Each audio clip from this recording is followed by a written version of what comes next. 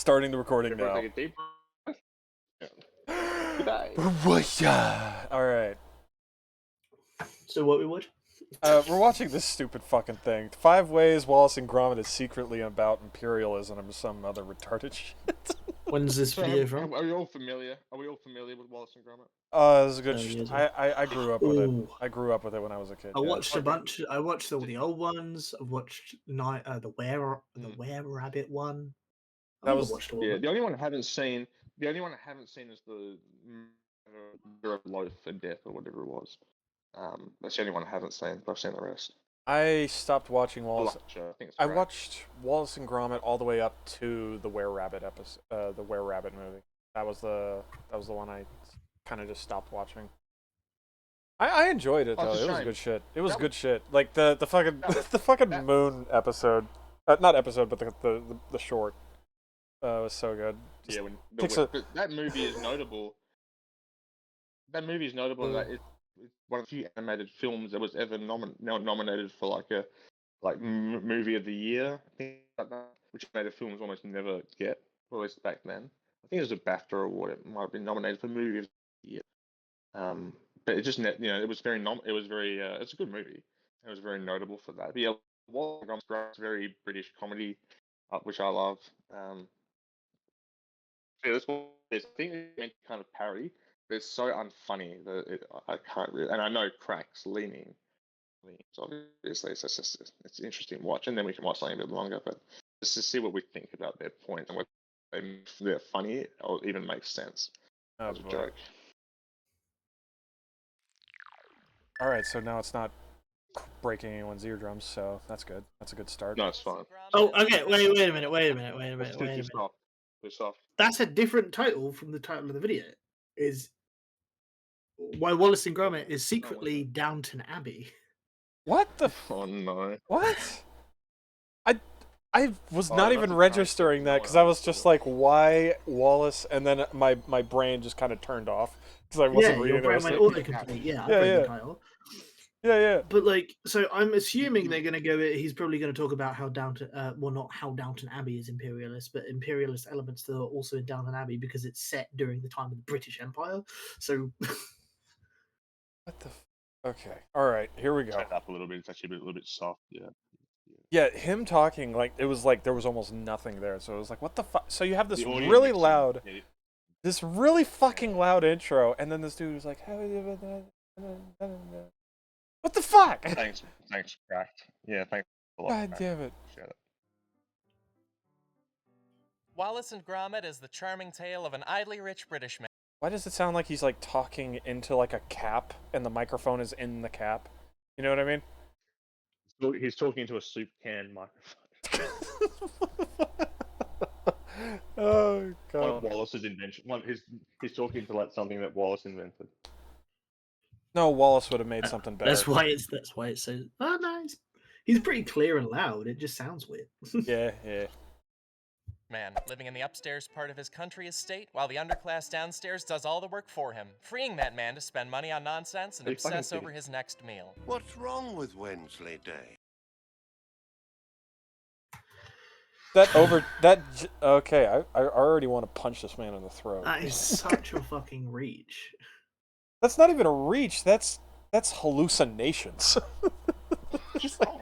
Like no, It's just the outright upstairs, wrong. The upstairs downstairs part, major reach. But then you get the bits of like, oh, he's free to do whatever he wants and only care about the food. It's like you do get in Downton Abbey. Does he get that in Downton Abbey? They do go to war, right? Like at the end of the show, like World War One starts in Downton Abbey. They got a bit more to worry about than just food.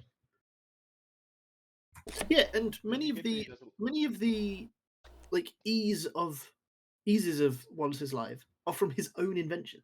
Yes. Oh my god. He's got a different fucking job in every single rendition. He's doing the knit in the wrong trousers. He's inventing those in a close shave. He's doing the sheep, the sheep shaving machine in Were Rabbit. His pest control, rabbit control, and then he's doing all sorts of different shit. Like he works. I mean, what does it say about Wallace if he can't hold a consistent job? Well, it's self-employed, Maybe but actually he in a may, close shave, maybe he's on he's benefits. jobs in a close shave. He works 2 jobs. He's also a window cleaner. Maybe Yeah. it's a How many situation. jobs He's- is he committing tax fraud by not reporting his secondary source of income? Is that how we can afford all the inventions? Well, I think the sheep shaving thing is like a side hustle. I don't think he makes money off that. He makes money off the window cleaning. Oh, was he contracted like to a- make the? Was he contracted to make the sheep shearer?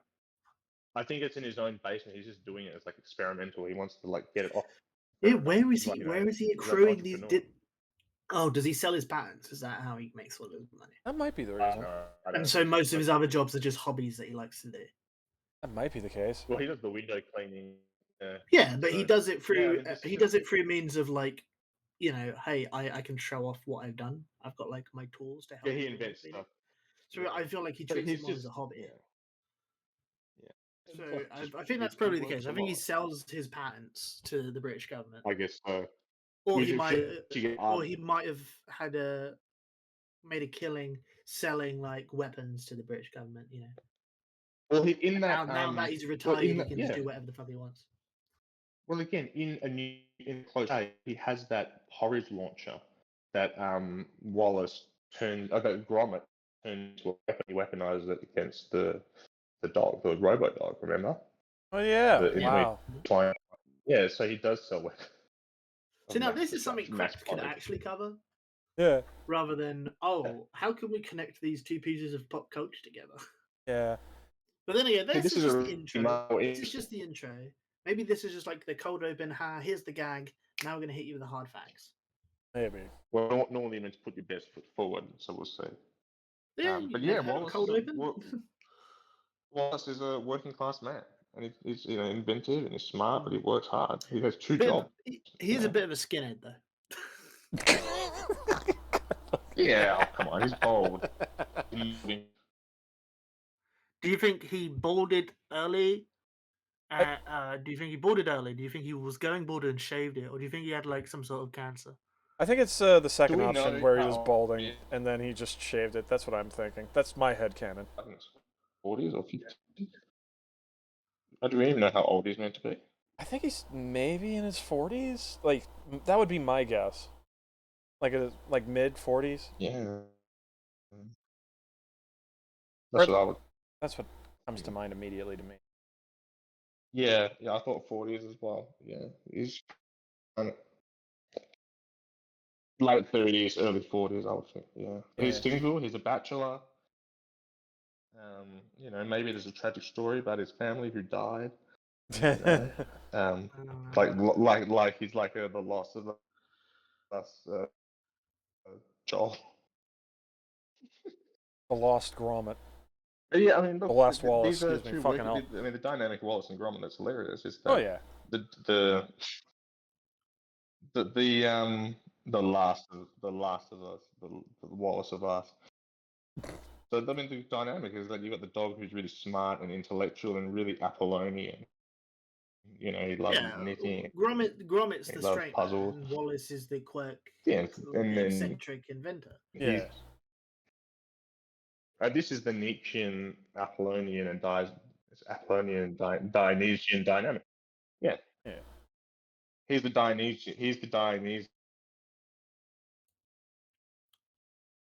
All right. Yeah, and I tried looking on the Wallace and Gromit wiki. They don't have a age for him. do they have any like family members? He's got Gwendoline, Shaun the Sheep, Feathers McGraw, Mr. Reg Mulch, Lady Camilla Tottingham Hutch. Doesn't look like it. Huh. What about some trivia? Oh, wait. Oh. Okay, in 2009, Nick Park confirmed that Wallace was born on August 7th, 1959. So Wallace could be 30 years old at the time of A Grand Day Out, and currently 62 years old in real time. This wiki is obviously out of date, because if he was born in 1959, 62, that's like 2021. Yeah. So he'd be 64 in his most, like, if Recent. you were to talk to him today. Yeah. Given the era of like Where it's all supposed to be close- happening. a close shave, he's probably, and like the wiki says, he's probably closer to 30. So that makes more sense. Yeah. Maybe a bit, yeah. 1980. Oh, actually, I'd say depending on the problem with Britain is a lot of the places are kind of like time locked. Oh, yeah, I know. So you'll have houses that look like they're from wartime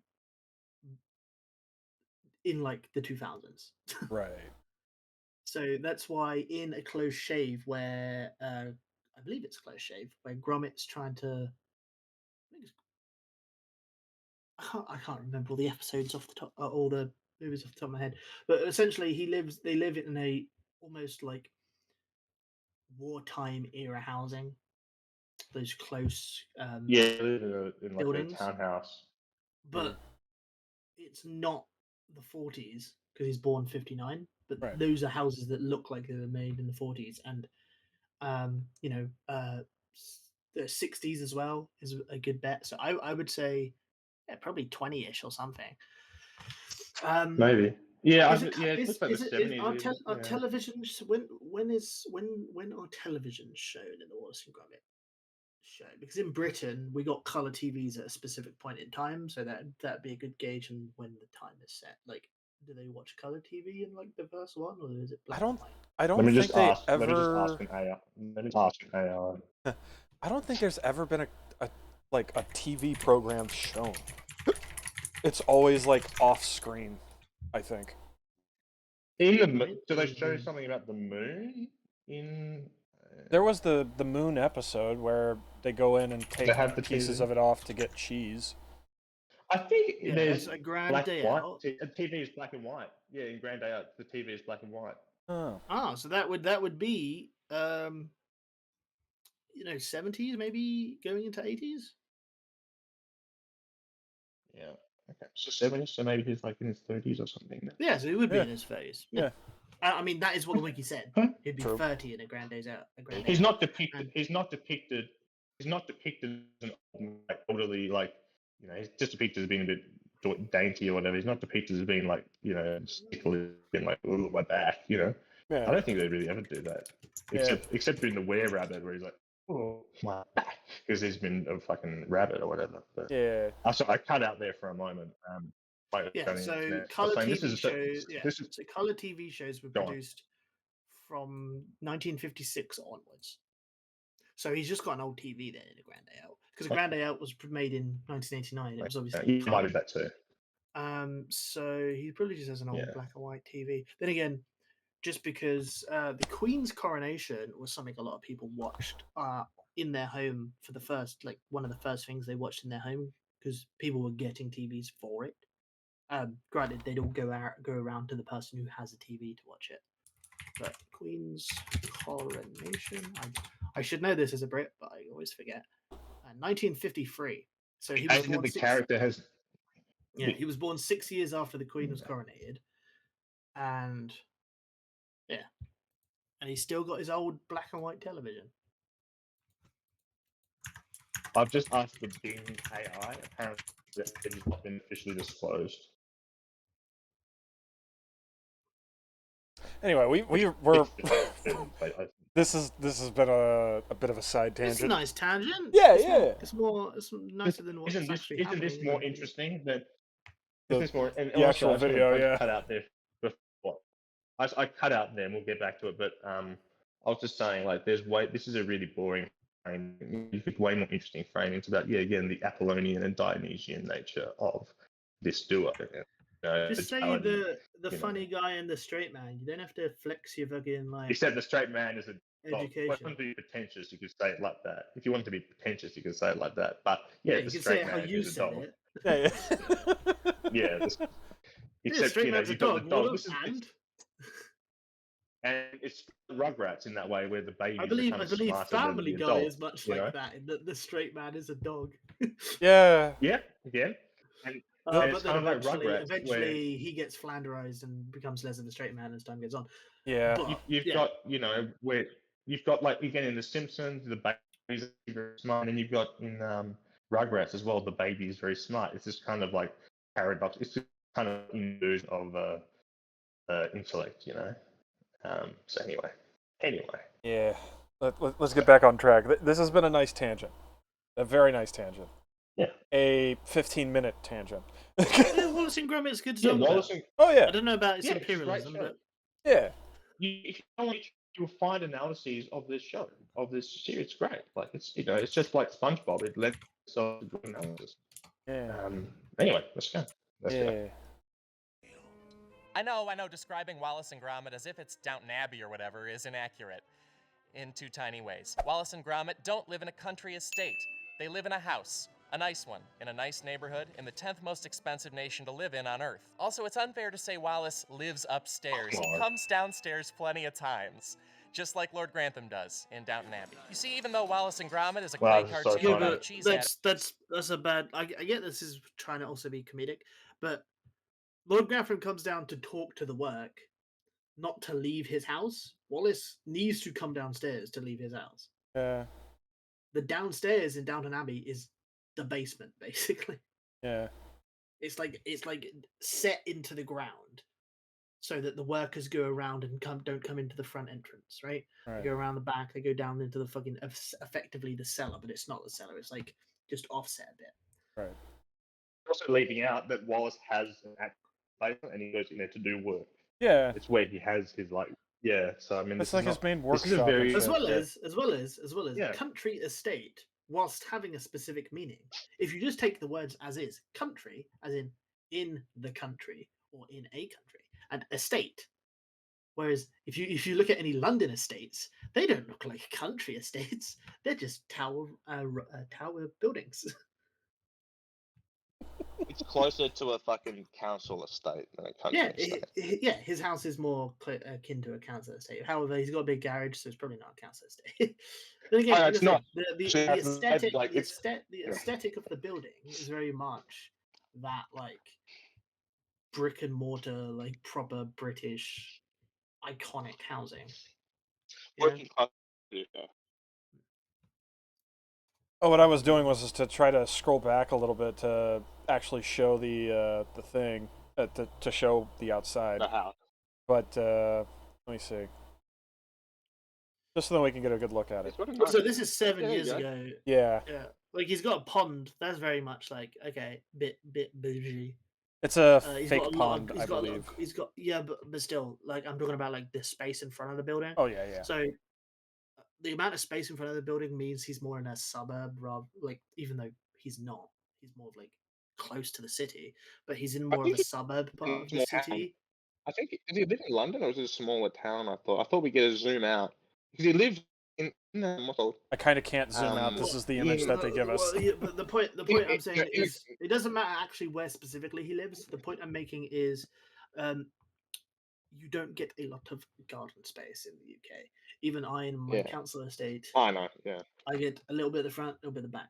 And especially in bigger cities, the closer to the city you are, even not London, you have less and less front garden space. You've probably got okay Yeah. back garden space, enough to like maybe put a trampoline in. But the amount of front space that this has is best, especially a suburb of a city. Rather than Yeah, well, I think he's in he's like a small town. I think in a close shave when you zoom out on the Were Rabbit, you see it's kind of like a more rural area. It's not like it's not London that he's living in, but in any event, I do find there's a pond in the middle of his fucking driveway. That's hilarious. Oh, it's in Wigan, Lancashire, so it's in Wigan, which makes more sense. I have no idea what it is. I'm gonna pretend I do. Yeah, that's exactly what I was Is it doing. like it's regional? Sorry, what? Is it like a regional city? It's near Wales. Okay. Cool. Okay. Anyway. All right. So So, yeah, back this is in the just- back, just so just to tell you, so Wigan is currently in Greater Manchester. However, back in the day, it's the historic county of Lancashire, so it used to be Lancashire, but it's near Blackpool, Okay. Manchester, and yeah, just looking at the map, it is. Like, I didn't know these off by heart. I knew roughly where it was. Yeah, it's just north of Wales, near Liverpool. So the fact that Wallace don't talk like this means he's not real. He's not really from Wigan. This is a Liverpoolian from Liverpool. And fucking hell. Part of coke and a can of chips. Do you think if Wallace was Welsh and spoke with a Welsh accent, he'd be nearly as popular? No one would understand him. It'd all be up to interpretation. Yeah, then fair play. What you're Hey. here, what Hey, you wouldn't have to pay for translations at least. You just have to put the subtitles in, and that's it. Yeah, I suppose. It'd be like the clangers just talking in gibberish. All right, let's A listen nice to this one, in a nice stupid shit. neighborhood, in the 10th most expensive nation to live in on Earth. Also, it's unfair to say Wallace lives upstairs. He comes downstairs plenty of times, just like Lord Grantham does in Downton Abbey. You see, even though Wallace and Gromit is a clay cartoon not about true, a it's cheese not even a addict, funny it joke. secretly modernizes a storytelling genre the British might call an upstairs-downstairs drama, and I will call a class struggle house party. Downton Abbey and its Oh my god. But the many elements of the story was some jokes are played on how Gromit has to deal with Wallace's inventions going awry, or fucking the dynamic between them. Many times they're seated together in the same room. Yeah. So There's no class dynamic between them, really. They treat each other like there is pals. In fact, Wallace he's a- is definitely uh, Gromit's owner. That is Yeah. a fact. But Wallace talks to Gromit as if he is an equal. Yeah. He brings Gromit up from And the he- class of yeah. debt to Yeah. equal. and Gromit acts like a human being. He he's using a knife to the carrots. He's serving breakfast. He's helping with the inventions and shit. He's doing on the bungee. In They the treat wrong, each other like they are in the peers. wrong trousers. So much of what Gromit does is of his own accord. Yeah. He is not a subservient to Yeah. Wallace. He is just mostly cleaning up the mess caused by the Penguin and Wallace. The fucking oh And man, they that what does he call episode. him? He calls him. He calls him pal, doesn't he? Yeah. Or Chuck, or doesn't he? Calls Or him Pa- all sorts of like friendly. Yeah. Yeah, He doesn't he call uses him terms Gromit. of He friendly doesn't affection. dog. Yeah, he uses. So that's one of the great things about the show is you've got the master and the dog as equal. He obviously own it equals, and Gromit, and Gromit acts accordingly. He acts very independently minded. He takes initiative. He's the one who So, helped. I don't want to figures out the cite whole the Were-Rabbit. wiki, but Gromit is Wallace's pet and best friend. Although Wallace often will forget about Gromit's needs when distracted by a new friend or invention, they share a mutual respect and will do anything for each other, even sacrifice their lives, which Wallace does in the climax of Curse of the Were-Rabbit. However, there is a potential here. I'm pretty sure Curse of the Were-Rabbit came out before 2016. Oh, it's old film. Yeah. Yeah. Yeah, it's 2005. 2005. That is super old. Oh, So, yeah. But Lord Grantham might lay down his life for one of his servants. It's not a point because, as I read the wiki page out, the only element of slight class difference is the fact that Wallace is expected to feed Gromit, Yeah. which is actually Yeah. a reversal of Downton Abbey because the servants are expected to feed the masters. Side I just wanna note: this is just point something out that this has nothing to do with Wallace and Gromit, Were-Rabbit- and it is solely to do with Where this the- fucking clown right here. I fucking hate how he dresses. I'm not even a guy that likes Yeah. like fashion and shit. I fucking hate that thing that he's wearing. It's just that weird, cracked college humor YouTuber style. It's like They sit It's at really a desk, ill-fitting. gotta write up a funny skit or video to pump out for the week. That is this person personified. it's like they're trying to be a nerd, right? But they don't know what a nerd. It's almost like for me, like the best way I could describe it is like, nerdy to different standards. Though oh yeah. What I'm thinking is he like, probably has watched all of Downton Abbey. oh yeah. What I would It was a say bit is, of a nerdy show, but oh yeah. Oh yeah, absolutely. What I'm saying is that with his appearance, it's as if somebody put the word like stereotypical nerd in an AI image generator, and then this came out. You know what I'm saying? Like something just seems That's way. just it's 2016 for you. It's That's fucking 2016. and it's like, it's not perfect. It's not like perfect generation. So there's just shit when you're looking at it is just like off the What's entire funny time. is because that point is funny because try reading what it says on his shirt. What the fuck is that? Like, obviously it's like a. Like Not- it is an actual. There are actual words there written in a font, but it looks Yeah. like the AI, if we're using that like Yeah, yeah. comparison, has bungled the text on his shirt. Yeah. I think that says. I just want to go back to What the fuck? Okay. just to go back to Curse of the Were Rabbit while you're reading that. Is it fair to use Were Rabbit as an authoritative source, Right. given that it was the only feature-length film? And it's some of the. I don't think we've had a lot of Wallace and Gromit since then. We had Matter of Life and Death, but we haven't had a lot of Wallace and Gromit, I think, since.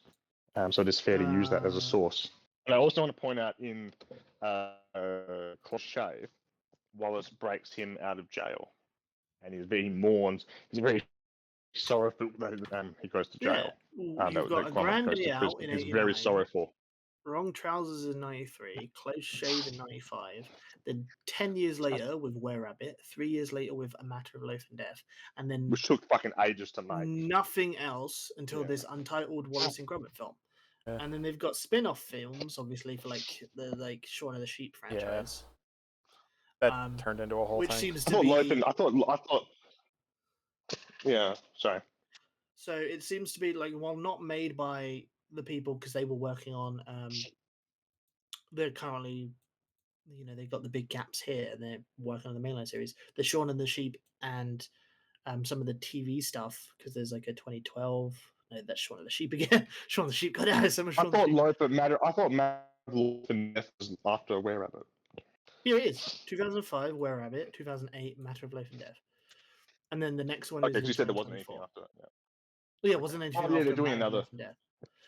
And then, like I said, they- there's all the spin-off movies, which are essentially just keeping their IP just like in order, essentially. Yeah, Shaun of the Sheep. I love Shaun of the Sheep. That's a very funny show. I think that's great. I've seen it years ago when it aired. It was great. I think I've seen like maybe 1 or 2 episodes of Shaun the Sheep when I was a kid. It's got very that Aardman like, yeah, it's got the Aardman charm, but it's also got like, it's a bit too status quo for me.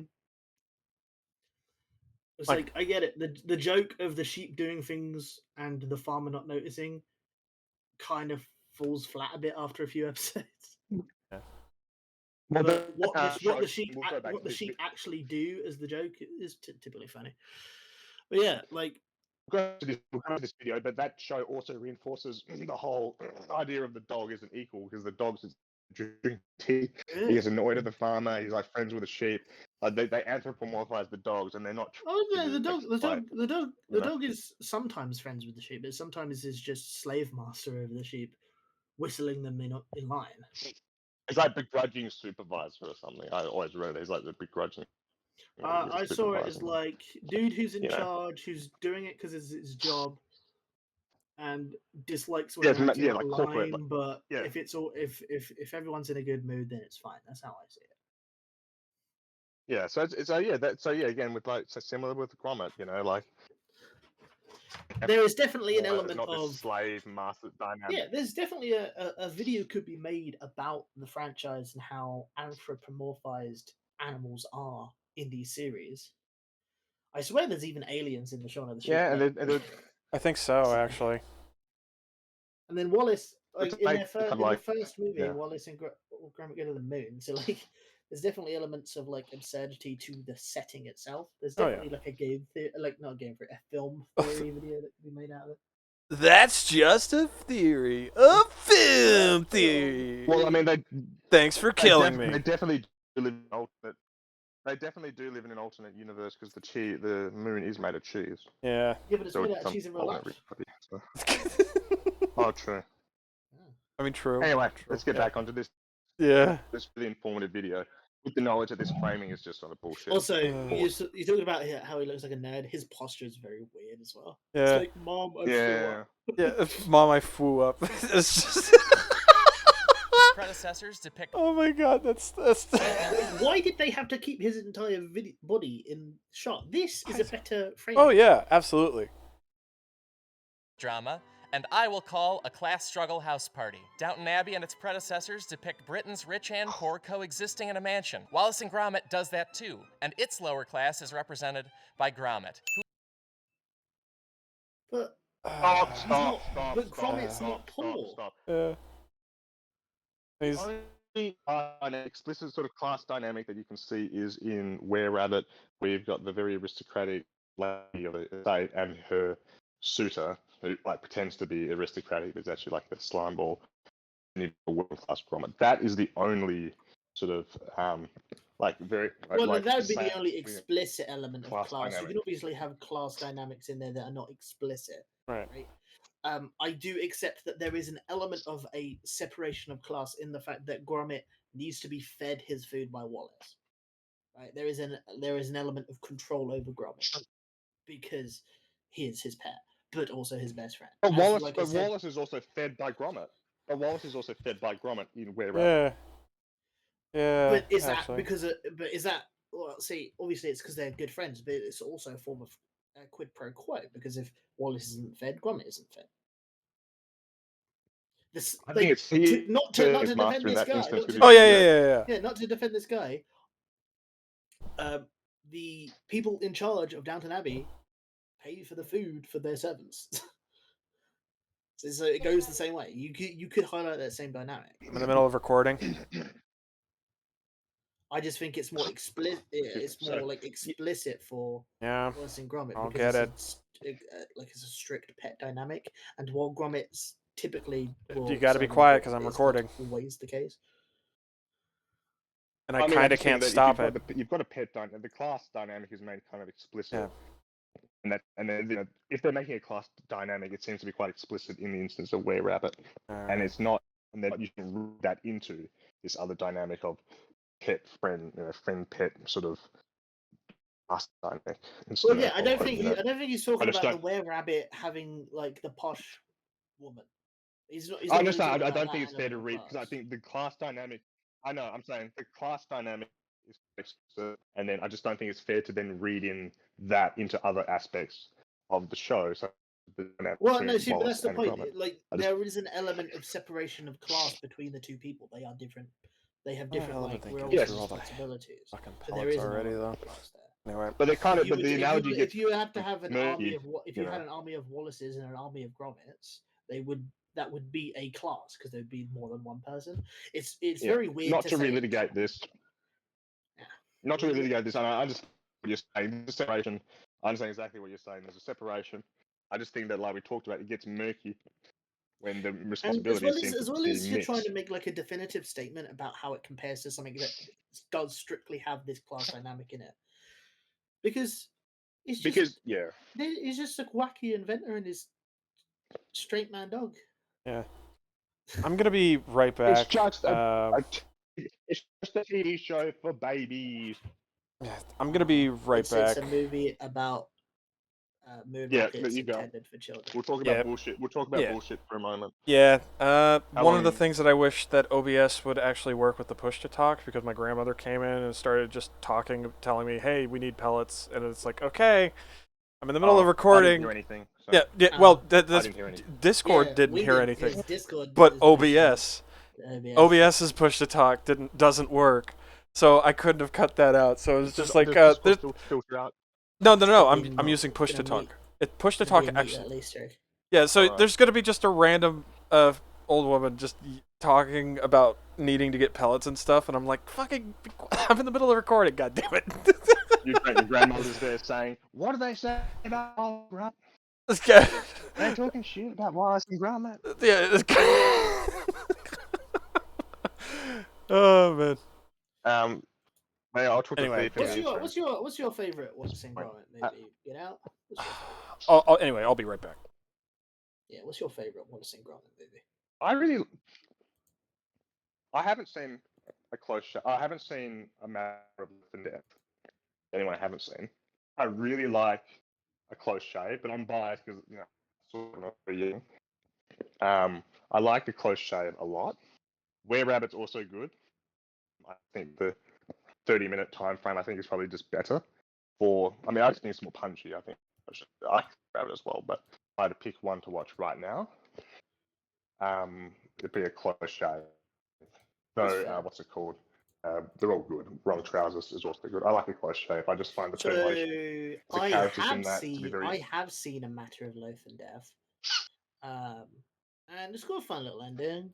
I won't give any two spoilers about it. I think it's all right. I think I've seen the ending clip. I think I've seen the ending clip of the hot air balloon or something. I think I saw that offhand once. Definitely, yeah. I don't remember. And then I like the references in A Close Shave and like what it does this movie. Yeah, I like a close shave a lot. I think the characters like Sean and the sheep, obviously a great character. The side dog. However, I think is my great. Is a great personal- antagonist. Yeah, I'd say my personal favorite's the Wrong Trousers purely because of the dynamic between Gromit and the Penguin. That's great. I mean, the dynamic between Gromit and antagonist has been quite good in a couple instances. In a close Because shave, in A Close Shave, although I like I think the fake dynamic dog. between the fake dog and Well, it's Gromit maybe is like juxtaposition. Yeah, It's a real yeah, dog. well, This yeah. is some The fake, it's like okay, fake and dog. he's The like dog scary. suspects He's the got other the one. metal teeth, You whatever. know? I feel like the Penguin has more personality to him, despite like not real, I despite like Gromit. having like I like no the animations. I like Gromit's reaction. I think that because if you look toward the end, there's one scene in particular where he rescues. Well, he's angry. He's very angry at this robot when he's shooting him at the porridge, and when he's trying to shave Sean from him, and he puts on the close shave. He's very. You can see his antagonism in his eyes towards this robot. This not real. This dog. Well, him at the time, it's just another dog. He doesn't know it's a robo dog, but or a cyber dog, the law correct. But this, and he's got the obvious antagonism towards Penguin. This is very interesting. I find that he sees things that well doesn't. I just think that whole dynamic is very interesting with the villains. I do find it very funny how much like Mr. Bean, Wallace and Gromit doesn't have a lot of content, and yet to most people in the Anglosphere, that know of it, it feels like there's just 1,000 memories in your mind of different Wallace and Gromit things. Like yes, absolutely. Mr. Bean has like 13 episodes.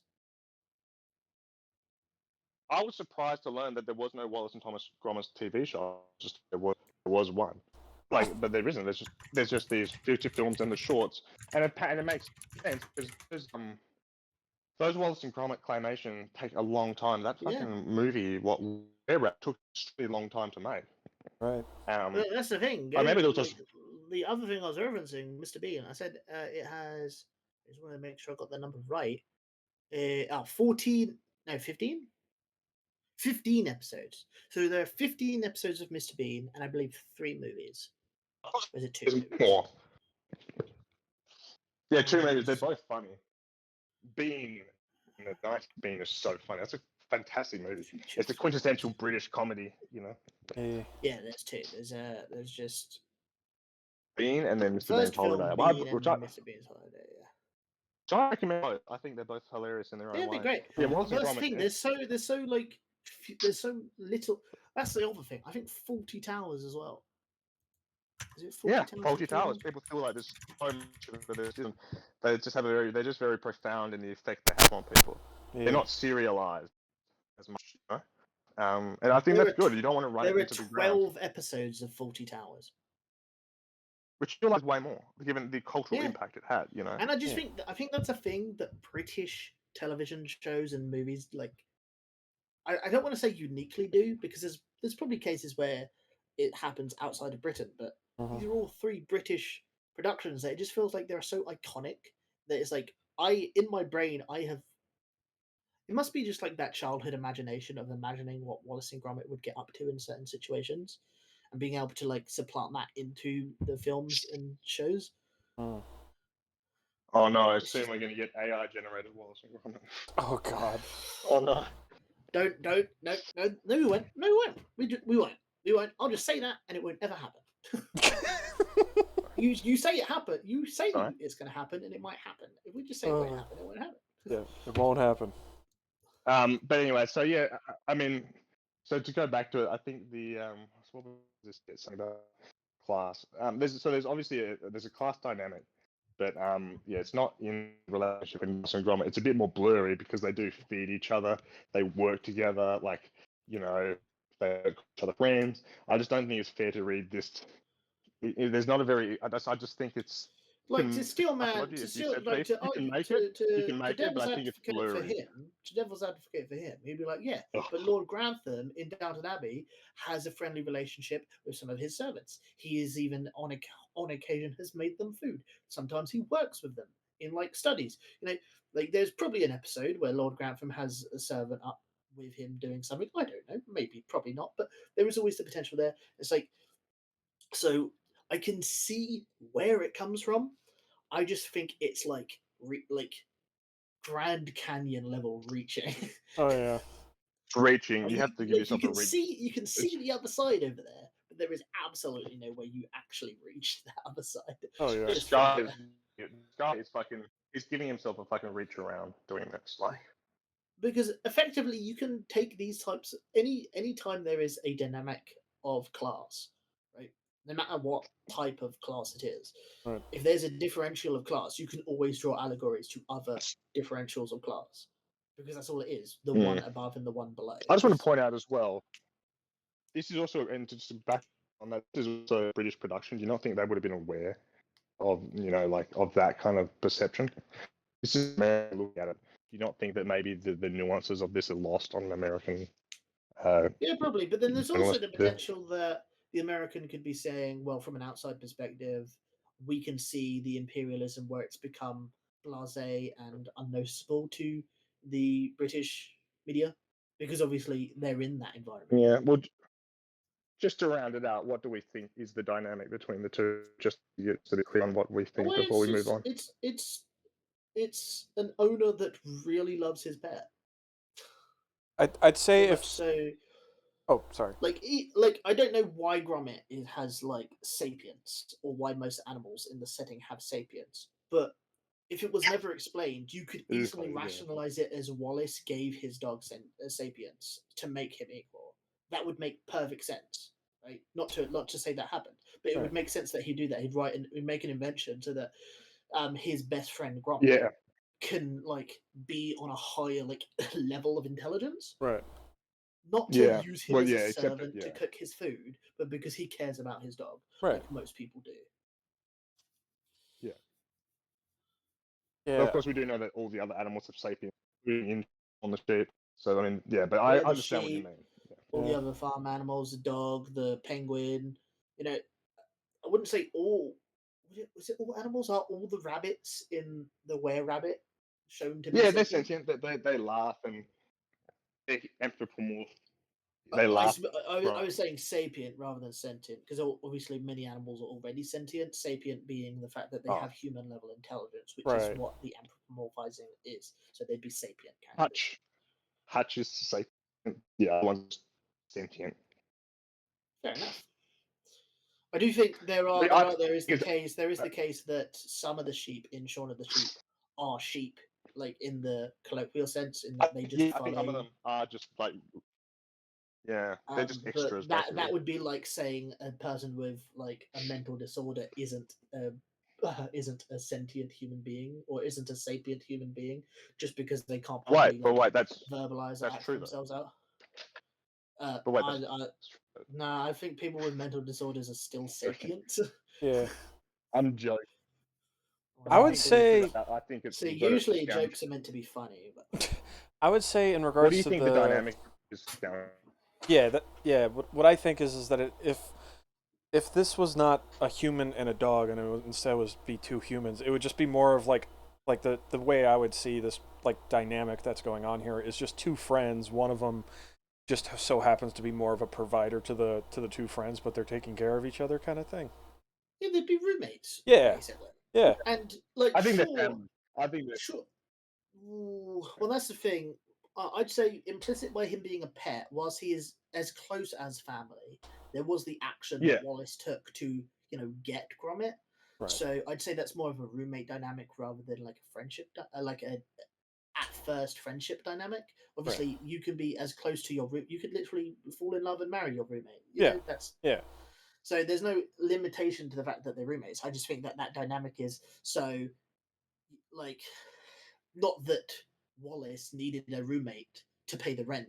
Wallace is affluent enough to not need it. He just likes his friend and invites him into his home, and then they start living together. Right. That is the equivalent. To I think it's getting as a dog. simple. Yeah. I think it's as simple as what the people said, isn't it? What Ireland said, or the people who made it, they said it's Hardman. his dog and best friend.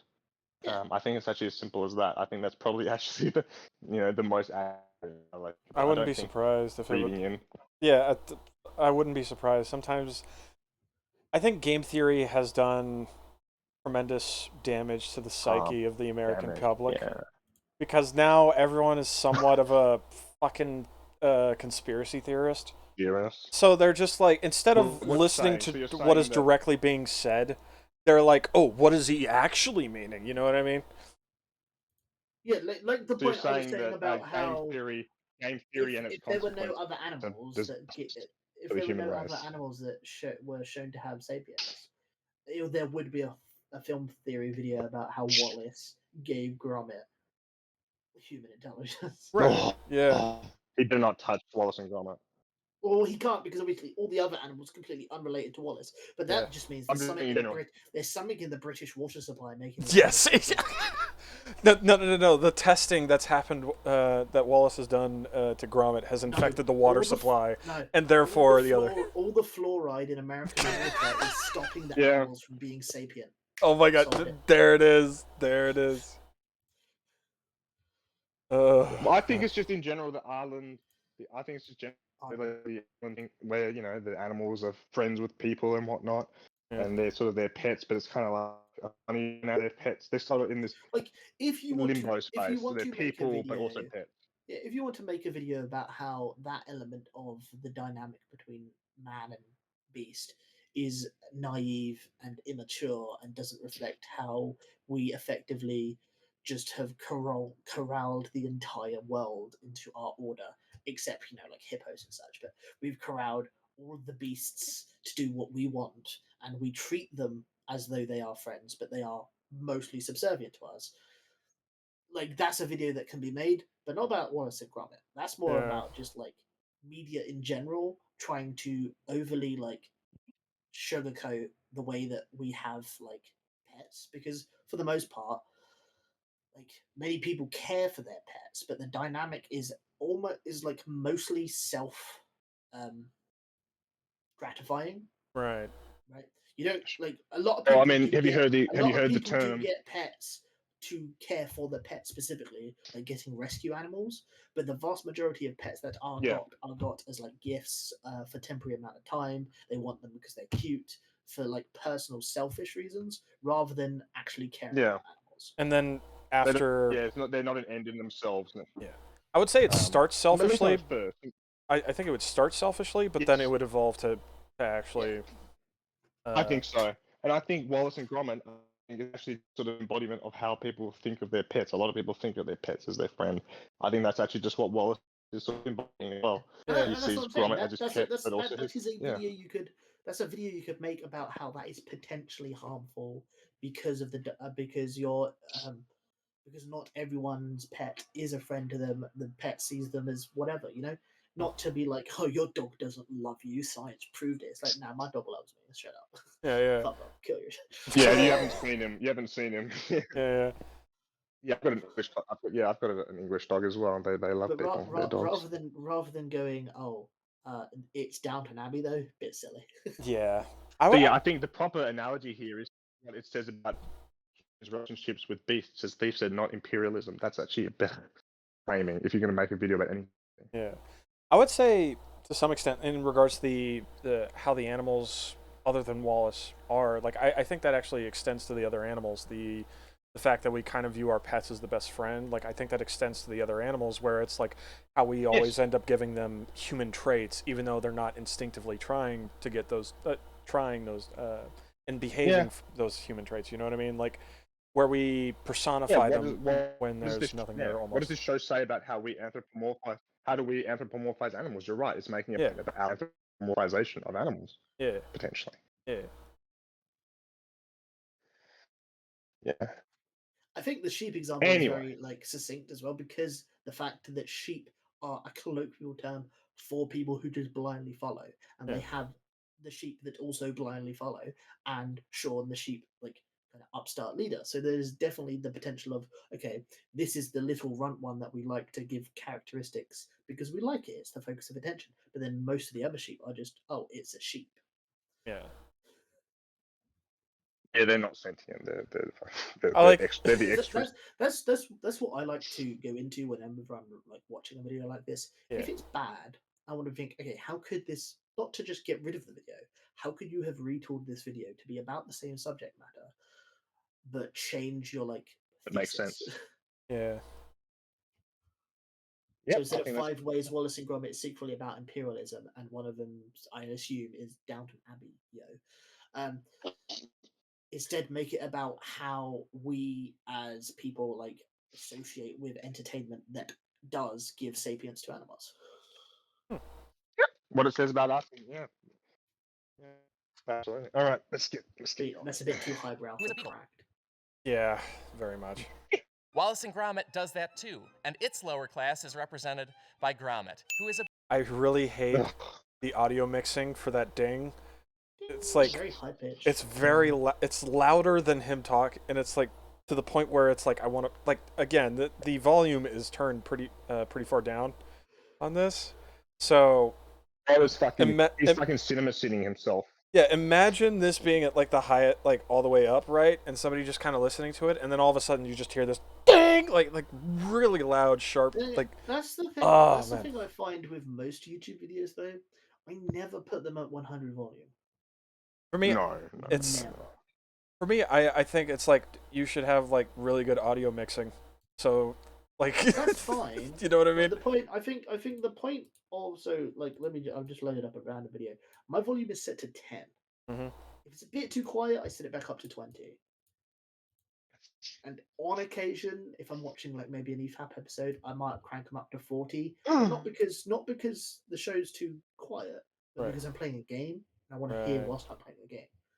I have Isn't that almost fine? never actually used 100 unless I want to like kill my ears with like fucking Bring Me the Horizon instrumental on loop. For me, that's because these gaming headsets are really old and I've been banged up to hell. So the Oh, that is maxed also a out. point. I do have some nice Sennheisers that are like Yeah. very, very nice. So the reason why I have it all the way up is because on these headsets it's like really quiet, and sometimes I'm just like, what the fuck are they saying? That's what I'm saying. If I can't hear or I need to like hear over what I'm playing, I'm gonna raise the volume, but I never go up to 100. So No. if you're making a YouTube video, that's the problem. You got a base for the people that listen at low volume and the people that listen at high volume. Yeah. And I don't think it's. I think it's linear the way that because I don't think sound is sound linear. Are decibels linear or logarithmic? God, it's been so I long. leave it in linear. Anyway, it's a linear like equation. So 0 is off, 100 is 100%.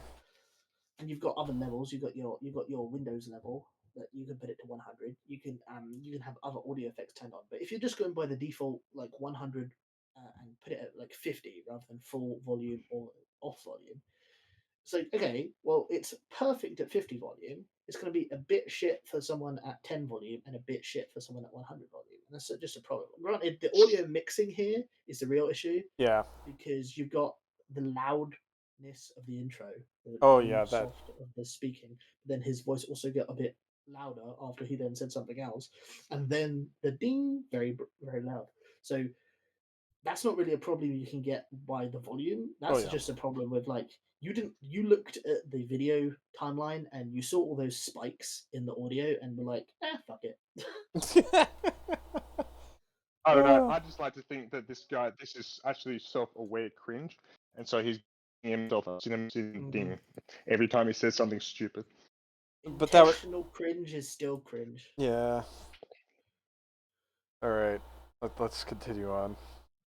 the Beagle, the official dog breed of pointless British subservience. Beagles have existed for millennia, but the modern breed was developed by 19th century British aristocracy as a scent hound for beagling, a sport where beagles hunt and kill rabbits while an overdressed white guy watches. We miss that symbolism here in America because our cartoon beagles can rise above their station. Snoopy gets a college education, plays baseball, and even joins the Air Force because he has talent, drive, and the blessings of American meritocracy. Gromit is just as brilliant as Snoopy. We see him read everything from the newspaper to electronics textbooks to Dostoevsky. But just like how Britain's rigid class system There you forced go, the Dave, that's funny. Downtoners Go back textbooks to of him reading the book. Yeah, that.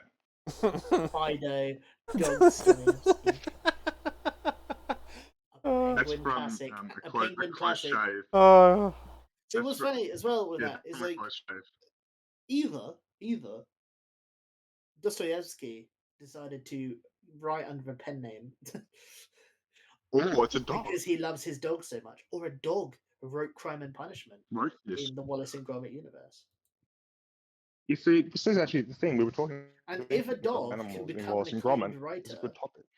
if a dog can become an acclaimed writer, such to be the person who made Crime and Punishment instead of a normal human in our universe, then clearly the element of class that Gromit would be within, if it was there, isn't one he is forced within. It is his choice to remain there, if it was Yeah. there to begin with, because he could always just write a book, Yeah. or make his own inventions. And He is penguins able to- are their own class, it seems like, because Yeah. like it's so. So, well, I mean, penguin books are already a thing, and they use a penguin logo, so I wouldn't say that's Yeah. too much. That's fine. Yeah, what I'm saying is like, why would the dogs be left out with like we have like penguins like having their own sort of branding and shit like that? You know what I mean? But no, but no, penguin books are a thing in real life. Oh, you're talking about like there's an actual brand. Yeah, Oh, okay. I'm talking specifically like in regards to the. yeah. So Into I this. would say that definitely there is the potential that that's also a reference to the wrong trousers. Hmm. It's a penguin. Right. But penguin books, I think it's a very British thing. But yeah, penguin is just a public. No, actually, no. American, Family Guy referenced penguin because there's the if you want to be in black and white's gotta be in you. One of the cutaway gags. So penguin books, it's like there's like it's probably them slightly tweaking the normal penguin to be a bit more in their style, which is like fine. But obviously, Right. Fido Dostoevsky, while being mostly just a pun, definitely is like okay. Like I said, either Dostoevsky wrote under a pseudonym because he loved dogs so much. Because in this universe, his dog is as important to him as Gromit is to Wallace. Or Fido Dostoevsky is a dog that wrote the book. I think the I don't know how latter many is actually pages plausible. it I mean, has. this show makes Yeah. this show makes comments about animal sentiments, animal personhood. I mean, you can make that interpretation.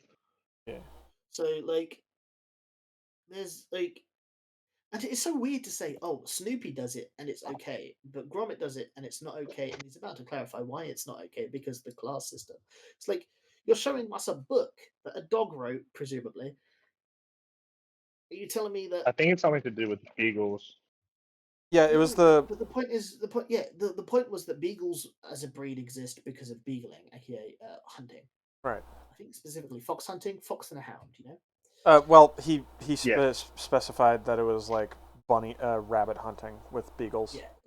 Yeah, but you've also got. Is he the actually a basset fucking hound. beagle? You got the is it the specified? basset hound, which is for fox for the fox and hound, so fox hunting. You Yeah. also have other. You got the pit bull, obviously for pit fighting. Right. And like dogs are typically their breed comes from like malevolent, selfish purposes, but just because he is a beagle doesn't mean he has to be an element of class. It's just people love beagles. You don't have to be posh to own a beagle. They're What- cute dogs. What I'm saying here, what he's saying here is that like Snoopy is different than him because Snoopy is this independent person, whereas what I'm guessing he's going to be saying here is that Gromit is like subjected because of classism and shit like that. Yeah, but the point is, but he's only saying, despite being both saying- being he's intelligent. saying it. He's saying Americans don't detect it, even though he's an American trying to detect it, Yeah. because beagles don't have that association. They don't have that association here in Britain either. I know the beagling is a thing. I know the posh people used to use beagles to hunt animals. They used to use other dogs to hunt animals. Can we as just well. rewind it? The Can point? we the rewind it point just to see is, exactly what he people said? love beagles because they're cute. Yeah, we'll back it up to here. Just rewind it for a second. Yeah. Yeah. But with what we talked about in mind. Yeah. Beagles have existed for millennia, but the modern breed was developed by 19th century British aristocracy as a scent hound for beagling, a sport where beagles hunt and kill rabbits while an overdressed white guy watches. We miss that symbolism here in America because our cartoon beagles can rise above their station. Snoopy gets a college education, plays baseball, and even joins the Air Force because he has talent, drive, and the blessings of American meritocracy. Gromit is just as brilliant as Snoopy. We see him read everything from the newspaper to electronics textbooks to Dostoevsky. But just like how Britain's rigid class system forced the just Downtoners' pause. potential No, I think he's making the point here. two He's things, just two he's just things. doing a comparison of Oh, like okay. what they are, Go on. and now he's Yeah, let's finish. actually going to make the Okay. point. geniuses to scrub floors and groom horses, ongoing modern classism forces a dog capable of co-constructing spaceships to spend his time fetching slippers. Thank you, old friend. And in the Oh real my world, god! Just pause. Yeah, this Okay, there's the point. Three things. One, he is making rocket ships and he is doing all this inventive shit. He just also happens to fetch his slippers for his master sometimes. I mean, he is actually doing the shit. You're saying like he can. It's weird. He's saying he's capable of doing X, but instead he's forced to do Y. But he shows footage of him doing X, so he does do that. You know? No. What he's saying is that for somebody who is this intelligent, he is subservient to Wallace and like being belittled Yeah. to go in and fetch the shoes. You know what I Yeah. mean? But he still does the stuff he's capable of. He Oh, still yeah. does the intelligent stuff. He's showing footage of him doing it in this video multiple times. And Yeah. there is You know, nothing he's still doing the inherently binding Gromit Yeah. to be subservient to Wallace in any way other than the friendship. Yeah, I still think it goes with what I was saying earlier, where it's like if you removed the species difference and it was just two humans, it's two friends, like just taking care of each other. You know what I mean? Like two roommates. He does favors. Yeah. He does favors for Wallace all the time. And I don't while- interpret the while- slippers thing. while I there haven't is an seen element- it's a favor thing. Yeah. There's an element know? of subservience in the fact that Gromit is using his mouth to fetch the slippers. But I Right. think that's like the first one, isn't it? Or is it the second one? ships I think to that was spend his one of the time very fetching early. That's a Grande Out. Yeah, that's early. this is really early. That's either Grande Out or Wrong Trousers. Yeah, this is Yeah, like it's early. really early on. And an element of, if this is Wrong Trousers, Gromit getting him shoes plays into the narrative because it's literally called the Wrong Trousers. Yeah, Well, it also plays into the narrative of him being replaced as a pet. Like, you know, they're trying to establish that he is a pet. You know, he's a loving pet animal. You know, right. Um, Because the penguin so- comes along and like starts. supplant with it. him. Yeah. There's a few things I want to point out here.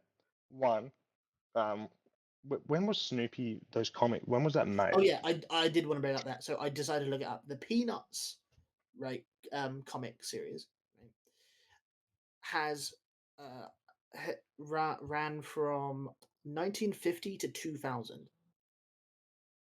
It had And what's the Gromit? 17,897 strips. It also has multiple animated adaptations from 1965 to present, 1983 to 85, 1988 to 1989, 2008, 2014 to 2016, Snoopy in Space 2019 to 2021, The Snoopy Show 2021 to 2023. Then a film, A Boy Named Charlie Brown, Snoopy Come Home, Race for Life, Charlie Brown, Bon Voyage, Charlie Brown, and Don't Come Back, and the Peanuts movie. There is so much more Peanuts content than there is Wallace and Gromit. So you have an element of characters are going to get like more and more absurd because you need to make the comedy of like the Peanuts shit happen more and more. Mhm. So Well, if that's we not even had the point. more, That's if we true, had yeah. more Wallace and Gromit, Gromit would be more of a character. But there are 5 movies. Yeah. Well, if you want an example of that, if you look at the new Wallace and Gromit VR game that just got announced, There's a yeah, they're game. doing crazy stuff coming out for MetaQuest. Yeah, there's a VR game. I think it's actually on the moon again. But We'll just look at that look at later. the But look at the Look at the characterization Shaun the Sheep gets in his spin-off show Yeah. after being in the movie. I just want I, Yeah. I just want to point out in terms of the time, the reason I brought it up is that Wallace and Gromit is from the 90s originally, and 90s to today. I don't think. I mean, and then you've got Snoopy, which was made back then. And that's an American comic, isn't it? Yeah, Snoopy? yeah. I just don't think even. I mean, maybe back in the day in England there was this perception of beagles as like a more aristocratic hunting dog, but that definitely didn't exist by the 90s. And they were just. I mean, a lot Yeah, of that's what English. he said. He a said the a lot of 19th English family century, dog. A lot of the English 1800s. dogs. Yeah, I mean, especially by the 1900s, or so 1990s, there was no like automatic association of them as hunting dogs. I mean, the fact is that a lot of English hunting dogs are formerly hunting dogs, like spaniels, for example, Labrador retrievers, all these kinds of dogs. They're all just family dogs now by the 90s. So I don't think they're playing into any kind of association. He could have easily just been some other breed of dog. I don't think necessarily that there's meant to be some class implication by him being a beagle. Because frankly, all fucking dogs were also products of the aristocracy. Frankly, like they're the ones who had the time. I'm It looking doesn't up. actually matter. I'm looking up like gun dogs, quote unquote. Most dogs and- are fucking products of the aristocracy. and Like they're you don't want the, Labrador, Golden Retriever, Cocker Spaniel, Labrador, Golden Yeah. Retriever, Springer Spaniel. Like even a fucking Basset Hound would can you be believe it? like more of like a because the Hunting Basset dog. Hound, that's the fox and the hound, my guy. That's literally like that is what most people Can you would put- think I mean- about. Also, it was bred in France, so we don't get the blame for that one. Like that is like Yeah, the there's Basset an Hound's a entire funny- Disney movie about how the dog's a hunting animal. That one, the Basset Hound. So So there's even I there's, just- there's a yeah. potential there. There's a thread that you can pull out. But with the beagle, it's like most people don't think of it's a the family dog now. beagling. By They the can't- time that the 90s, which is when this was made, it was not perceived as it was not perceived first and foremost as a hunting dog. In fact, they're perceived as being a family dog, and that's true of all these other dogs. Now, if he was like, I mean, what dogs breeds were not made by the aristocracy? What, like a fucking pit bull? I guess then he'd have to be Gromit would have to be a fucking pit bull in order for this like to not in order to escape some sort of aristocratic bullshit association. Is that what he's saying? If he was some like mutt, and what if he was some like fucking straight mutt dog?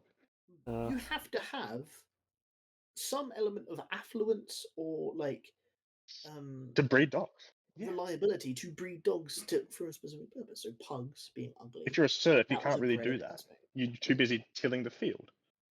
To be a specialist of any kind, this was an aristocratic endeavor. Yeah. So I mean, again, most dogs were, except for ones like cattle dogs, Australian cattle dogs, or like pit bulls, which were like definitely not fucking aristocratic endeavors. Is that what if he was a pit bull? Well, then he said, oh, this is egalitarian anti-class structure. I just don't see. I think he's reaching again. He's giving himself a reach around with this.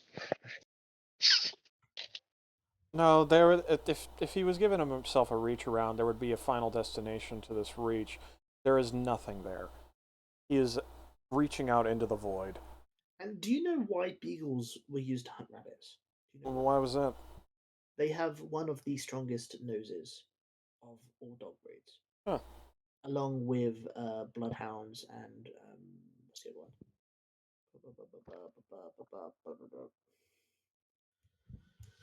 Is this page here? Basset hounds. So basset hounds are used for fox hunting, not because they're good at killing foxes, it's because they're good at finding the fox. Same for the beagle. Not good at for hunting the rabbit, not really. It's for finding the rabbit. Bloodhound again. Isn't actually. What's the show? What was the show? Isn't it in one of the like all these Wallace like and you Gromit look at the bloodhound, you look at the basset hound, you look at the beagle, they have very loose, saggy skin because they're not like animal killers. They are just high relatively good endurance and they can smell really good. It's just the point that Wallace is an aristocrat because he owns this dog that's like high class or something. Is that the point? Because there's an interesting And his contradiction of house, that is. remember, his house is like. But also, a nice isn't house. in one of the Wallace and Gromit shows or like movies? Isn't there a poodle or something? Isn't there No, like I a think- poodle that's like a high? I think that's like a neighbor or some shit. Like somebody else that Wallace like contact. Like think this was during the time when Yeah, he's like isn't there, washing like- windows or some shit, right? And the poodle is Yes, like there's the like a poodle to that's one like of higher the class. yeah. Yeah, he's not. Yeah, What it's point? you haven't watched the movie yet. That's in A Matter of Life and Death.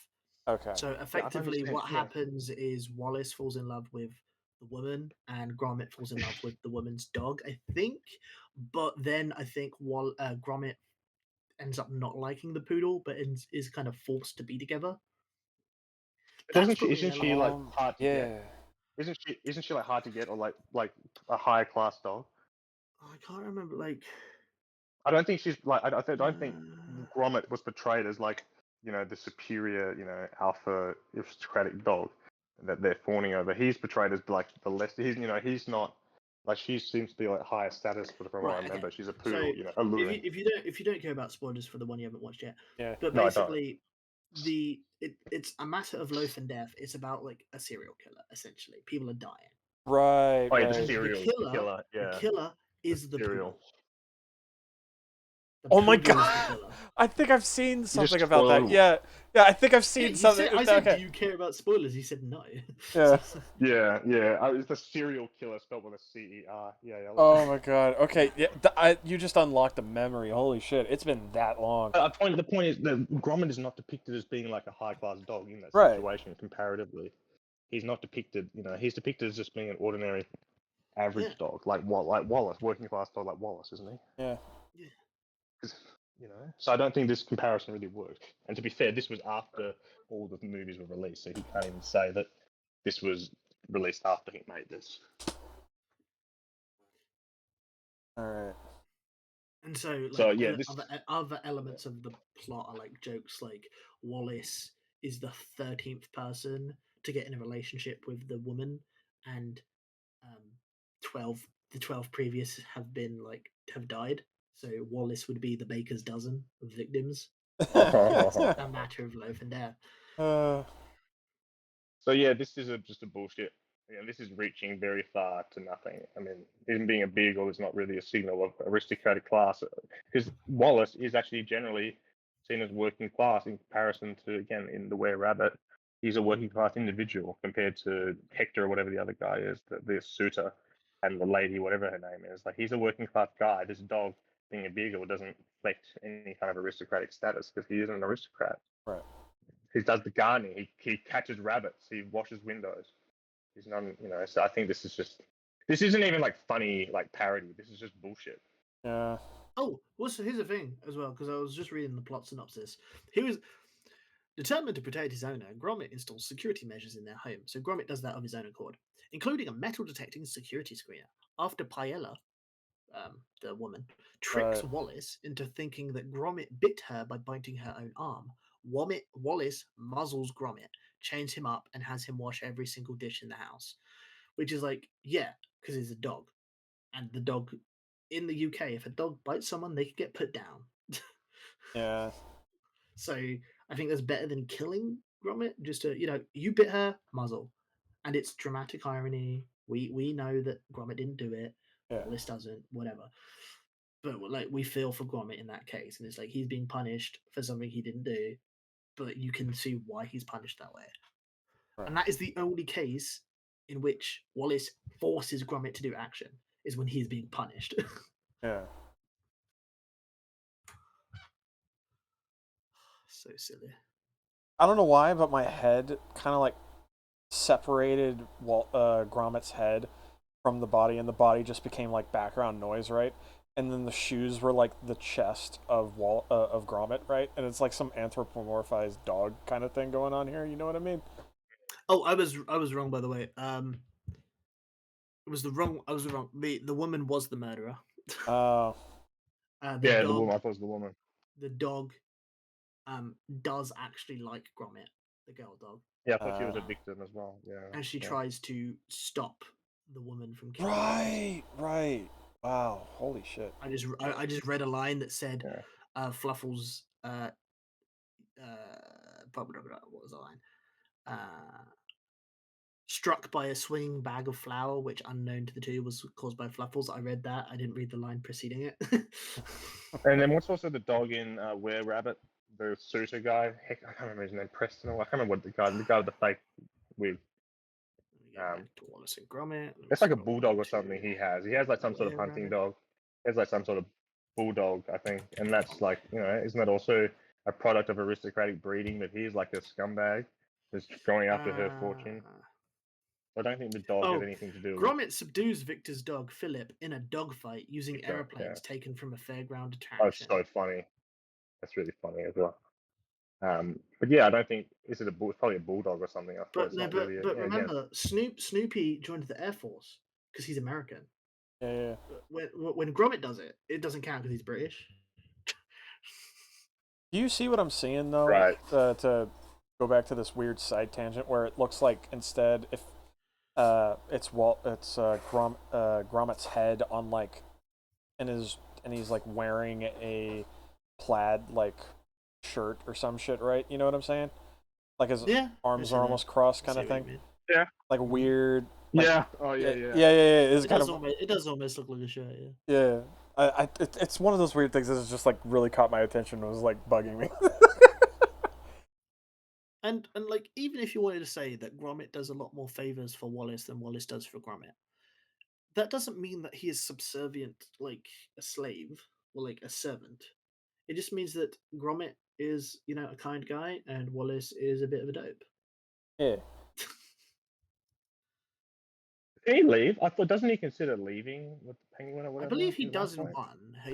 I believe. He considers not leaving like because he's- the penguin is like replacing him, remember? Yeah. And then the penguin so goes in and So it's not the yeah. fact that he is being like. I think part of it he is slightly being mistreated in that because I think Wallace is like focusing on the penguin. If I remember, the penguin is like recall. false. Is like if it's been so long, but I'm pretty sure like didn't the penguin like fake some shit happening so then Gromit would get in trouble? I think so. Like that classic not a gag, but the classic trope of the new person comes in and then all of a sudden the other person starts like they start like destroying shit and then blaming it on the original person. When Wallace realizes that he does not have on Gromit's birthday, Wallace gives him new techno trousers to take him on walks. So he makes a gift just for Gromit. When Wallace realizes that he does not have enough money to pay off debts, he lets the spare bed. He lets, as in to let, the spare bedroom to a penguin, who befriends Wallace and drives Gromit from the house. Penguin takes an interest in the trousers and then uses that for to try and rob the bank or whatever. It was a diamond. And it had Diamond, Wallace. Yeah, right. Yeah, museum. Wallace was like in it, like knocked out asleep. Well, not knocked out, but he was asleep the entire time. It is correct. Gromit does leave or goes to leave because doesn't he put the Gromit. And like the penguin has like a rubber hand on top of his head and to make himself look like a chicken. Because that's him disguising as a chicken. Yeah. And then he's like, "Oh man, that just reminds me of that fucking the railroad scene." He literally has the hobo stick with the positions and a raincoat on. So yeah, Gromit can leave whenever he wants. Yeah. Oh my god, I'm just remembering he wants to stay with Wallace because Wallace is his friend, and when his friend stops caring about him, it's like, oh well, I might as well leave then if you don't care about me anymore. Yeah. It's like basics fucking storytelling. Yeah. I'm now just remembering the train scene where he's just laying out track rapidly in front of him as he's moving around the house. Oh, that was such a good visual. It's just hilarious. That shit's hilarious. It's good. Good. I got a smile on my face remembering that shit. Wow. Oh, I'm seeing a cringe YouTube video from a year ago. What if Wallace and Gromit had smoother stop motion? Oh, it's one of those like AI 24 interpolation FPS shit. to 120 FPS. Yeah, I think that would ruin the effect a bit. Note: watch at 720p or above to see higher frame rates. But if you look, let me see. It only goes up to 60 FPS. Yeah. The annoying thing about those is that like it's not the case of like the frame rate itself that's the problem. It's like the animation was made for that frame rate in mind, and then when you have AI interpolation shit, it ends up just fucking it up. So you can absolutely if if you make the same animation, if you make the animation for 120 FPS, it'll look really good. But if you make the animation for 15 and then interpolate it to hell and back to 120, you get a lot of frame smudging and things like that, and it just looks disgusting. And it just doesn't look right. Oh man, it anyway.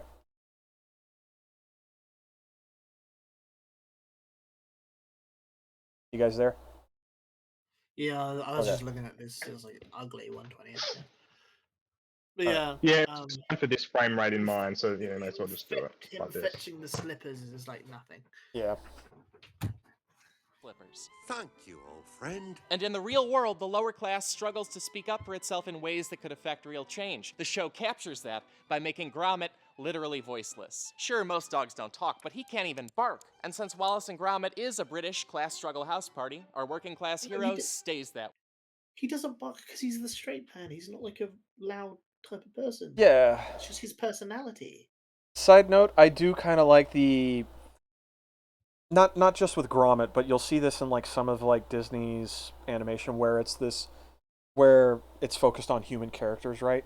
The animal character that's kind of like this sarcastic kind of Yeah, he tutted since his Wallace head and like a proper Brit. yeah, Shake a head, bit of a tut. yeah, like you could see him like roll his eyes too. Gromit literally voiceless. Sure, most dogs don't talk, but he can't even bark. And So he's fucking like rolling his eyes and shit. It's fucking Yeah, the roll of the eyes is a bit of a tut as well. I like the way he moves his head. yeah. Like the whole thing, you know what I mean? You know what I'm saying? Like It's I've always he liked has a that. disagreement and he can't properly verbalize it, and he can write. Yeah. He can literally write. He could yeah, it's not like he has no problem vocalizing his He disagreements. can do rocket science. Yeah. I think he's also been shown to have used like a keyboard of some sort, like a typewriter, I believe. Oh man. Like this. Also, like Very silly. even if he has never been depicted with using a typewriter, right? He's able to weld a rocket ship together, so then they can fucking launch to the moon and back.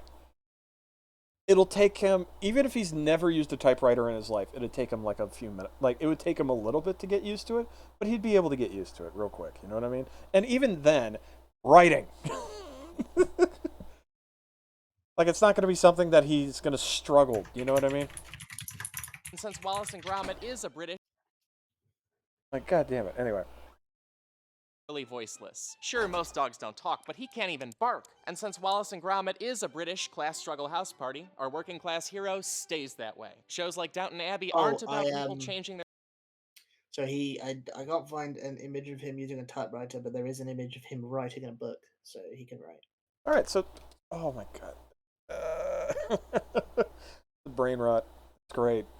It's great. I love it. Also, what's with this fucking Reese's peanut butter cup fucking color palette kind of thing going on here with the logo and the orange background? Notice that? The fuck? Anyway.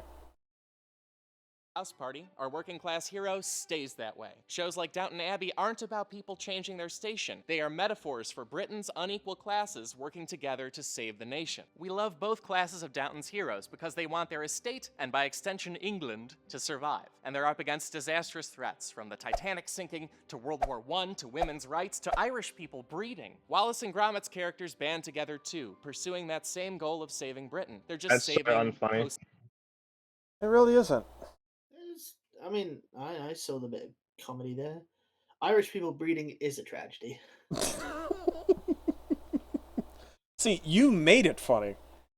But, like... Well, no, but that's the joke he was making. Right. You got two actual tragedies, then one that's not a tragedy. Yeah. It's like, oh, that's good there, and then one that's even like oh, that's like, so Yeah. like, it's just the delivery that's a bit of a problem there. Yeah. He plays it all straight as a joke, but Right. like, it doesn't have the like punch that I did by saying that. Oh, Irish breeding is a tragedy, though. Yeah.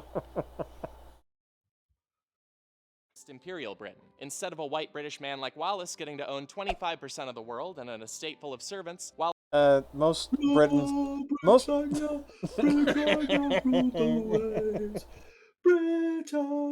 never will be slaves. Yeah, and the one white man who owned all of that was the king. Yeah. Like, why is he saying Downton Abbey? Yeah, what the fuck? Oh, God. It's like he's saying that as if all of a sudden, like, every person in Britain now had a piece of property and all the other fucking... Oh, man. Anyway. I like how it specifies the 13 colonies, but then also Florida. Yeah. Like, obviously that was... But that was... Florida was fucking Spanish territory for a while. And then wouldn't that just be added to the... Anyway. But at that point, there wouldn't be needing of a distinction. But then you wouldn't need the distinction. South Rhodesia. Very nice. It's Rest in peace. At this point, though, it's like once like Florida's been added to this thing, wouldn't this be just the United States at that point? Not even the 13 colonies anymore. Anyway, it's just weird, you know. Oh, man. Anyway, like weird map to use. Obviously, it's the extent of the British Empire, but like, come on. Right. But again, British Empire is owned by the king or the queen. Yeah. It was the king at the time. During the time of Gromit, if the empire was still in operation, it would be the queen because she was, like I said, coronated in 1953. Right. It's not even a white man this time; it'd be a white woman. And there's nothing necessarily saying that the king or queen has to be white. It's just at least try and stay British, even though they're German, obviously. Right. But like, it's not really a point to say, oh, it's post-imperial, so instead of being about the entire world, 25% of it, how dare they own 25% of the globe? And Yeah, I don't see it necessarily a problem. There's not a problem inherently by doing that. Yeah. Most of these locations that we owned, they are like a lot better that we owned them than we didn't. Like factually. India has railroads and toilets that they wouldn't have had without us. Australia has an okay government that they wouldn't have without us putting people there. Canada, whilst having shit in it, only really exists again because we put shit there. Yeah. Otherwise, there'd all be mud huts or snow fucking igloos. I forget that Newfoundland actually exists. Technically, it's not pronounced Newfoundland; it's pronounced Newfoundland. Newfoundland, okay. I don't. Why? I don't know, but I forget that place exists entirely. It's just like it's something that like doesn't doesn't get brought up at all. You know what I mean? Did we own all of Ireland? I thought we only owned the north. Well, you did have all of it, then there was the revolution in the early 20th century. Right. Cromwell made sure you had all of it. Britannia. Pitcairn Islands. That's why the sun would never set, because that one is like our coverage in that part of the ocean. Yeah. Don't you mean Maldives or whatever it is? No, Falkland Islands are there to the east of Argentina. Yeah, but don't they have the name the Maldives or whatever according to the Argentinians? The Maldives. Nah, not the Maldives. We don't call them that. They're called the Falkland Islands. I know. The Pitcairn Islands to the west, which are completely unrelated to the Maldives. We don't talk about those. So the sun never sets in the British Empire because they're in they are one of the islands in the time zones that we wouldn't like. But we don't talk about those. Okay. We don't talk about Rhodesia because it's not Rhodesia anymore. God damn it, Thatcher! That's the one. You did all those other based things, Thatcher, but you didn't do Rhodesia. Oh, but they were a minority government, and Britain wouldn't let people become independent if they were a minority government. Yeah, but they were the only good government. Have you seen Zimbabwe now? Or even South Africa. South Africa looks like a kill fucking... the Boers. Yeah. That's a metaphor, by the way. Yeah. Kill the Boers. It's very weird to be like because it just reeks of a tinge of the British Empire bad. I hope everyone knows the British Empire is bad. To me, it just comes off as it's like I hate that they were successful. Almost, you know what I mean? Yeah. And it's like, and some of it, I'm not gonna say that crack themselves. Though other people have. I believe this is just like a Wikipedia image. Yeah. What I'm saying is that I'm not saying crack themselves, but it's not surprising when you see plenty of people, at least on the shit show that is Twitter, of people who are just like anti-white. You know what I mean? Yeah.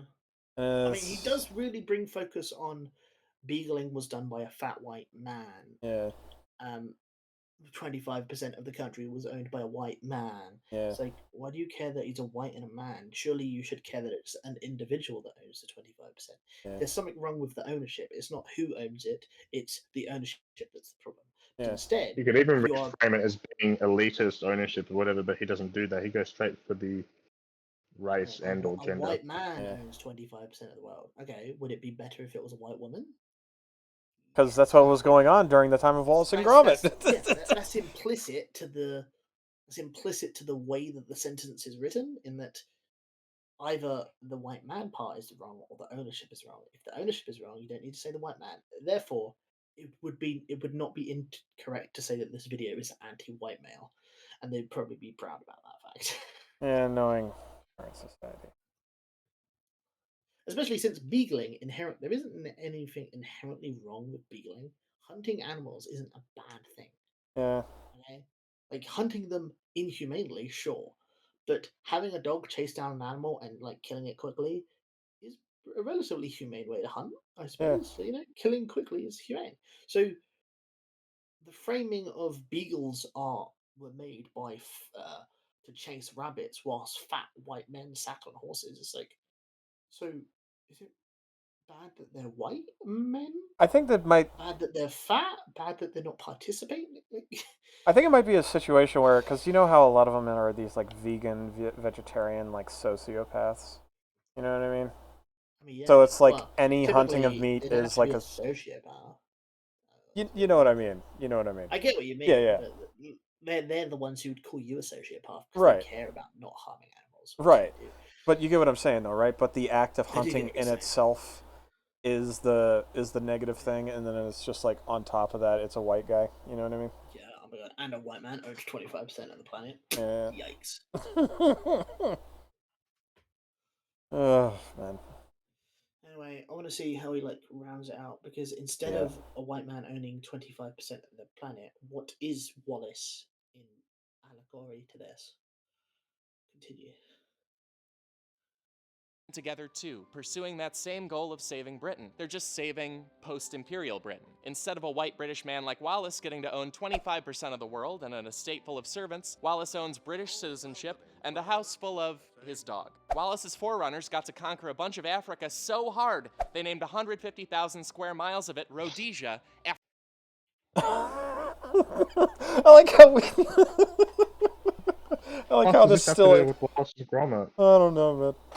one British guy. By Wallace's time, the remaining frontier is space, and all he can do with it is not go picnic. to Because any place called Alexandria. Yeah. I know, right? All those By places Wallace's named after one guy. Yep. What about Saudi Arabia? Oh. Why does he not bring that up? Oh man. Named after House of Sword. I mean, I think he's. Well, I mean, that's a house of people, I suppose. But marginally better, I guess. the more people the place is named after, the better. Are they going to get annoyed at Rome? City of Rome, named after Romulus? Probably. This is very particular. But Rome, Alexander, these are all cities. They're not countries. Rhodesia is a country. Okay. Ignore America being named after a person, by the way. Yeah, America. Yeah, ignore that too. Ignore Washington. Yeah. Being named after a person. Not even the states. The United States of America. The America. Yeah, is named after a person. Is named after a person. Oh man. Square mile.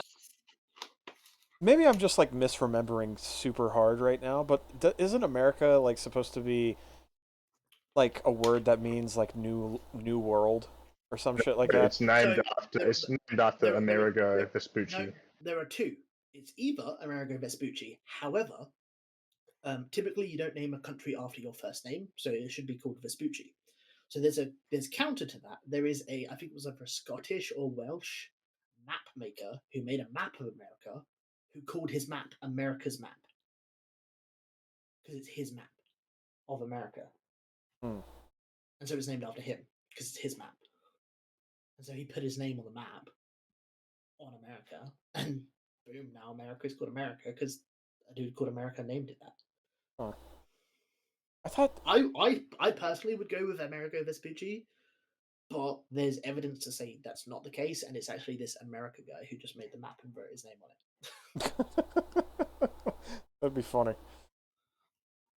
But either way, both examples, it's just named after one guy. Right. Miles of it, Rhodesia, after one British guy. By Wallace's time, the remaining frontier is space, and all he can do with it is picnic. Because Wallace has to leave the moon. He's needed on the home front. His house, and by extension his England, has a collapsing financial foundation. We shall have to economize, Gromit. This forces Wallace to work menial jobs, breaking his back as a window washer, risking his life as a bread baker, and slaving away in the agricultural sector in our terrifying era of GMOs. And Wallace and Gromit is as wonderful as Downton Abbey because it celebrates people respecting each other as the glue that holds the world together. Every episode is a social parable where the upper class are so useless they can't even put on the right trousers, the lower class can't fix everything. Yes, he can because he's. Hold on a second. He's the guy that made the machine. What do you mean he's so useless that he can't? Oh my god. Anyway. The wrong trousers, the Penguin makes him put on the wrong trousers. He doesn't put them on accidentally. Yeah, that's. And the invention, like as you can see, Gromit is using the invention because it was made for Gromit. Yeah. But the Penguin's like, I didn't watch the fucking movie. He just noticed the wrong trousers. That means, oh, silly Wallace, he put on the Parable wrong where trousers. the upper class are so useless they can't even put on the right trousers, the lower class can't fix everything on their own, the upper and lower classes drift apart due to misunderstandings and deep-seated feelings of injustice, but then they recognize each other's value, team up, and save the day. Despite living in a world that's so topsy-turvy, penguins are renting property and stealing diamonds. So chip chip cheerio, Britain. You no longer own India, Iraq, or Boston. But you continue to own storytelling that recognizes the value of every human life, even if that life is canine and claymated. And Wallace and Gromit is so good, it's inspired me to make a little claymated show of my own. I've got all the gear over there, and I'm gonna set up the first scene, like it's gonna be... Thank God.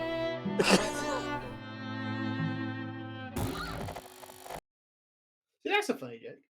Yeah, that's the only joke It's that's very funny. weird that he criticizes it a bunch and then just say, oh, but it's so great though because it shows us about respecting each other. He's wrong about the wrong trousers because the reason that Gromit is like has chagrin towards Wallace isn't because of mixed feelings, is because he feels like he's being replaced by the Penguin. Yeah. So it's like media literacy. Only someone college educated can say something this stupid. How long is the Final Fantasy video? Like 21 or so minutes, I think. Yeah. Alright, let's see. Alright, so we got through a 4-minute video in an hour and 37 minutes. That's not bad. Yeah. I mean, a lot of it was us just rambling about Wallace and Gromit. True. Yeah, a lot of it was interesting. A lot of it was good. Yeah. I think all of it was interesting, but Yeah. actually, sorry, all of it when I was speaking was interesting. You posh tart.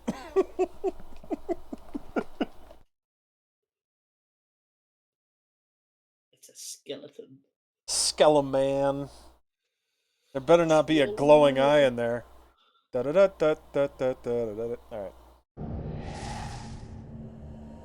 Afterlife Games. It has the glowing eye, son of a bitch. It's got a Here third at eye. Afterlife Games, we're currently in the brainstorming phase of creating a military RPG about a team of paranormal assassins. And yeah, that idea is just as awesome as it sounds. But we're probably not Sounds going to be shit able to to move me. forward. A military RPG about paranormal assassins. So, like, why does it need to be military if they're assassins? And if they're paranormal, why does it also need to be military? They're like basically superheroes. I Or get like Jericho, like the Clive Barker's Jericho. I get that in the case of the military discovering paranormal individuals, they will try and use them for military purposes. Yeah. But if they're supernatural assassins, that's not really that's more like covert ops. Whilst Yeah. still a branch of the military, I wouldn't call it military. I'd call it black ops or covert ops or whatever, Yeah. rather than military. It's very 20 weird. seconds As in well and as we are. RPG. Yeah. Like, how would you make it an RPG? You get to pick your power. You have different like assassination targets. How can you be an assassin and also be an RPG? Assassin's Creed isn't an RPG. And when they started trying to make it an RPG, it stopped being a good game.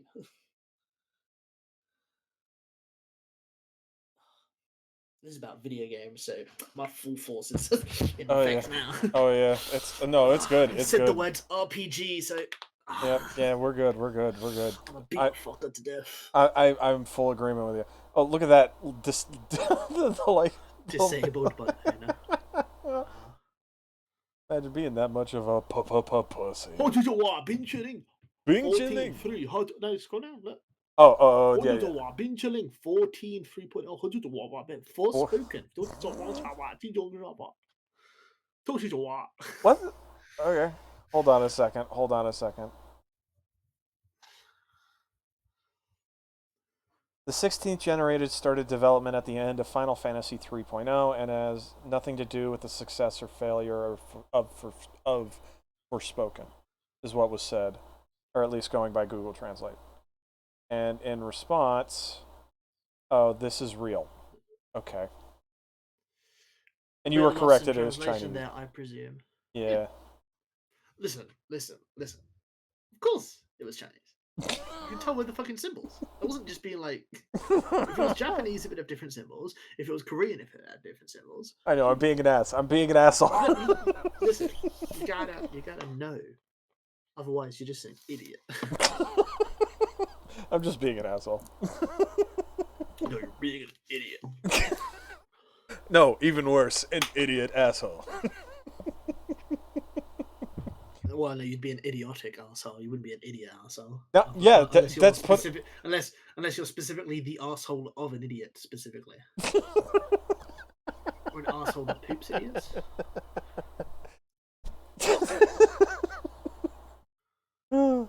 Well, Forward okay, with he's the making a project. shitty RPG. Yeah, true. What he wants to talk about Final Fantasy 16. That idea is just as awesome as it sounds. Yeah. But we're probably not going to be able to move forward with the project just because dedicating any resources towards something like that would require a lot more support on Patreon.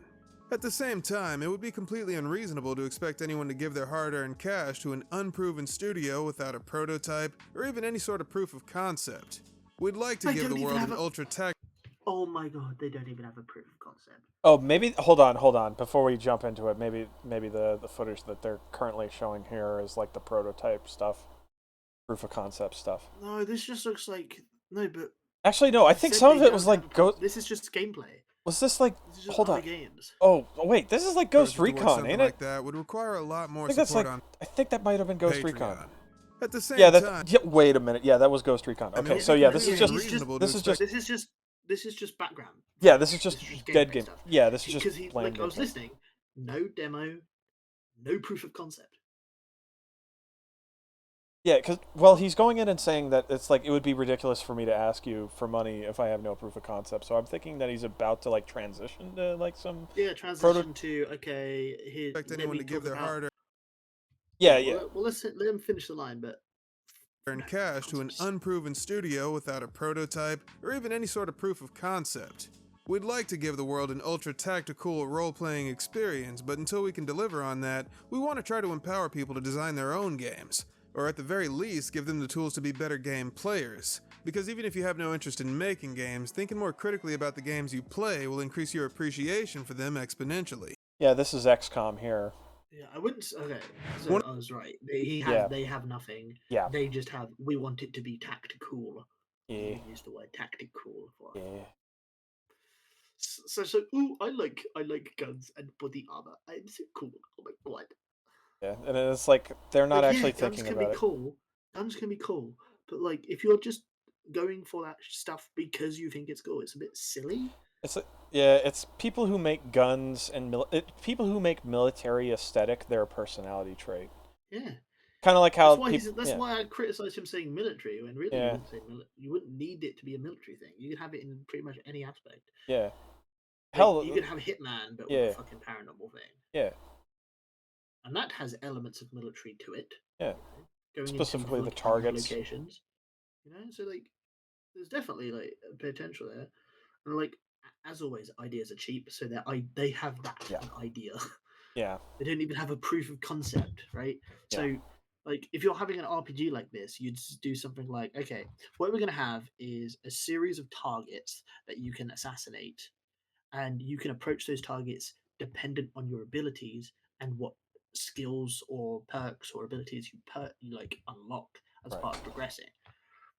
That's not even a proof of concept, but that's a way of formatting your idea to be like, here, and then look, we've made some basic skill trees to be like, okay, you could get invisibility, teleportation, kind of like Dishonored or something. Yeah. And that's just something you could just put up, easy, done. You've got a proof of concept, not a proof of the concept functioning, but a proof of the like. There are two types of things you can do that: proof of concept and like, here is how the game would work. I have nothing else, but here's how the game would work. Or here is how I'm going to design the systems. That is like, you can't design a system without also divide. Like, that's a bit further down the line. So a proof of concept for the system is simply just, yeah, we make like a skill tree, and you'd have like a branch that you could go down. Right. Like, and you would have stuff to show off rather than just you don't have any code written or anything, but you'd have like documents you could show off, like, this is what we're going to be doing. But yeah, also being better game players by thinking about games more makes you better exponentially. It's like, no, not exponentially. Yeah, and also quick thing, like just because you may know a little bit more about like the game, like the like say the what they mean by the game and things like that. A lot of the stuff, I don't think that's necessary for the gameplay itself. I think that's more of just like, okay, here's lore context. You know what I mean? Yeah, the only thing about understanding a game that Like, should really like come in is understanding mechanics and yeah, understanding the way the code functions, and that's completely unrelated to like just like paying more attention when you're playing the game. yeah, The only time that's going to be like, oh, when I do an attack like this, I do double damage. That's like paying attention, but that's Yeah. obviously not what he's going to be talking about, because he's talking Right. about how Final Fantasy 16 sets video games back 60 years. right. Like for example, like paying it like for example, like you know, like looking at attack windows, when the AI is winding up for a strike, to know that, you know, the telegraphing. That's the proper phrasing. Oh, the enemy will do this number of attacks per second, meaning they've probably got a cooldown on how frequent it can do attacks, and that's probably so that the player isn't overwhelmed. And then there's this You don't big even wind up one for the big attack that you need to get out of the way, but it locks it in place, kind of thing. So it can't like rotate, so it gives you a second to dodge. Again, you don't even go from a game development perspective, because from a game player perspective, it's like, okay, this can establish trends that I'm going to follow for when these people make another game. Right. That's the trends you follow from Dark Souls 1 to Dark Souls 2 to Dark Souls 3 to Elden Ring. Right. And what the benefit of having those trends is that they can subvert those trends in rare cases. Not Dark Souls 2, because Dark Souls 2 is shit and it subverts the trend all throughout the game. But from Dark Souls 1 to Dark Souls 3 to Elden Ring, they have the trend, and in some cases, they subvert the expectation in a way to surprise the player, to give them like a new experience. To give this extra context, because I don't think they were able to see the thumbnail for the video. It's the tiki torches. Yeah, it's the Afterlife Games logo in the top left corner, and then it's Final Fantasy 16. No colored allowed. And it's the fucking tiki torch. Yeah, it's the whole tiki torch shot of like the quote unquote white supremacists, right? I think it was Charlottesville. Charlottesville, that's what it was. Thank you. Yeah. I didn't want to just like randomly say a town and be like, oh, that's the wrong one. Some random southern town, that'll probably be it, right? And it's like, no. But yeah, so that's what they have for the fucking thumbnail, and it's like, this is one of those things where I immediately just want to like jack slap you across the face and just be like, what made you think of this? Like, what made you think that this was the right call? Like obviously, like if you're looking, not having brown people in your game means you're a white supremacist. Quick, think of an example of white supremacists. There's dark skinned people in fucking Final Fantasy and shit. Like, especially in Final Fantasy Online and shit. Now, but not Final Fantasy 16. Oh man. One of the most important things someone can do to become a better game designer is play other games in the genre that they're working in. That's one of the reasons why classifying games Well, to understand maybe the genre you're working in, no shit. That's like congratulations. Genres are descriptive though. Well, they're meant to be prescriptive in terms of what the genre means. But genres are descriptive. They describe the game. They don't like if you make a like if you're making a horror game, it's going to have horror elements. Right. But not because you are making a horror game, but because your horror game is a horror game, right? Like Right. you know. So yeah, playing but some genres like first person shooter, RPG, turn based are so like ubiquitous and huge that it's kind of you're wasting your time as a game developer to be playing every RPG that comes out or every first person shooter that comes out. Right. And I'm assuming this guy doesn't want people to pirate his maybe game in the future. So Right. he's not advocating for people to pirate these games to try them out. He's Right. obviously advocating for them to spend all the money he gets from his Patreon subscribers Right. who probably want to play a demo of his game, but no, he's too busy making shitty videos. I think in this case it's not like just like that broad of a thing. So it's like maybe it's like first person survival horror, and then that would be the thing like you would look in games specifically Still in so first many of person those as well, that's the survival thing. horror.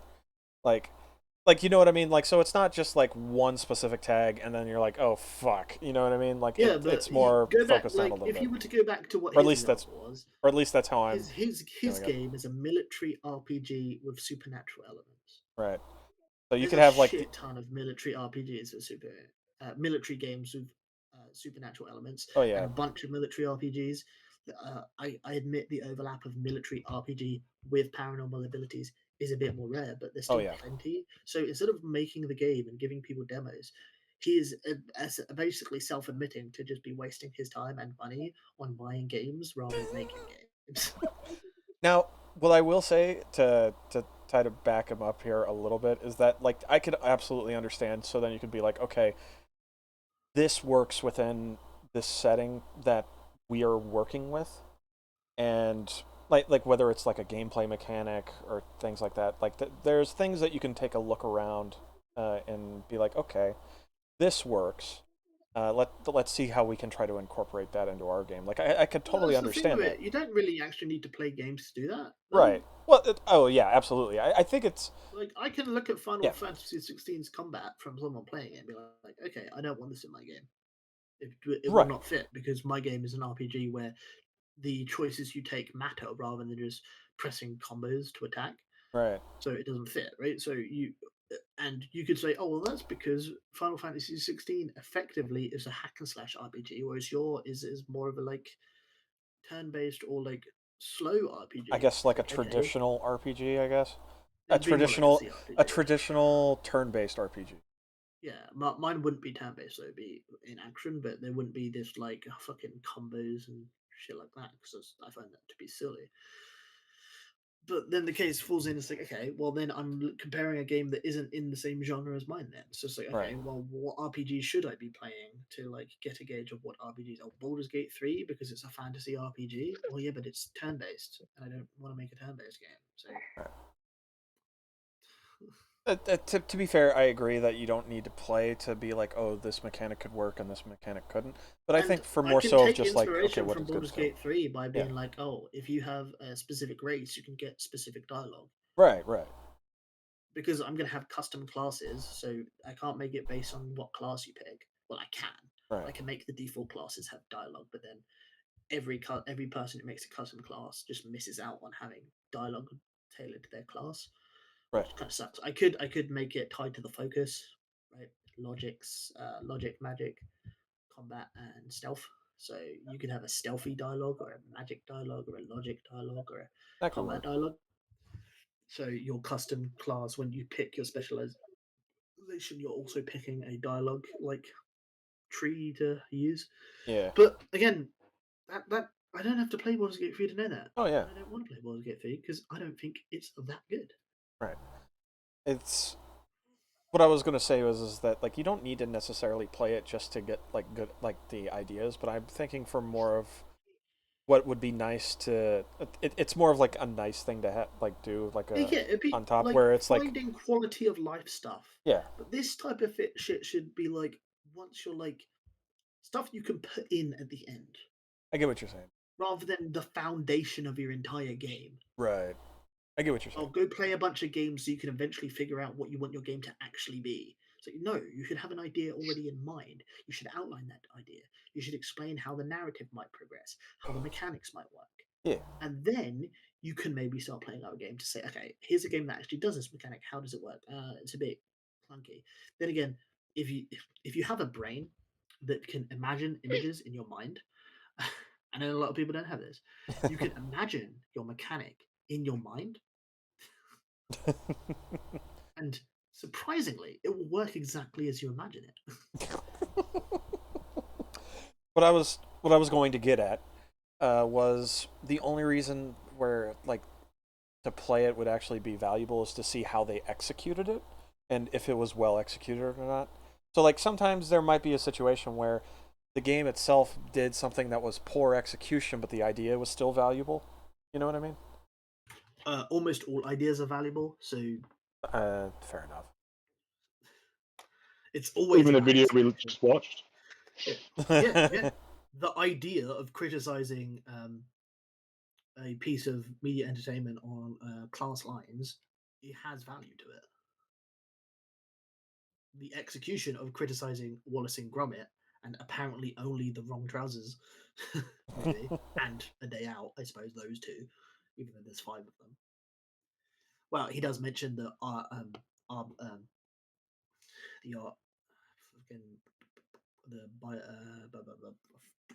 keep forgetting the words in my brain. The plants, the growth, the Yeah, the other jobs that he did. Yeah.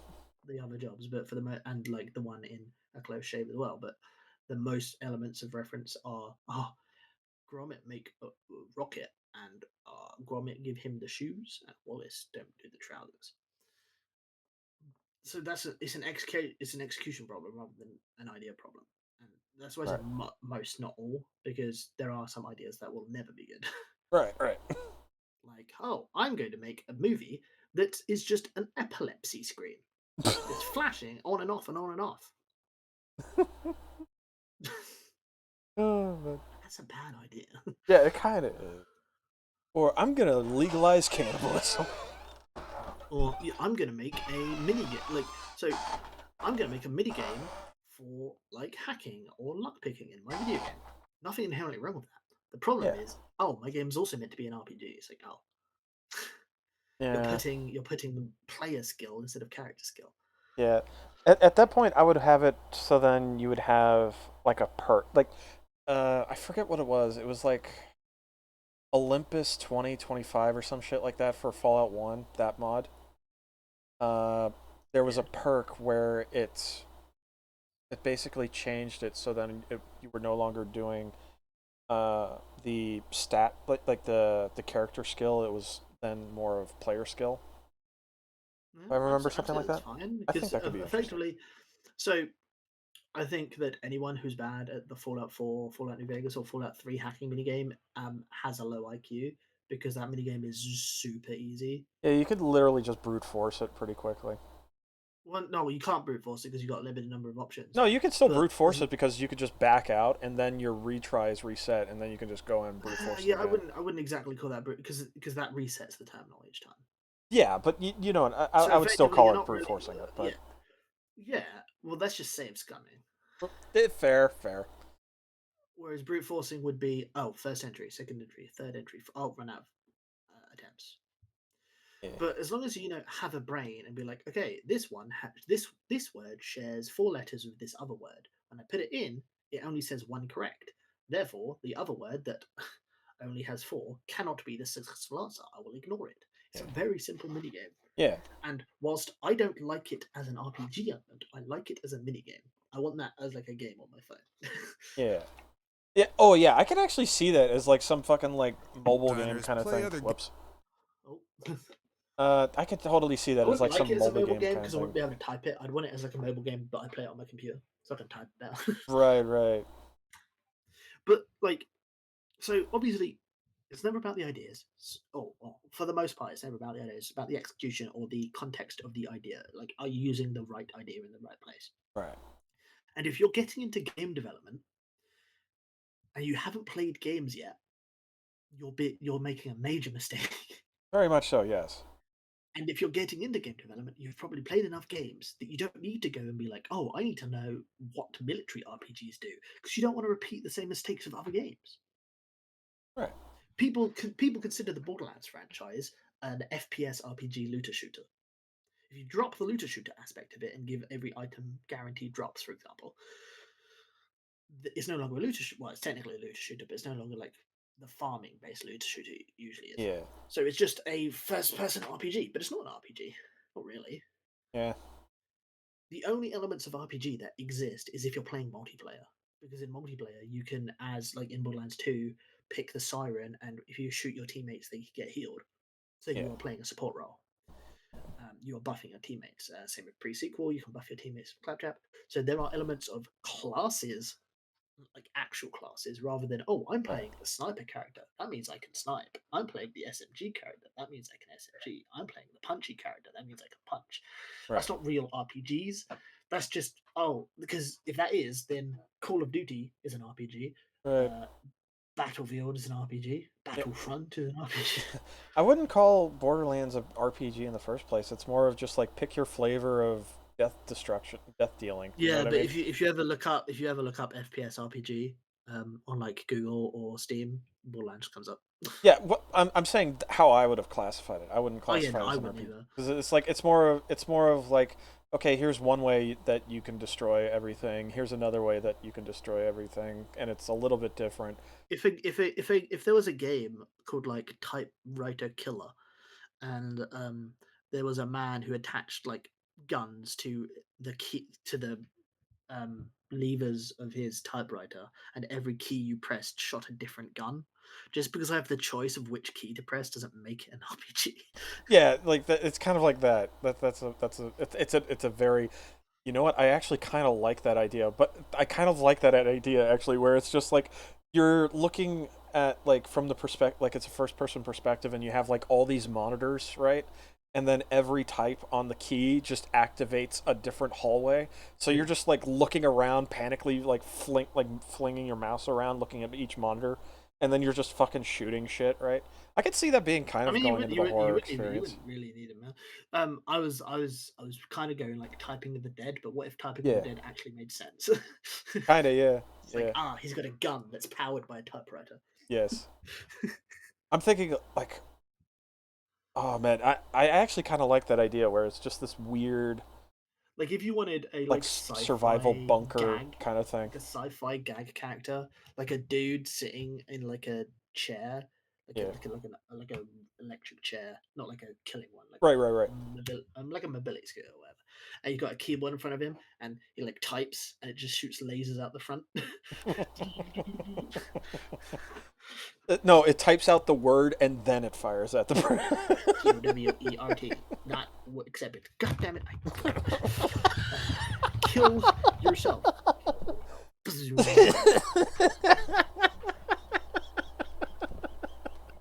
Oh, that feels like a stupid fucking gag character, and it's so good. Ideas. Yeah. They're cheap. They're almost always got value. Yeah. And it just goes back to it. You don't need you should have already been playing a bunch of games. You should have already I haven't played the most games on the planet.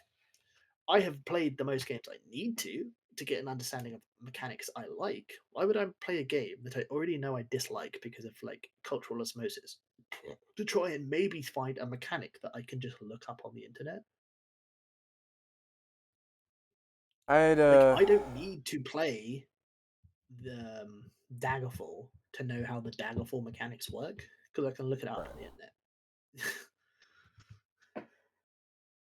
Yeah, I get what you mean because it's like for me like I'm looking primarily I'd say that I'm looking at like Halo like FPSs of like the early 2000s. And that's not to say don't research. Oh yeah. But to say the best game dev is someone who plays as many games in their genre as they need to. It's like no. Because there's going to be in any genre, in any medium, in any piece of media, there will always be more bad than there is good. Yeah. That's just a simple numbers game. If anyone has the capability to create, and not everyone is successful at creating something good, there will always be an outnumber of bad to good. Do we think it's a bell curve, or do we think it's actually bad, good, like more That'd bad than be good? that'd be an interesting one where it's Um, like I get what you're saying. Like, since it's a talent, right? Mhm. Since making things is a talent, a measurement of skill, and whilst there are more people who are like the average might be that some, yeah, I'd say if it is a bell curve, it's a curve to the left of average.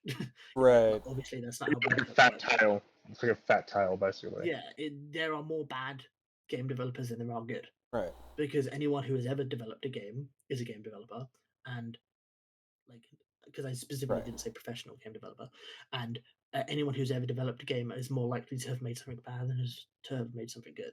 Right. I'd actually agree to that, where it's like you look left from right, and then it's like it's definitely shifted a little bit to the left, where the 50 like if you're going scaling the game 0 to 100, 100 being great, 0 being absolute dog shit. Yeah, it's mostly a little bit to the left. I would because say, it's easier to fuck it up than get it right. Yeah. Oh yeah, you could And definitely see that. For every potential 100 out of 100, there are going to be hundreds of 0 out of 100s, or hundreds of 20 out of 100s, or hundreds, because there's just so much. Like, if you were to be like, well, actually, whilst shovelware is bad, objectively, it's a good game. It's like, well, no, I'm sorry. Yeah. If you pump out 5 different versions of Candy Crush, that doesn't mean that there's now 5 good games, because Candy Crush isn't a good fucking game. Yeah. It's a very, very basic match 3 puzzle, not even puzzle game. It's completely RNG. There's no actual puzzle element to it. It's mostly just buy the power ups to win. So effectively, the gameplay it's a puzzle game that cannot necessarily be won by the player. Yeah. I would say Bejeweled Unsolvable 2. puzzles at that. Yeah. I would say Bejeweled 2 is more like the better of the match 3 situations. The match 3 types. I've 100%ed Bejeweled 3 on my Steam account. Yeah. And very much the only elements of frustration that ever came in with it were the challenge modes, where I'm specifically trying to get achievements, Right. because they add in aspects like this is out of my control because the random thing drop. Whereas endless mode is like, it's a nice like little time killer. You know, a nice little time killer kind of thing. If there was absolutely nothing wrong with Bejeweled 3, Mhm. I still wouldn't give it like a 100 out of 100. Oh yes, absolutely, absolutely. Because it's not doing enough. Yeah, it's a nice simple game, relatively speaking, and and I'd say it's above average still. It's above that 50 mark. Oh yeah. But there's an element of, okay, how little does the game have to be to be good, right? Mhm. David Cage games aren't good. Mostly because of the writing, but also because they're barely games. Yeah, they're fucking. You're watching a movie, basically. You're watching a movie. It's like okay. So so there are 2 examples I like to bring up with this. Bandersnatch on Netflix, right? That was an interactive movie. You could pick the path to go, and if you picked the wrong one, it would fail, and you'd have to go back. That's effectively a David Cage game. Yeah. But then also, what's even worse is, okay, how much interaction is required? So when Netflix pops up a "Are you still watching?" menu, and I click yes to continue the movie, I have interacted with the experience. Does that make it now a game? No. Fuck no. But I interacted. I would not call it a. I'd not call I it. wouldn't either. I wouldn't either. That's why I don't call these David Cage like virtual novel style games. I don't call them game. I just call them reading a digital book. Yeah. I would simply refer to them as virtual novels. Yeah. I would call or a book. Yeah. Because you have to turn the page. Yeah. The only time you can completely consume a book passively is with an audiobook. Right. I would say like. I suppose you've got the largest piece of paper that printed the entire book on it. But Right. Let's see. And if the actions you take are artificial and have no interaction with the rest of the story, right, then it's like, okay, and then it's like it falls into, okay, what about if my actions do determine the story? I read choose your own adventure books. They're not games either. Yeah. Picking which path you want to, like, when you go outside your house and you drive down the road and you turn left right or straight ahead. Your life isn't an RPG because you made a choice. Yeah. To go back to The road was already there. You did not make a choice of your own. You picked from the 3 choices given to you. right, I wouldn't say even the linear game, like the linear stuff, because remember, there's plenty of linear games where the story is structured, like for example, the original Halo trilogy. Like you're not having situations where it's like, oh yes, you gotta make these vital decisions that'll change the story. You know what I mean? Like you're just playing through what the story is. You know what I mean? Yeah, it's why I don't like collectivizing every game and trying to put them in the same rating, because while I think that the best game is a game that does everything perfectly, that is like indisputable. That's like tautological. Mm-hmm. If you were like, oh, but I really like Halo, yeah, but in my game you have Halo. Right. It's like, oh, so then I win by default, right? Right. But since that game can never exist, it is the perfect standard to try and achieve. But since that perfect standard is almost like you can't even try to aim towards it because you're effectively aiming to make every game ever. So you have to aim for what the idea behind it is, the maximum amount of freedom for the player. Right. And so when you go with that, then Halo falls short for the most part because the freedom you get in the single player campaign is which item you get to use and how you move about the map. Yeah. That's it. And which is why I had a bunch of fun when we were playing the custom games, because it's like, oh, there's more here to do. I can pick which weapon. I've got actual people to go against. There's like elements of choice here. You know, you can race in the custom games. Yeah. Which is why I'm like, if Halo was just this, it's why I think I said how in I think it was a previous episode how if Halo didn't have the multiplayer, it wouldn't be as popular. But if Halo didn't have the campaign, it also wouldn't be as popular. Yeah. Because the campaign is what brought people into like caring about the characters in the story, and the multiplayer is what kept its life going until the next one came out, and then until the next one came out, and then until the next one came out. Call of Duty managed to come in really early with its campaign only games, and when it started introducing multiplayer, that's what skyrocketed it up. Oh yeah. So if it was just multiplayer, it wouldn't have survived in that environment because those types of games did exist. MAG was a game that was only online. It died. Oh gosh, I remember MAG. Oh my god. Was a PlayStation. Oh, I remember. This is PS3 era stuff. Yeah, this was PS3 era. These games were multiplayer only. They didn't really have stories, and they went the way of the dodo because people care about the story, but they also care about having entertainment outside of just that specific thing. Right. Because a story, no matter how good it is, loses elements of replayability when you play it again. You realize, oh, the story was kind of like forced to happen this way. Right. You end up noticing how certain characters end up being maybe contrived, how there might be plot holes. It's like, wait, how did that person know this, etc. You know, and whereas a game that has as much replayability in the story where you've got diverging paths, there's going to be like you're going to notice more about the path. It's like, oh, here's where I get to choose which storyline I go down. Right. Whereas if the game properly hides those or like doesn't make it like that, then it's a better game. Right. And to bring it all back, none of this is to do with playing games. It's just a basic logical statement. Right.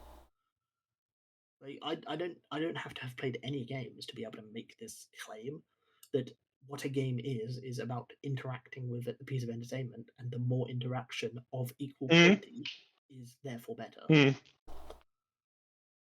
Like it'd be like asking someone, okay, do you want $1 or do you want $101? Well, I want $101.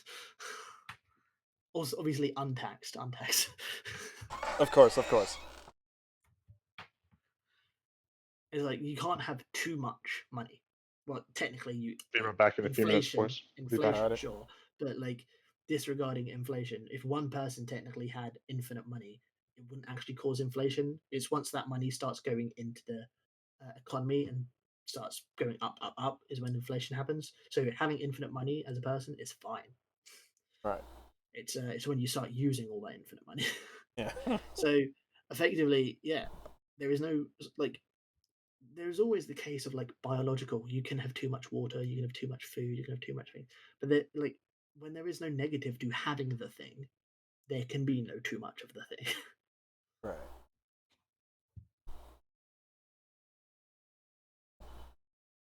All right, let's continue. Let's continue. Yeah, he had to go for a quick minute, so. Yeah, I know. Exponentially.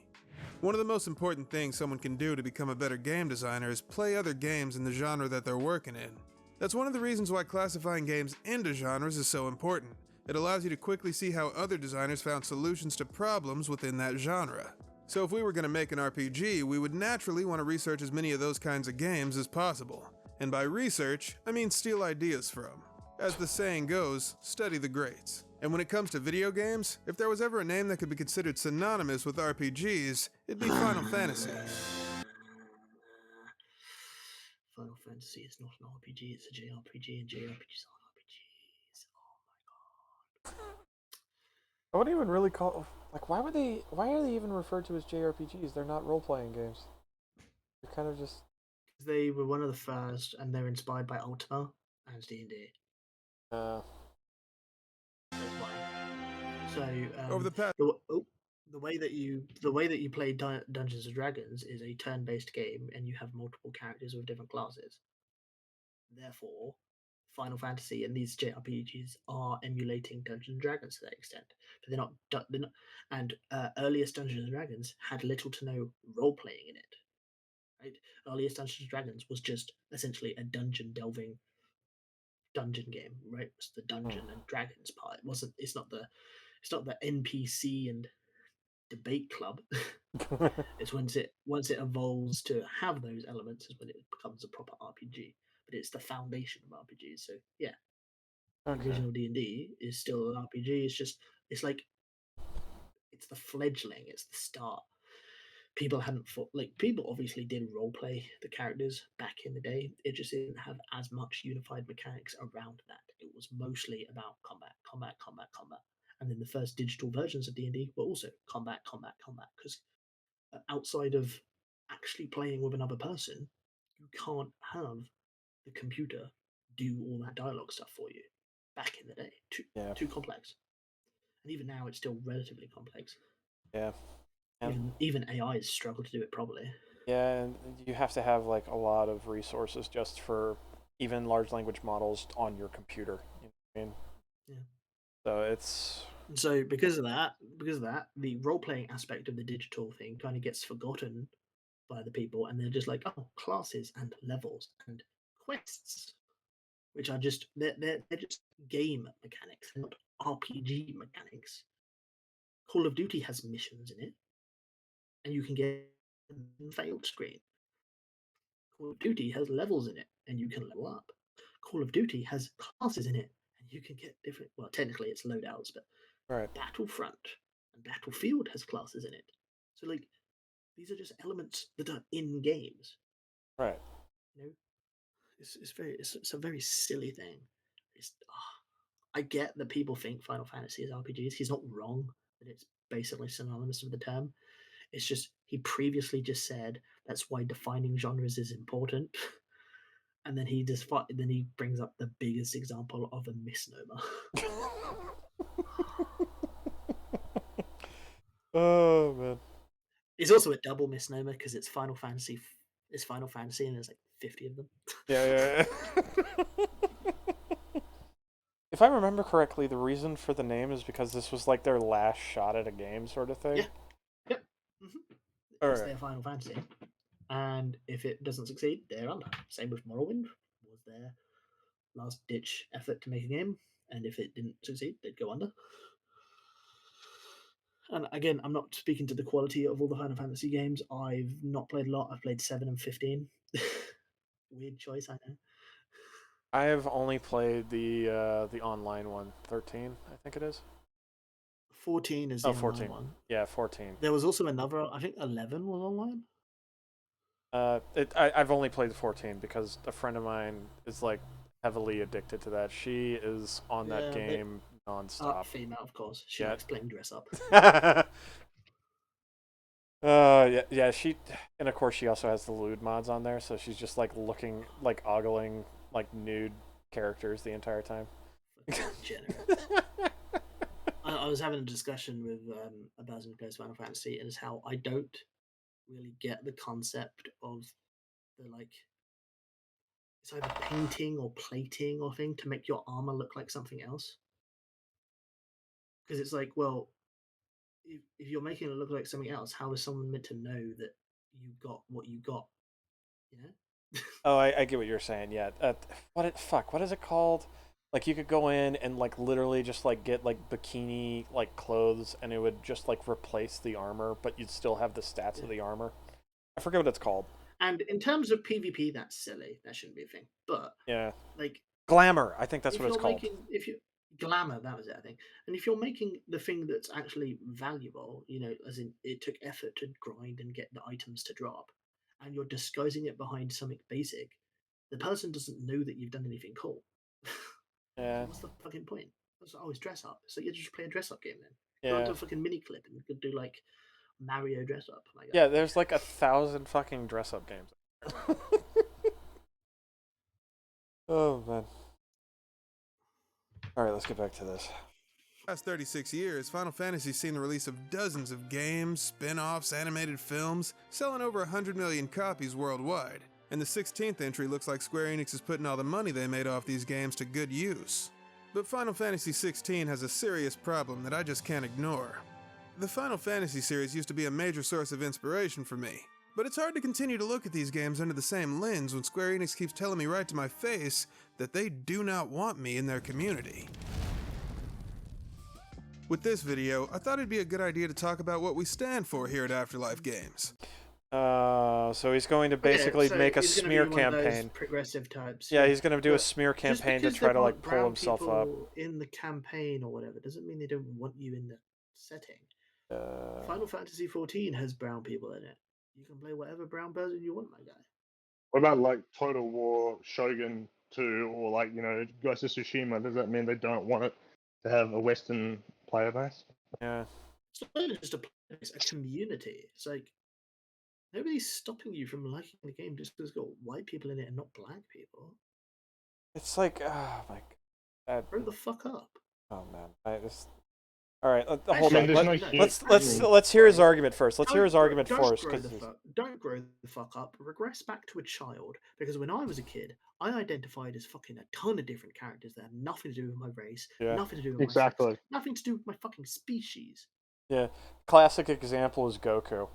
And it's just like it's what is it? It's men versus women when it comes to body types and It's not. in It's media. not. It's not strictly that because obviously, Well- if you well, yeah. had like a Barbie doll, Well, yeah. and gave it to a kid and gave it to a boy, he wouldn't want to make the Barbie do Barbie things. Right. There's obviously gendered preferences in there. Right.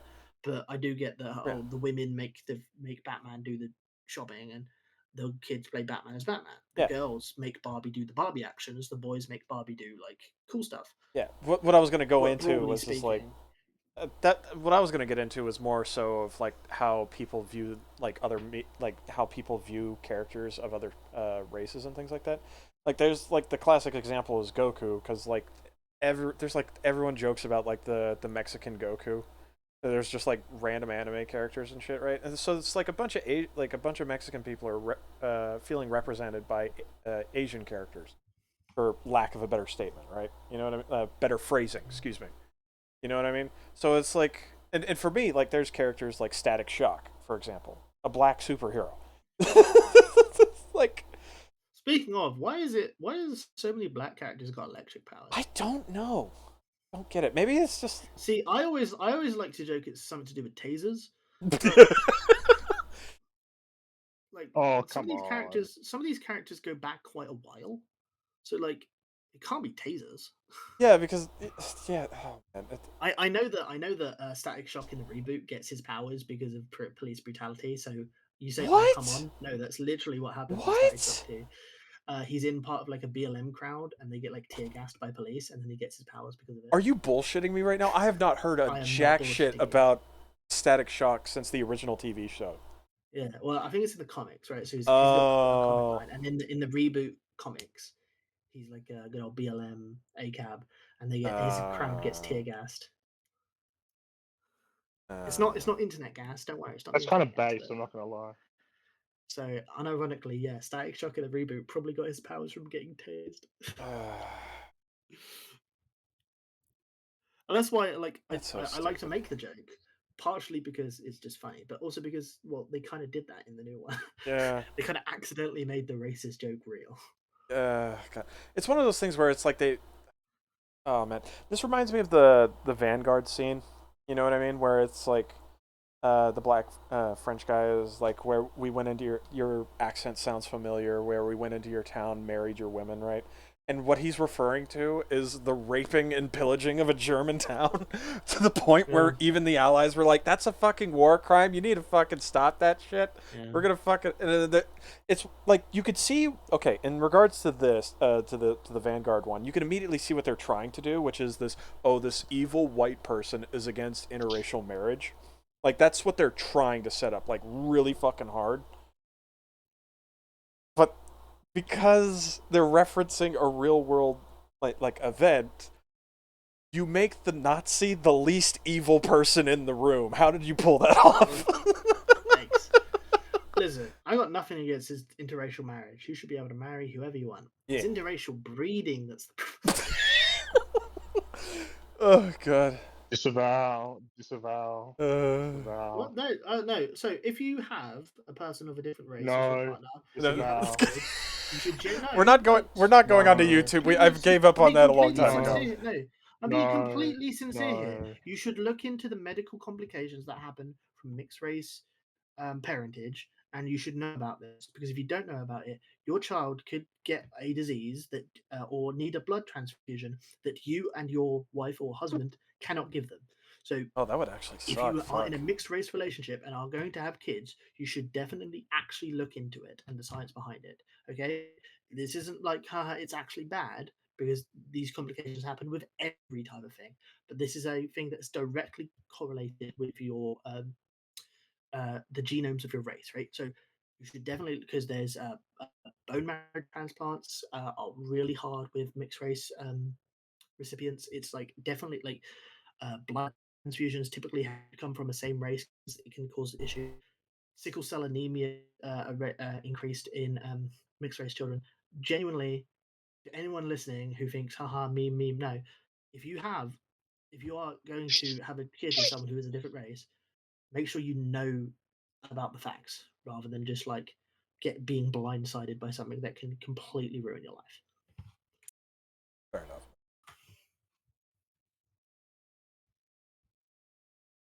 Anyway, why is this non-white person not allowed in the Final Fantasy 16 community?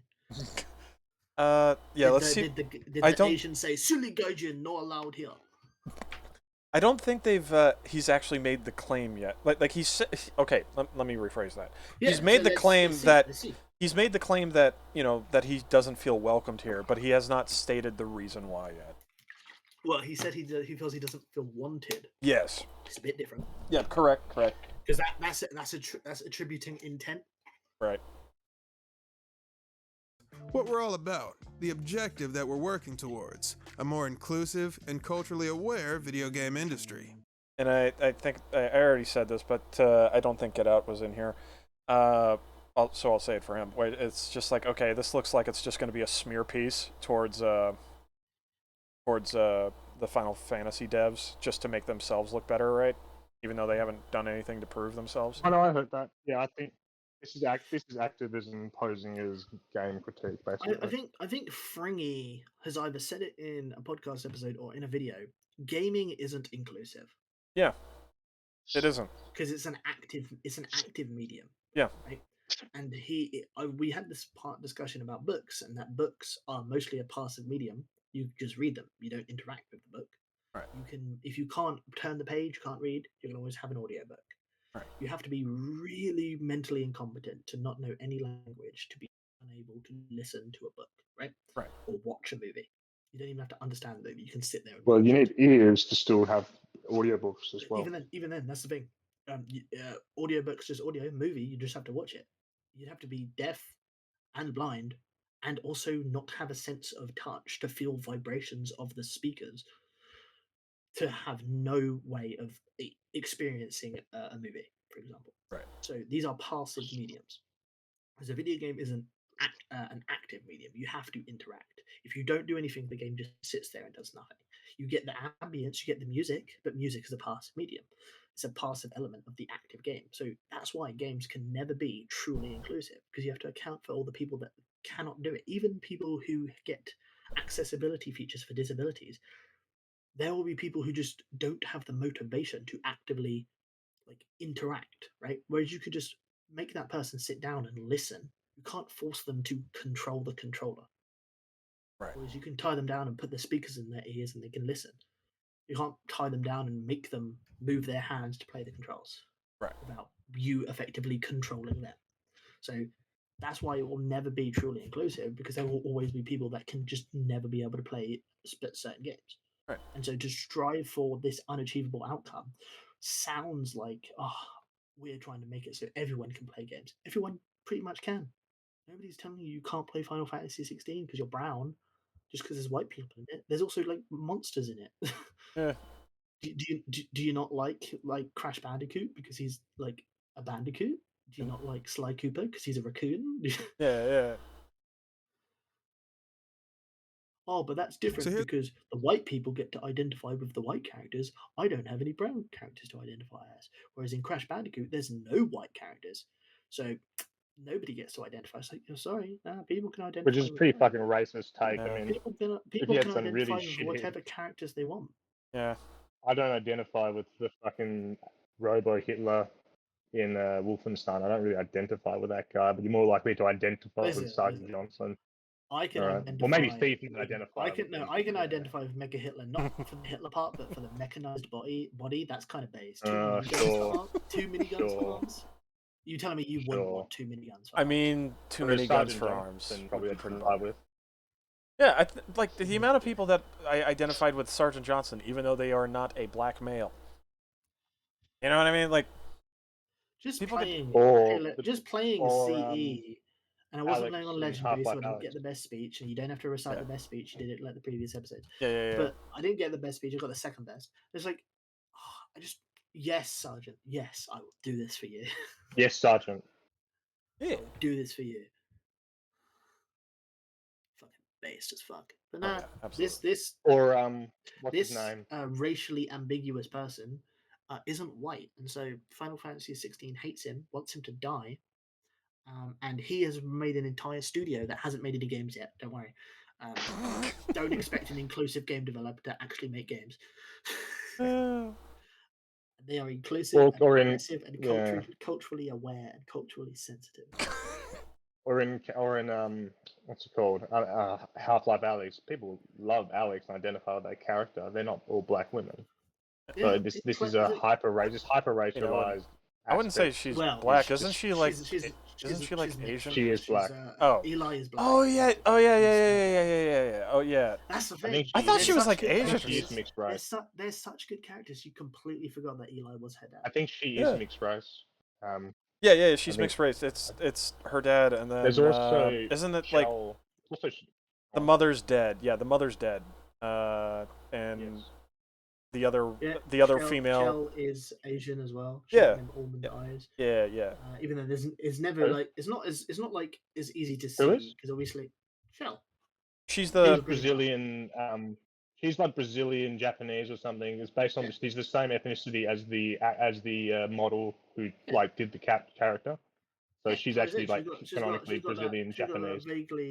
Well, she's not canonically Brazilian Japanese. She just looks She like is. a Brazilian Right. Japanese. But she is. Her background is the same as the model. Like it's the same. Like was what I've heard at least. I can't verify it from Well, a I'd say first-hand source, that's the easiest one to go with, but I don't know. Oh, yeah. Because that's the thing. I was going to say how they don't ever draw any attention to these things. yeah, they Val don't draw was- attention to it. Yeah, Val, Eli is black, and Alex is obviously that's half black, but they don't say, "Oh my god, you got a black dad." Like, I think Yeah. it's from Like some another extraneous source. I And think it's then- from yeah, some and extraneous portal source. And Yeah. nothing against the Chell being based off this Brazilian Japanese woman. The point is, unless there's something in game or to say that that's the case, I'd say, oh, she looks like a Brazilian Japanese woman rather than she is, because there's always the Yeah. potential that in the Portal universe, Brazil has like broken apart into different countries. Yeah, It would be I think there was some Brazilian, I think it was some developer statement that said that it's the same, but It's again, some His- extraneous. Yeah. Hispanic Asian is rather than Brazilian. Well, I mean, look, so Japanese. Oh my but God. I mean, I like Brazil was sorry, destroyed by the lemons. I like the Yes, Half-Life games because they do show that that you don't need to have this obsession with identifying based on immutable characteristics. A And lot of Shell is games also a do woman. this. That's the thing. you A know. lot Yeah. of games do this. A lot of the They good don't ones. they don't like Samus is such a great character as a female because Yeah. nobody knew she's Yeah, fucking it's funny. No one female. knew.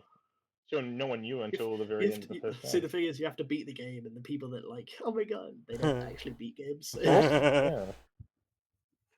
And And if you then beat the there's, I game mean, fast enough, she gets her titties out. So- That sounds like some Yeah, I fucking just think lie this is- like that would get spread around on the fucking Well, schoolyard or some shit. See, And I love the it. thing is, if you do beat the game fast enough, she's in a bikini instead of her normal leotard. Oh, Right, God. right. Well, it's an old game. Oh yeah, and yeah. it's just a speedrun like thing. Oh, Yeah. and then there's she's colored differently if you enter a different like code in the game. Oh yeah. Racist. It's like she's got like green hair in a pink suit. And then obviously the meme is if you do it even faster, she's completely naked because little Right. like, as much as people like to hate it, video gaming was catered more towards boys. Yeah, of course it will. There's also, I mean, I just before we get back to the video, Oh yeah. this identification fallacy.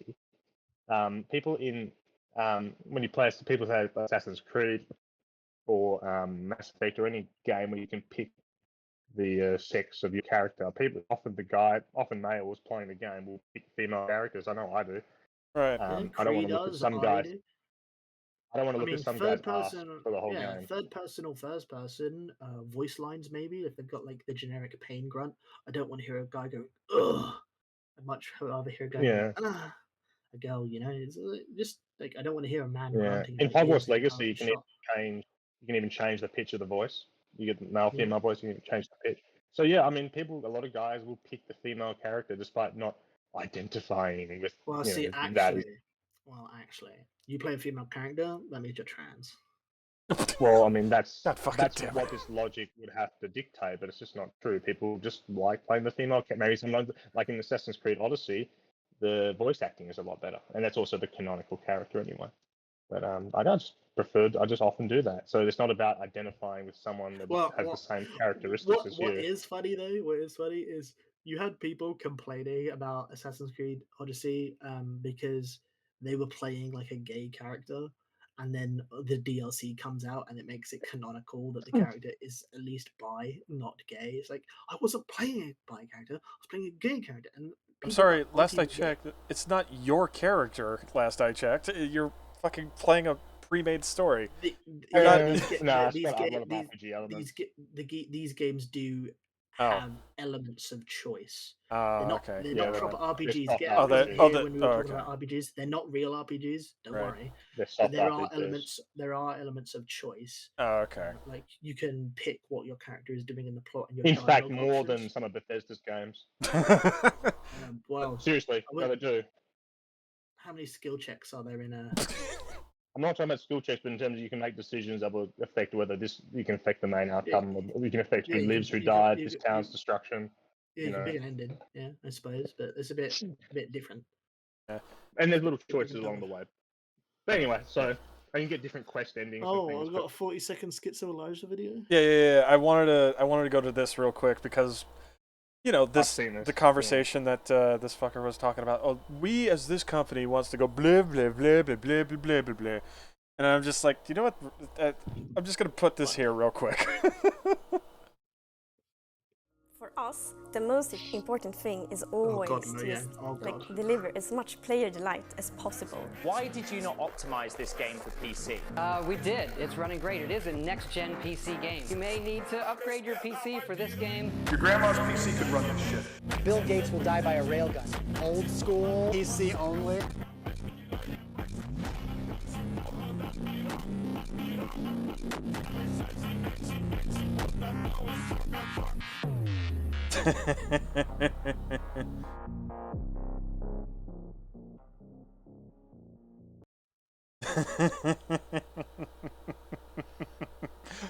Microsoft. Oh man. Oh, Yeah, it's good green tip. Oh no, it's Microsoft came crawling back, EA came crawling back, Ubisoft came crawling back, Square Enix came crawling back, Activision came crawling back, Blizzard came crawling back, convinced Sony to put their games on PC. Now direct competitor is hit with layoffs. Is Gaben too powerful? I think is the rough final line. I think so. It's just this fucking thing's blocking it, but yeah. take a look in booth text. I put a very relevant name, and then we'll move on. Yes, that's literally me.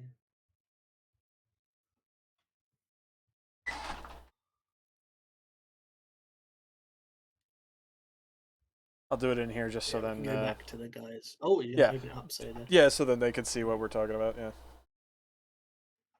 Exactly. Yeah. I mean, we've made the joke. I mean, I've said this on before, I'm joking. Valve proves you don't need. Well, sort of. Valve proves you don't need to. That gamers are not racist. I mean, they had the fucking Dave defeat source where you get to play as the Nazis. Yeah. People are not fucking going mental about that. Oh yeah.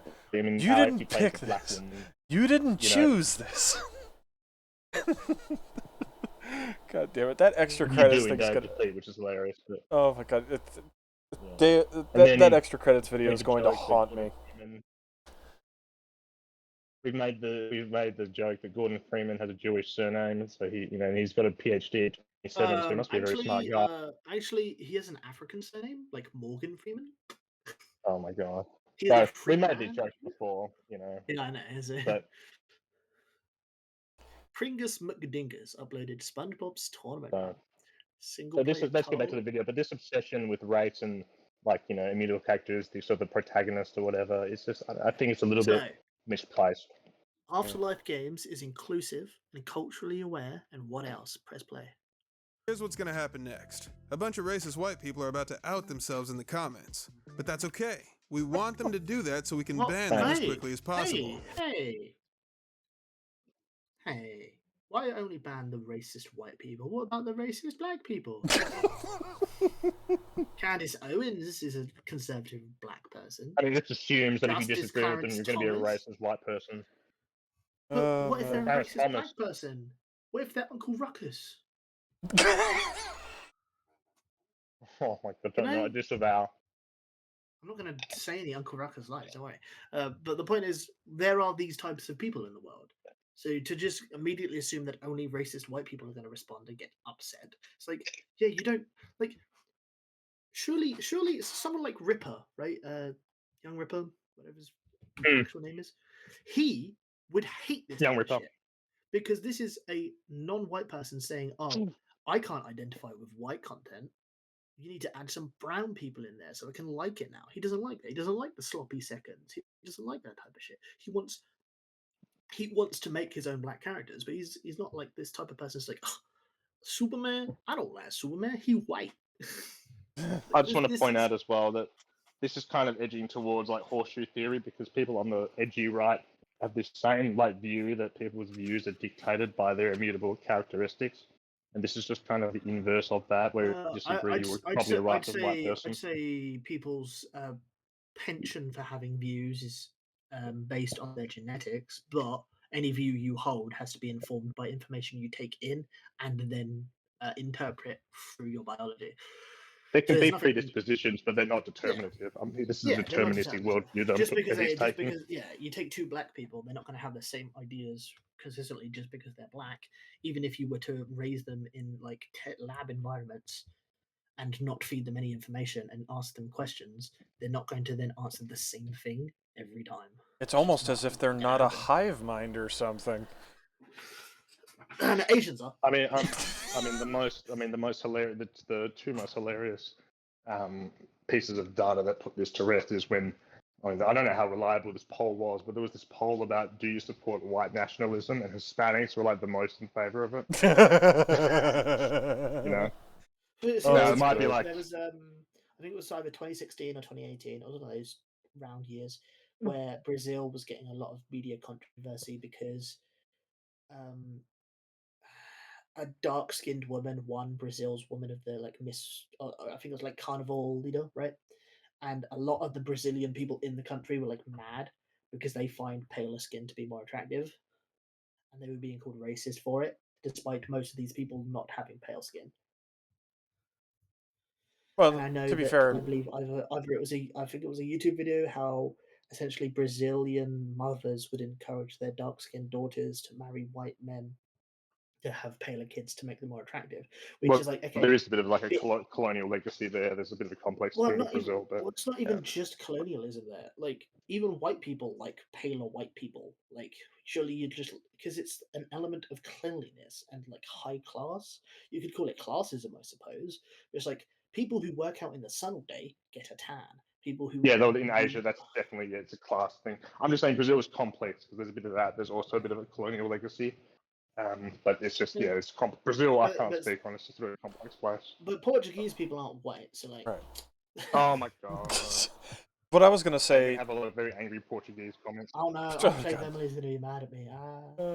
What I was gonna say was in regards to racism and things like that. It's like people can be racist towards other groups of people regardless of them being white. But I know what you're talking about, Thief, because they've changed this definition to being this stupid fucking mental gymnastic bullshit where it's like only white people can be racist, but everyone else can be perfectly fine. Oh yeah, you know what I mean? Racism is privilege plus power, and but they still want to hate people who are their color but not on their side, so they call them colorist because they get the worst rap. They often get the worst of it. Yeah, they get the worst of it. Often people are seen as so it's just sad. But anyway, I think this obsession in this context from this game developer is very misplaced, and I'd like to see what else he says. It's like, okay, also, to associate all racist white people with Charlottesville, it's a bit like, okay, come on. Give some of them some credit. Some racist white people are like, they actually did something with their, like, racism. H.P. Lovecraft was a racist. He wrote good books.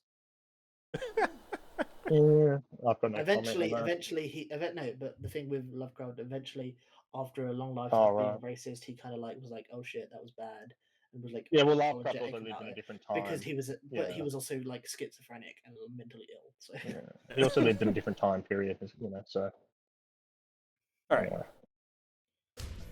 Let me be clear. I'm not here to argue with anybody. This topic is not open to debate. Then why did you put it on fucking public? The literal definition of bigotry. This is just an authoritarian mindset. It's the literal definition of bigotry: the refusal to accept alternative ideas. These are my views and opinions based on my own life experiences. Any attempt to so anyone else's life experiences that are formed, any views based on anyone else's life experiences are not allowed. That's pretty fucked. No. The pretty point narcissistic. Is, no. Still man him here. They're his views and opinions based on his life. You can't debate him on his own feelings, right? Inarguable. Therefore, that has to be applied consistently. Anyone who is a racist, racist white person who's going to be banned, they can ban him because it's their view and opinion based on their life. Nothing if you can't critique any position he holds because it's his life and his opinion. He's making statements about things beyond his. He's taking his life experiences and then applying to things that are totally beyond him. If we go to the previous thing, his studio is all about inclusiveness and cultural awareness. There's nothing wrong. This isn't very inclusive. You can't like debate someone having that perspective, right? You can't debate. Someone's allowed to have that. Right? The debate comes in as like, should that be something you should be focusing on? Like, it doesn't matter. That's what we're going to do. Okay, that's done. The discussion is over. There's no discussion needed to be had. Right. What the discussion it's not a truth. It's not a truth apt position. Yeah. It's not a truth apt position. It's a normative position that you can kind of bring intuitions and reason to. But it's not something you can prove right or wrong.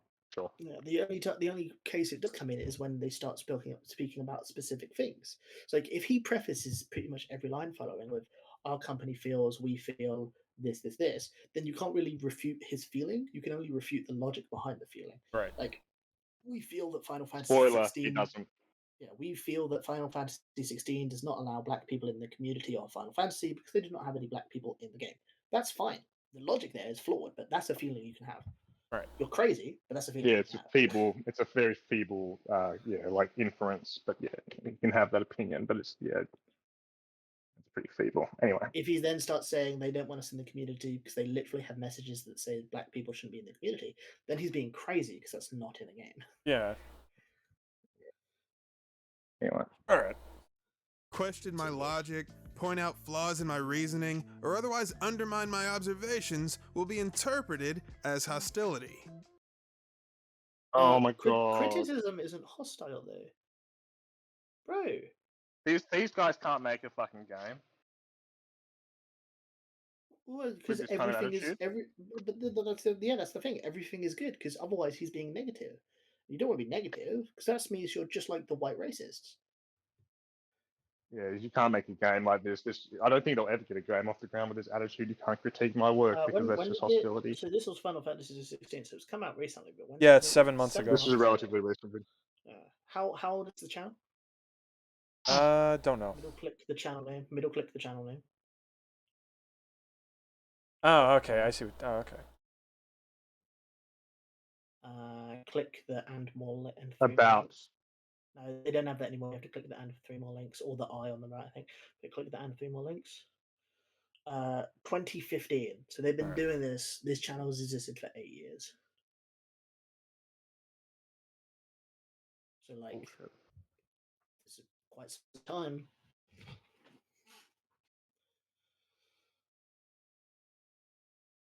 All right. Yeah. All right. For the record, I don't like describing people as white unless they deserve it. Because personally, I consider whiteness to be the negative cultural aspects of European society. Oh my god. Oh, so he's just anti-white. All right. Okay, I didn't realize we were dealing with like some sort of black supremacist. All right, yeah, it's just like, all right. Imperialism. It's not. Oh my god, real life. British Empire is like Star Wars.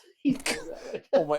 He would be that brain dead to fucking make that take. I would not hold it against. He's about to say imperialism and put the Empire, but not the Empire, the First Order from fucking Star Wars. All right, since this fucker wants to be treated as a group instead of an individual, I'll say this: you are a bastardization and you are, oh god, there's so many things I want to say. All right, since you want to be treated as a group instead of as an individual, I'll say this: you are a bastardization of your race, and your race should frown upon you. Holy fuck, you're pathetic. Jesus Christ. Anyway. Yeah, like, you're getting oh my god. man, like, oh my god. Focusing on whiteness, all this shit, talking about like, oh, whiteness is imperialism. It's like, no, my guy.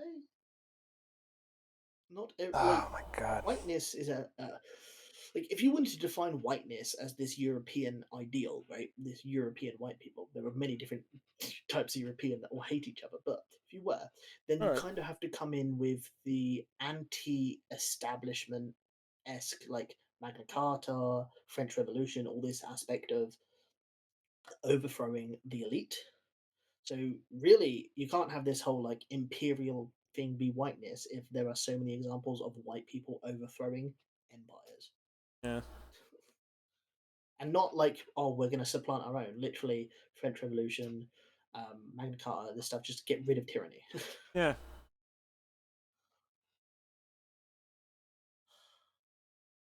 It just feels like someone who's like been educated by Twitter or Tumblr. Yeah. Or San Francisco University. And remember, doesn't have a proof of concept for their game yet. Yeah. Yep. Also, like, I don't like the implication that because of this person, they have to have a black character in their game. Yep. Rather than just having the character designs be varied and picking which one's best, they have to have a black character. This is the reason why I'm so hesitant. Mandatory is like. This is the reason why I'm so hesitant in trying to make a character that is a person of color or of a different, that may be going through the mental problems of, being trans or a queer character. Because if I try to do this legitimately, the first thing that's going to happen is that these motherfuckers are going to be like, well, he's not really a black person, and just do this purity botanical bullshit. And it is just, it's one of those things where it's just like, I don't want to deal with the stupidity. You know what I mean? Where it's like, I want to make an actual proper character who happens to be this, not a black character. You know what I mean? Like, if I made a black character, for example, they're not going to be saying stupid ass shit like by Alex Odin's Vance. Like Alex Vance. Yeah, like I'm not gonna be doing the stupid shit like the fucking Marvel comic where it's by Odin's Fade. I'd want to strangle that writer, and he's a white writer. That is the most. Oh my god! And that's the problem with it, because these people are trying to focus on this whole. You need the absolute representation, and the only representation these white people know, because they don't interact. They don't actually interact with black people because they're weirdos. Yeah. They have to be like, oh, what do I see on the internet? Oh, Tupac. He's a black man. I'm going to make my black character look. I mean, this is just so unnecessary. I mean, people like just authenticity, and so like Alex Vance and Eli Vance are like two very popular characters. Yes, people like them. Sergeant Johnson, another example. Sergeant Johnson. Oh my god, there's fucking so many fucking people characters like and fantasy characters that don't exist. Yeah, you just want the character to feel real. Yes, feel like the world they're in is real. That acknowledges the people in Ratchet and Clank. People identify with the furry space rat in Ratchet and Clank. Yeah. Because I'm epic based. With that too, he's one of God's chosen people. You know, the robot, no, not people. Or whatever they call it. Not people. God's chosen person. Me specifically. You know, I mean, let's make it a joke here, but I mean, like you can identify with Clank or Ratchet. You know, like just because they're literally a fucking Quark. Quark is the only human. Here's the thing. Quark is the only human, and he's like the most unlikable guy ever. Yeah, you want to just punch him in the face. He's a complete saboteur betrayer. He's like almost evil. He's a white male, and he's like the most unlikable character. Like I don't know. Yeah, Ratchet and Clank 1 is woke. Yeah, woke. Yeah. Yeah. So anyway, I find this obsession to be very misplaced. Back to how whiteness is imperialism and Europe. I'm already checked out, to be honest, because it's just like, okay, there's the IQ is getting below room temperature, and I don't like it, and I'm not just there's a part of me that does not want to engage with just this level of stupidity. We will watch a bit more. We'll watch it. It's enraging. It's fucking enraging. If you didn't want to engage, what you should have done, you should have screencasted your Discord screen so that you'd be watching it through the end edge, so the impression didn't count. Damn it! All right, let's keep moving on. Also, by disliking, you gave it impression, even if the dislikes are disabled. Yeah, that's a fair. And it's just. Like, I did that before getting to this part. Like, I was like, all right, this is going to be stupid. But, I know, and then you disliked it because it was stupid, and then you're like, okay, this person doesn't deserve attention. Yeah. And it's like, okay, revoke the dislike. Yeah, this is just what the person wants. Yeah. I do want to hear that, because he didn't finish. I want to know, listen, I'm white. Yeah. I didn't know if you guys know this. I'm a black skeleton, but I was white before I got turned into a skeleton. And so whatever this guy says about whiteness just means he thinks I'm super cool, right? He thinks I owned 25% of the client. It's like I got my personal hype man here, so like, oh my god, white people are so powerful and European. That's the irony. That's the horseshoe-shaped irony of it, right? Oh man. You know, left the people on the far left say white people run the world, and then people on the far right say white people do. It's a little bit of a horseshoe-shaped irony. It's the woke and racist. Let's keep going. Yeah, it's that woke racist skit video. Yeah. And one guy wears woke on his shirt, and the other is racist. Yeah. Yeah, I remember that video. That was funny. That was funny. Yeah, it's good comics to that. Oh yeah. Oh yeah. Describing people as white it's based on some element of truth. Yep. Based on whiteness, European imperialism. Let's go. Unless they deserve it. Because personally, I consider whiteness to be the negative cultural aspects of European society.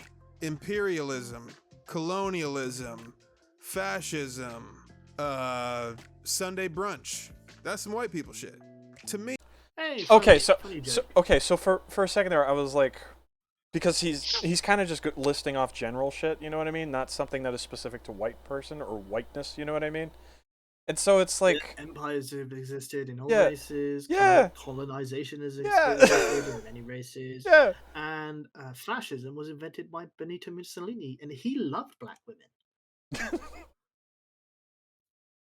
I'm not laughing because I'm saying that's a fascism joke. originally wasn't. I don't think it originally was a hyper racist. The practices No. changed in the No, Somaliland I was colonies more- I was- once they I wasn't started to talking about the ally racist with aspect. Nazi. Fascism inherently is just an authoritarian control using violence to get your way effectively. Yeah. That's what being a fascist. It wasn't originally anti-Semitic, and it wasn't Yeah, like that was it just wasn't simply because of I Hitler, don't think yeah. they had segregationist policies either until this.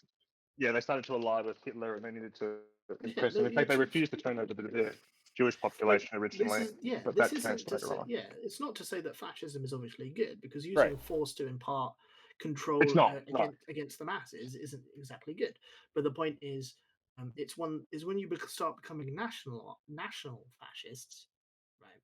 And then you start allying with national socialists, and then you start allying with imperial Japanese. You got these three different factions that are like almost complete, not like same but different governments, all allied because they just want their own piece of the pie. And they ended up having functionally similar racial sort of discriminatory policies, even though they all had like different intellectual foundations, right?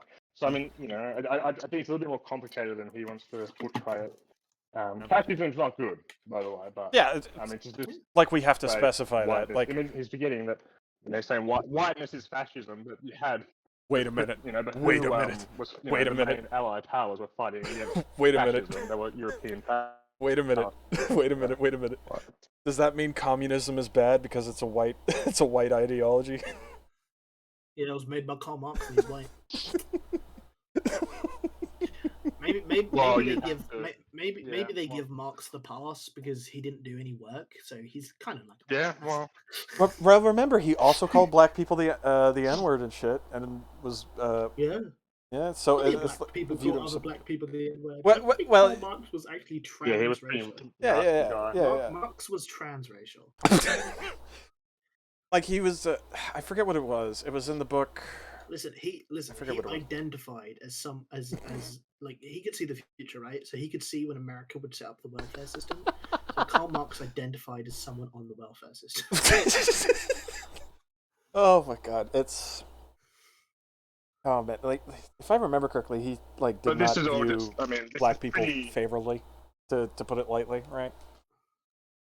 So it's just like that was very common back then, just in that. Well, yeah, I agree. Not to talk about black supremacists too much, but I do find it funny how black supremacists act as though black people are great and white people are bad, right? Because of these aspects of their culture. Right. But then they still lost to the white people. It's like. Oh, there's all these reasons they'd have for that. None of them are very good, but it's very funny though. It's like, the fucking Yakub made the white race just to fucking spite the rest of this. I love Yakub. Oh, bless Yakub. Yeah. Anyway, let's get back to the video. But this is a very racist. I don't like this. Yeah. To summarize the point, basically, like white people just ended up winning the international football. Well, not football, but the international game of conquest. There were other people doing the exact same shit, and yet it's only a problem when white people do it, and that's the issue that I have with this. Mongolia was very successful. Mongolia was very successful for a time, and they did a pretty good job of it. Yeah. They figured out you can ride horses and shoot arrows at the same time. Also, that was like we want to talk about privilege and power right now. I don't have 22.2 thousand subscribers in a Patreon, therefore he is a higher class. Neither do I. Therefore, he is punching down right now. Oh my god. Well, this is kind of no. Secret.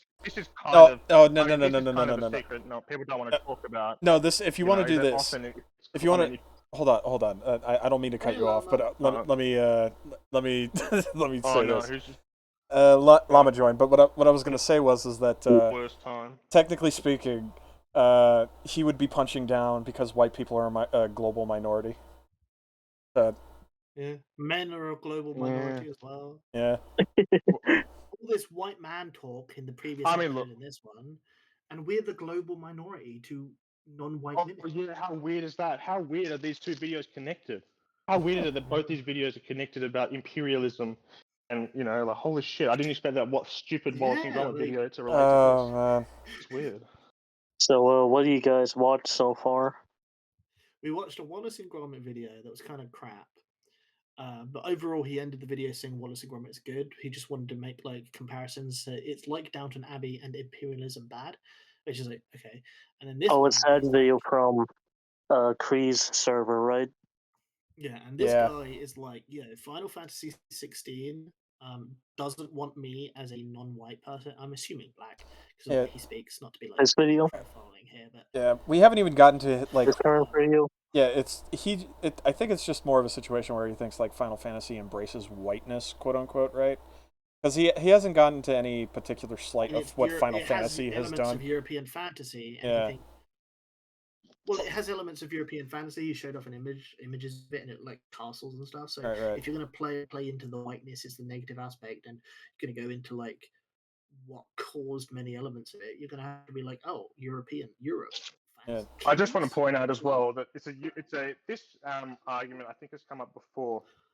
A lot of Japanese studios like to have fair-skinned characters, and maybe it's a class thing that you were talking about before, Thief.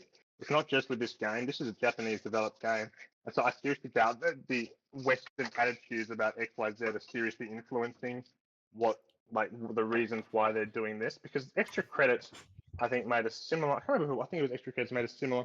I think he actually did. Shit, yeah. Point. He was trying to argue that he was saying, look at these Western ads for beauty products in the time of the Japanese Empire. This influenced the Japanese desire for fucking their aesthetic preferences, but obviously it just didn't.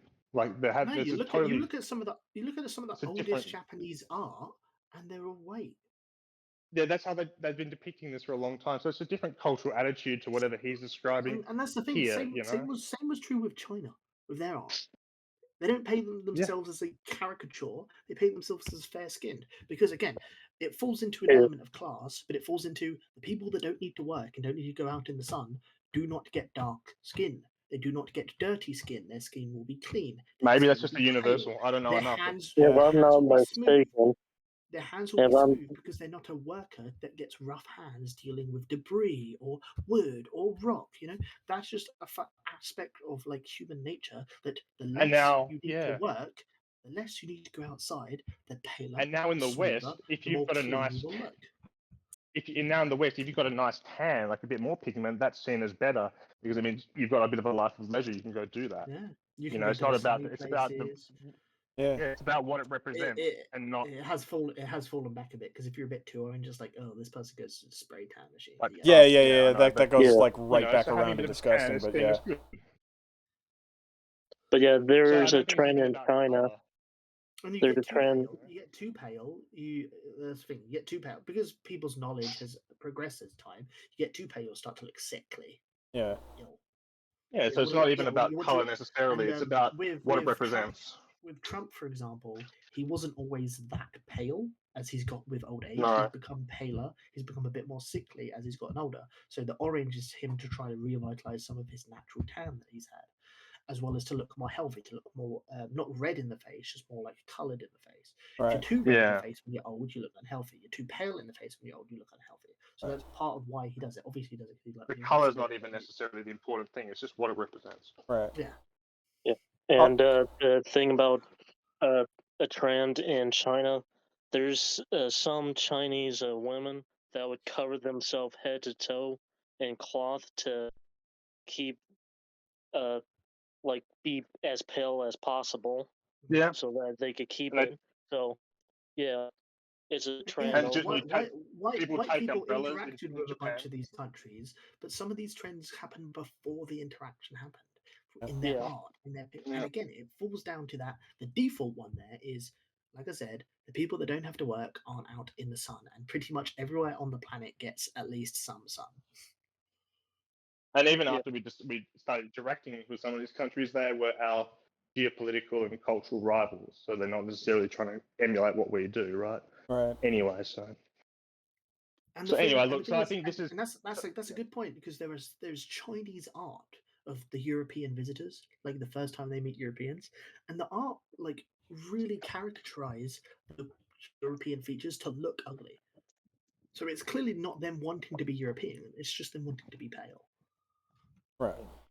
Anyway, so I think this obsession, one, I think there's an obsession with the immutable characteristics of the characters for, in terms of identification, which I think is fallacious, as we talked about with Half-Life, and then or even Ratchet & Clank, things like that. But then also Assassin's Creed, and then this, he's attributing to the developers of this game, a Japanese developer, Western racist ideas, which I just don't think they have.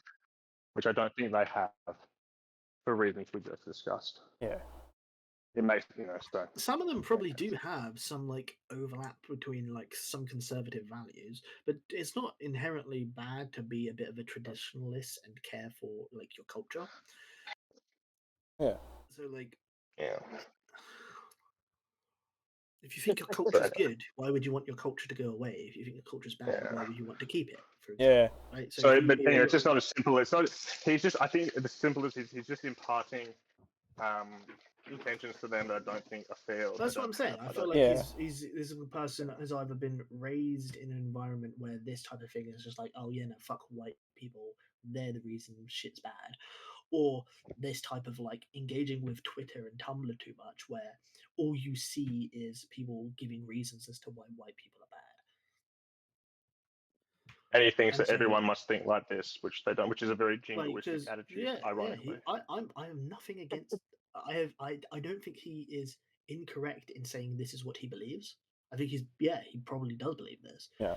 I just think that the foundation of his belief is it's sand. Basically, it is sand. Yeah. He has built his house on sand. Yeah.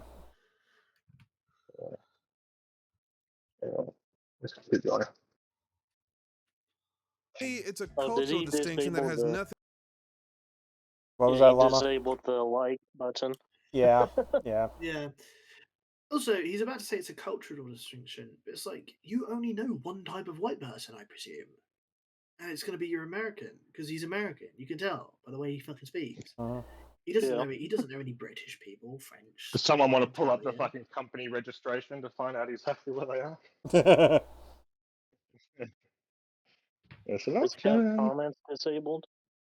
No, but he's probably blocking out most of the stuff. I mean, he literally did say that the white racists will get in the comments and try and debate him, and he would ban them. So yeah, delete them. Oh, so he admits that he'll disband them. Okay.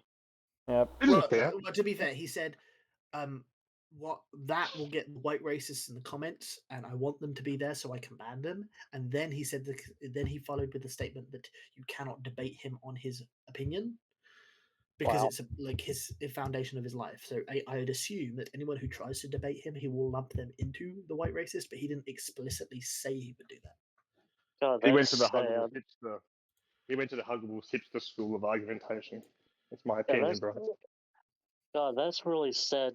So his opinion is based on his entire existence, and God, that's really sad. Also, from the way that the dude used Chinese and now Japanese in his Twitter bio, I think this dude is obsessed with Asia, but is mad that Final Fantasy 16 didn't have black people in it.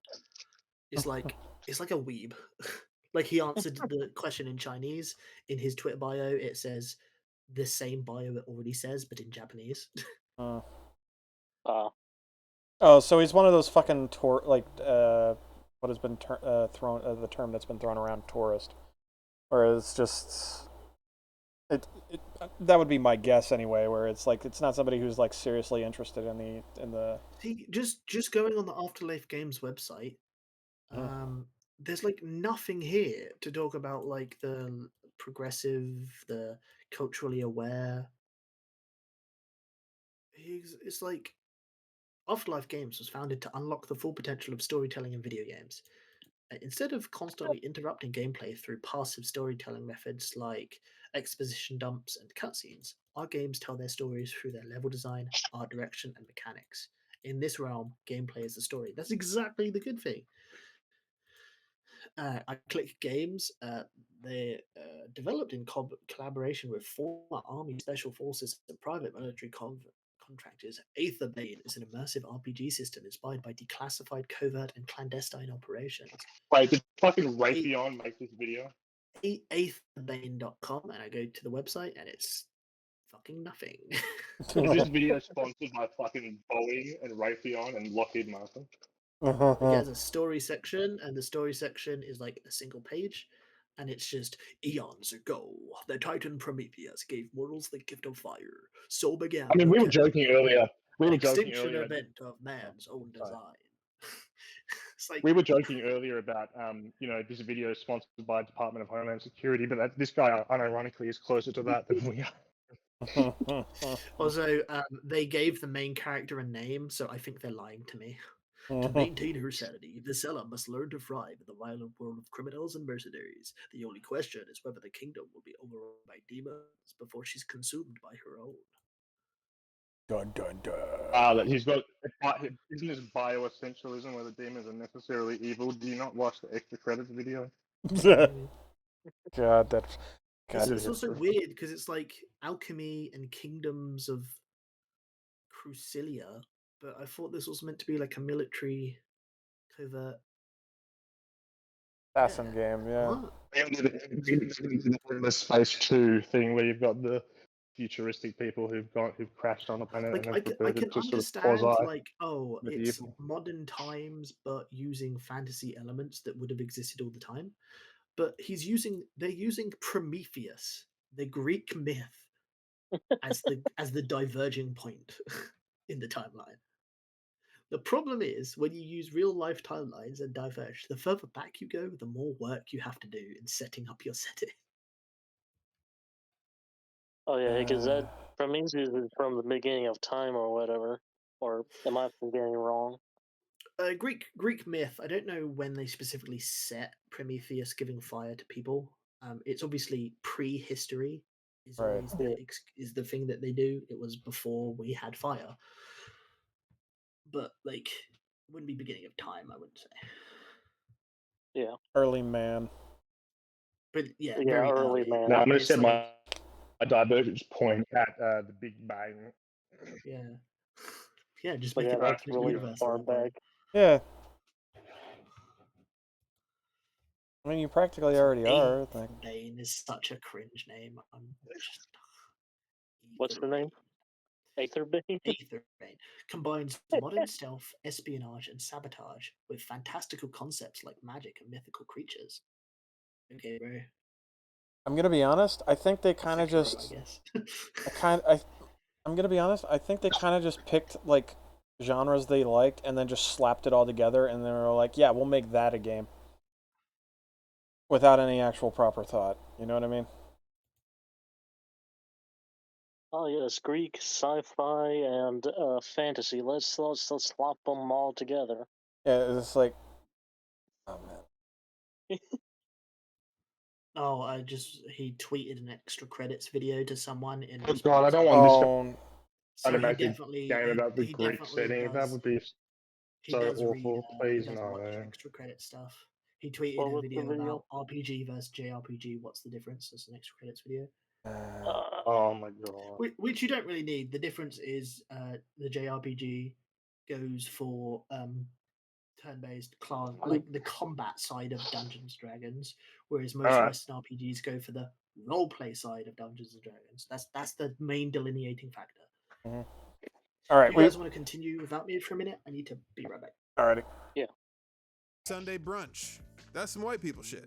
To me, it's a cultural distinction that has nothing to Oh God, yeah, it's just like, what the fuck's wrong with you?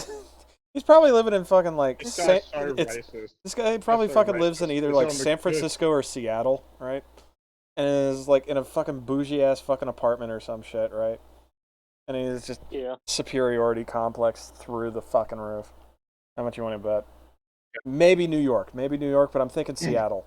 I'm specifically thinking Seattle.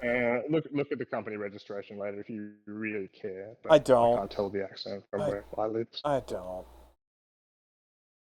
He's definitely not. If he's in New York, he's not a native-born New Yorker. He sounds like on the eastern coast, but yeah, anyway, that's good. Yeah.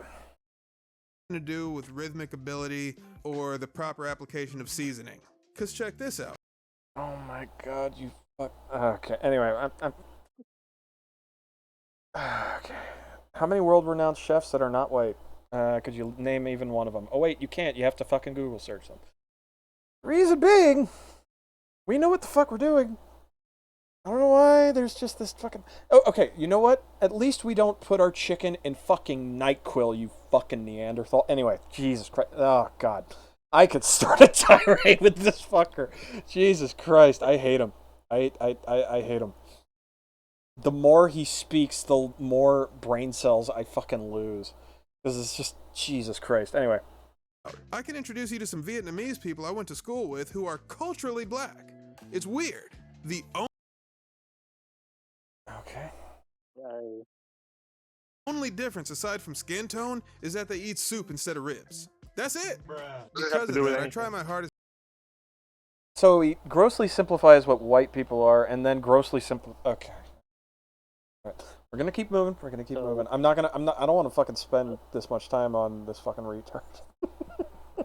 So he really is just like a bioessentialist. Which is again like the edgy right view. So what do you think? Does he think that if those Koreans who are culturally black, if they make a game, they'll make a game with black characters or something? It's just... Or... I don't even know the point he's making. He's just saying it's weird that you'd have people of one ethnicity be in a culture or culturated to another ethnicity's culture, which I don't think is weird. Why did Asians not have black people? Beliefs, but let's just keep going. Why did Asian company not make a character? I don't know what. God damn it. I'll go on. Yeah, I was making just a mocking voice of like, why did the Asian people of the Asian country of the super majority of Asian people make a game that doesn't have black people in it? I wonder why. It's like me going to Africa and being like, why is there no white people here? Like that would be equally as stupid. But that would require him to have wherewithal. And he doesn't have any. That would require okay, I'm gonna make a guesstimation here. He's at 95 on IQ. 95 IQ. I'm already take your bets. What's his IQ? Maybe, I don't know. Maybe he's actually more intelligent, but he's just I don't know. If he was some people like educate themselves to stupidity sometimes. Oh my god. He's probably intelligent but just thick-headed. Oh god, this is fucking The reason why I'm being making stupid things because they're possessed by ideology. Oh shit! I accidentally clicked forward. So. Yeah, did we time skip? Time skip? Yeah, I accidentally time skipped. Let's keep going. Steve, you need to listen what he's going to say because he's making like a stupid point. Yeah, we're trying to think he's making a point, but it's so retarded. Or the proper application of seasoning. Cause check this out. I can introduce you to some Vietnamese people I went to school with who are culturally black. It's weird. The only difference aside from skin tone is that they eat soup instead of ribs. That's it. But that's just a retarded statement. Jeez. Can they say the N-word? They're culturally black. Well, that's a good question. Oh god. Are they allowed to sing, you know, that gangster rap that says the word a bunch of times? Are they allowed to say the N-word?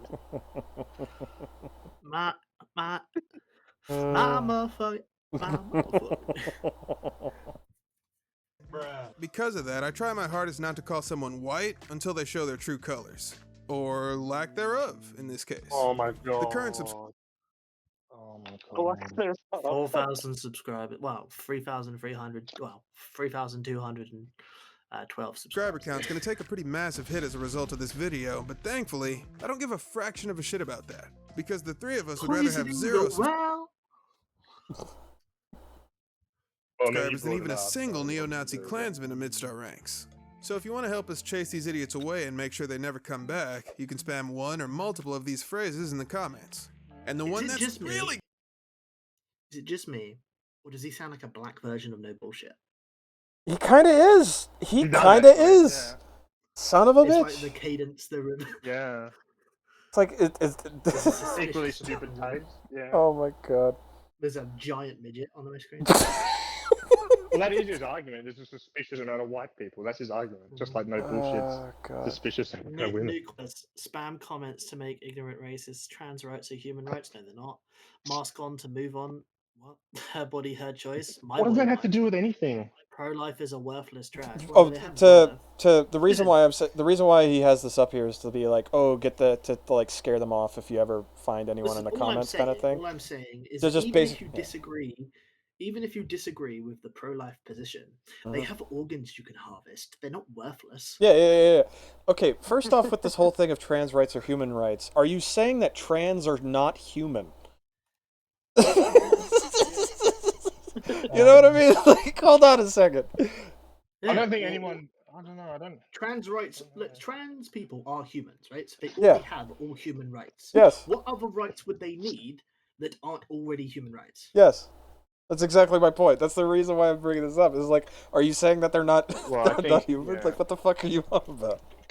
I think human rights conventions would already capture sort of their rights to that would enable their sort of concrete rights that would allow them to live in dignity in the same way that those conventions were eventually interpreted to afford gay people the concrete rights that they need to live in dignity. The second one, mask on to move on. There's obviously discussions to be had about separation of church and state with marriage and all that stuff. But like I said earlier, I got nothing against whoever wants to marry. I made the joke about inbreeding, but that was a joke. And then there's obviously the problem of biology, like I said, that again people need to make sure they're aware of, so they're not bringing in like.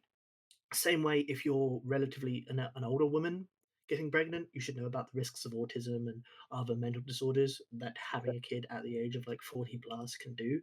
Right. So you should be aware of this before, just spawning in a human into the world that will suffer because of it.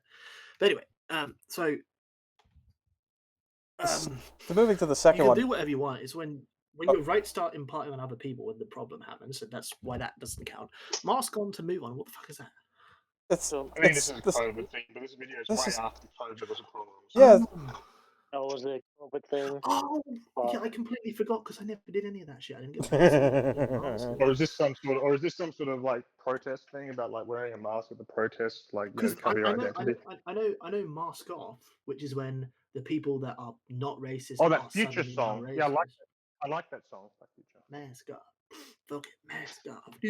That's what the point of the mask is. Yeah, because first mask on, move on. I know it was a protest thing. But this whole thing is just so choice. Yeah, her body, her choice is being a bit female supremacist. It's my body, my choice, not her body, her choice. Yeah, hold on a second with the her body, her choice. She made the choice to have a dick inside of her. Is she not allowed to deal with the consequences of that? Yeah, but the point is, like the vast majority of pro-lifers will concede, if it's rape, you don't have to keep the baby. Right. Unless you're in like in Iran or something. Yeah. Yeah, but we're not talking about this. Saudi Arabia. We're in the Anglosphere, not in the Middle East. Yeah, I would say like because funnily enough, trans people like to talk about Iran when they force gay people to become trans. So that's interesting. They have you can go to jail for sodomy if you agree to become trans. They will like let you off, but then you also have to move away and change your identity and stuff. Yeah. They'll actually accept you were in the wrong body argument in Iran. Well, it's not. I don't know if it's actually technically that argument. It's just they're content with chemically castrating the people because that's what you have to do. I don't know. I think it's also more of a little bit of the situation of like they find out that their child is gay and they don't want them thrown off a fucking building, so it's just like no that she's they're a woman in a man's body. That's what's going on. You know what I mean? Yeah, that's correct. Allah makes no mistakes. Allah purposefully put this woman's brain in this boy's body. Correct. Yes. I'm no theologian, but you'd have to argue something like that. Anyway, let's get back to this video. This guy's views are just immature and saying, let's treat these people. This is just immature. Come on, let's have a serious discussion. And it's also weird because 1, 2, and 3 are completely unrelated, but then 4 ties into number 3. Yeah. Actually, funnily enough, 2 would tie into 3. If you say, I'm not taking the vaccine because it's my body, my choice. Right. The irony of this is he might also be alienating his own audience who are like, and who might be have a sort of progressive view on sort of race and ethnicity, but then I'm a pro-life or something. It's like, wait, you've just he's bringing all these issues that also might alienate his own supporters. Because Margaret Sanger, the creator of Planned Parenthood, made Planned Parenthood to kill black babies. Yeah, she was a real racist. She was a real racist. Obviously, that isn't to say that all abortion is now to kill black babies, but obviously there are going to be black people who are going to be like, fuck no, I ain't dealing with that shit. They wanted to kill black babies. Right. This is actually indicative of him saying all this stuff and not realizing that people might disagree with some of these statements that are on his side. Actually just goes to show his solipsism, which we were kind of seeing from when he imparts Western ideas about race into the motivations for this Japanese studio. I think he's just very solipsistic. Someone got a truck backing up? Yeah, who got that? Was there smoke alarm? That's my fridge. That's your fridge? Shut your fridge door. Why is the fridge door open? There's something wrong with it. There's something wrong with it. I'm gonna make a coffee. You fucking cock. It's fucking coffee time here. All right. So yeah, to bring this back because people are bringing this up. He's going in and being like, if anyone he's basically saying if anyone tries to counter what I'm saying in this video, also spam technically this is a YouTube terms of service violation. What is potentially? You're not allowed to encourage people to brigade in any way. You're not allowed to encourage people to spam comments. Asking for someone to, answer the question below, that's fine. But when you specifically tell someone to spam, it's a YouTube terms of service violation. Oh man, of course. But if you don't want someone's comment on your page, you can delete it. You can't advocate for someone to spam them. Right. So yeah, that's what's going on here. That's the reason why it's brought up and shit. Is just because it's like, yeah. Oh man! I wonder if this video came out today, would he be putting everyone's spam from the river to the sea in the comments? Oh no! Oh man, that would be an interesting one. To divide your audience. Oh man! But let him H3 himself. All right, let him do that. Yeah. You're gonna piss him off. Black Lives Matter. Oh. All lives matter, so that would include black people. So I don't know why. Including black people who disagree with him. Yeah. What I'm saying is clearly Black Lives don't matter because you're caring more about what people say on the internet than the people killing themselves in Detroit, Chicago, etc. Yeah. If anything, if you want to make this this statement actually accurate, it would be. You don't care about the black police officers killed during the riots. You don't care about black people being, still undergoing slavery in different countries. Yeah, because that is happening.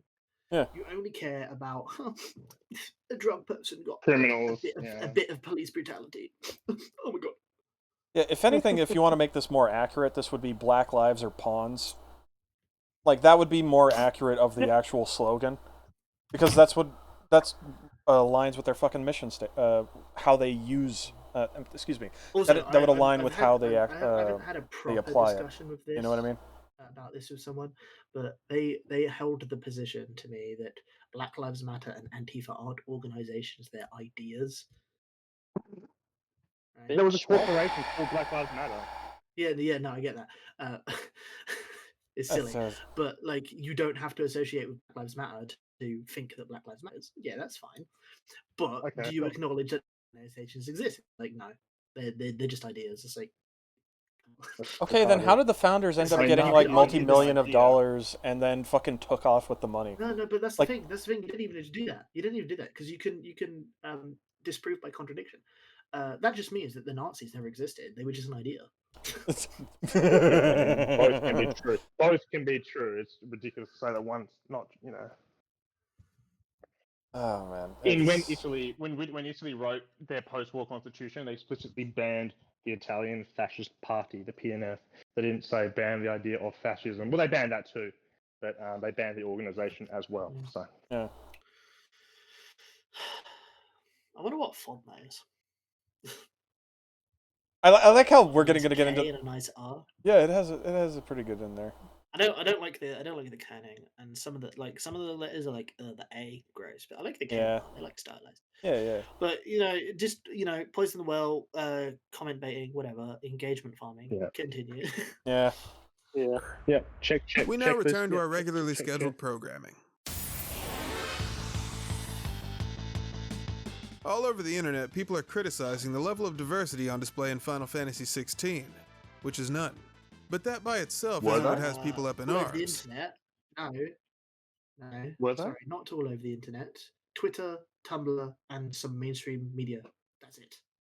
And Yeah, Afterlife games. Yeah, like not even mainstream. I Yeah, wouldn't but even he's- argue he it's uses Twitter, mainstream. so- I wouldn't even No, it was argue like mainstream, Kotaku, Polygon. They're like No. mainstream gaming media. Sorry. you know what I mean though, like by my mainstream. Kind of Yeah, like yeah, how it's not CNN. It's not Fox. No. but They don't. No, what I'm saying is like CNN and Fox. I wouldn't even say they're mainstream because you know how they say mainstream media. You know what I mean? I wouldn't even say they're mainstream. You get what I'm saying? Like it's more of just like these echo chambers They for are these mainstream particularly BBC, for these particular group. CNN, Fox. These are all mainstream media. I think if you turn on the TV, it's very easily accessible. It's extremely easily accessible. You just turn on the TV and it's there. I think. Okay. And so Okay. these- From that these- type of these com- viewpoint, okay, I these- get these that. These media companies, these media companies do have some interaction with games. Obviously, Uh-huh. when a shooting happens and they find Yeah, a yeah, game yeah. in the kids' thing, it's like CNN's like, oh, the violent game, or Fox says. You want to know "Oh, a really good proxy? You want to know a really good proxy for who is a mainstream media outlet? You just look at who's on the White House press circuit. So who gets invited to attend White House? Seriously. But obviously, Seriously. mainstream media can That's mean good other proxy. things. Like if you're talking about games journalism, the mainstream is the Kotakus, the Right. Yeah. Polygons, Who just reviews etc. copies? I guess Because you these know are the who ones has. who are yeah. these are Right. the ones who are covering. They are like the branches of the normal media's gaming division, essentially. There's get no what you mean. Fox. Yeah, you can call it that. That's a good one. But I don't think everyone was complaining about this. I did not see this. This video was a shock to me Because because it was. I remember this. It was Twitter, and like by extension Tumblr, Right. and like polygons and such. Hmm. But you know what? There were some YouTube videos that came Yeah. out, I suppose, if you want to add YouTube, but that's not all over the internet. I guess Right. also Reddit, but again, not all over the internet. I was on many a page on many a edge of the internet that did not care at all. They cared more about the fact that the PS5 might explode if you play Final Fantasy 16 rather than 4chan. the It's diversity. 4chan. 4chan probably gets more traffic than the CNN website. Yeah. They care about this. Yeah. The only time they'd probably care is in response to the people like Polygon caring. Yeah. Yeah. It's this thing that it's the thing these game journos and mainstream media do, where they take a couple of tweets and say like the internet was not happy today. Yeah. But it's like two. Let's see what he tweets. does. Let's see what he does with this point. I actually don't see what the point is of bringing up that it was all over the internet or whatever. I don't actually see what that reinforces the argument at all. So I think It's just argument by popularity by saying, oh, Yeah, I people don't were see how it upset, makes and a there was a lot of them were upset, and therefore my position is going to have more validity as I go on. The problem is how the game's producer tried to justify this lack of diversity. In a recent interview, Ignorant Garbage News asked point blank if there were going to be any black people in the game. I do like the to dig IGN, that's funny. at I do like the dig at IGN, but IGN's just a So garbage throwing his games own journal. team under the bus.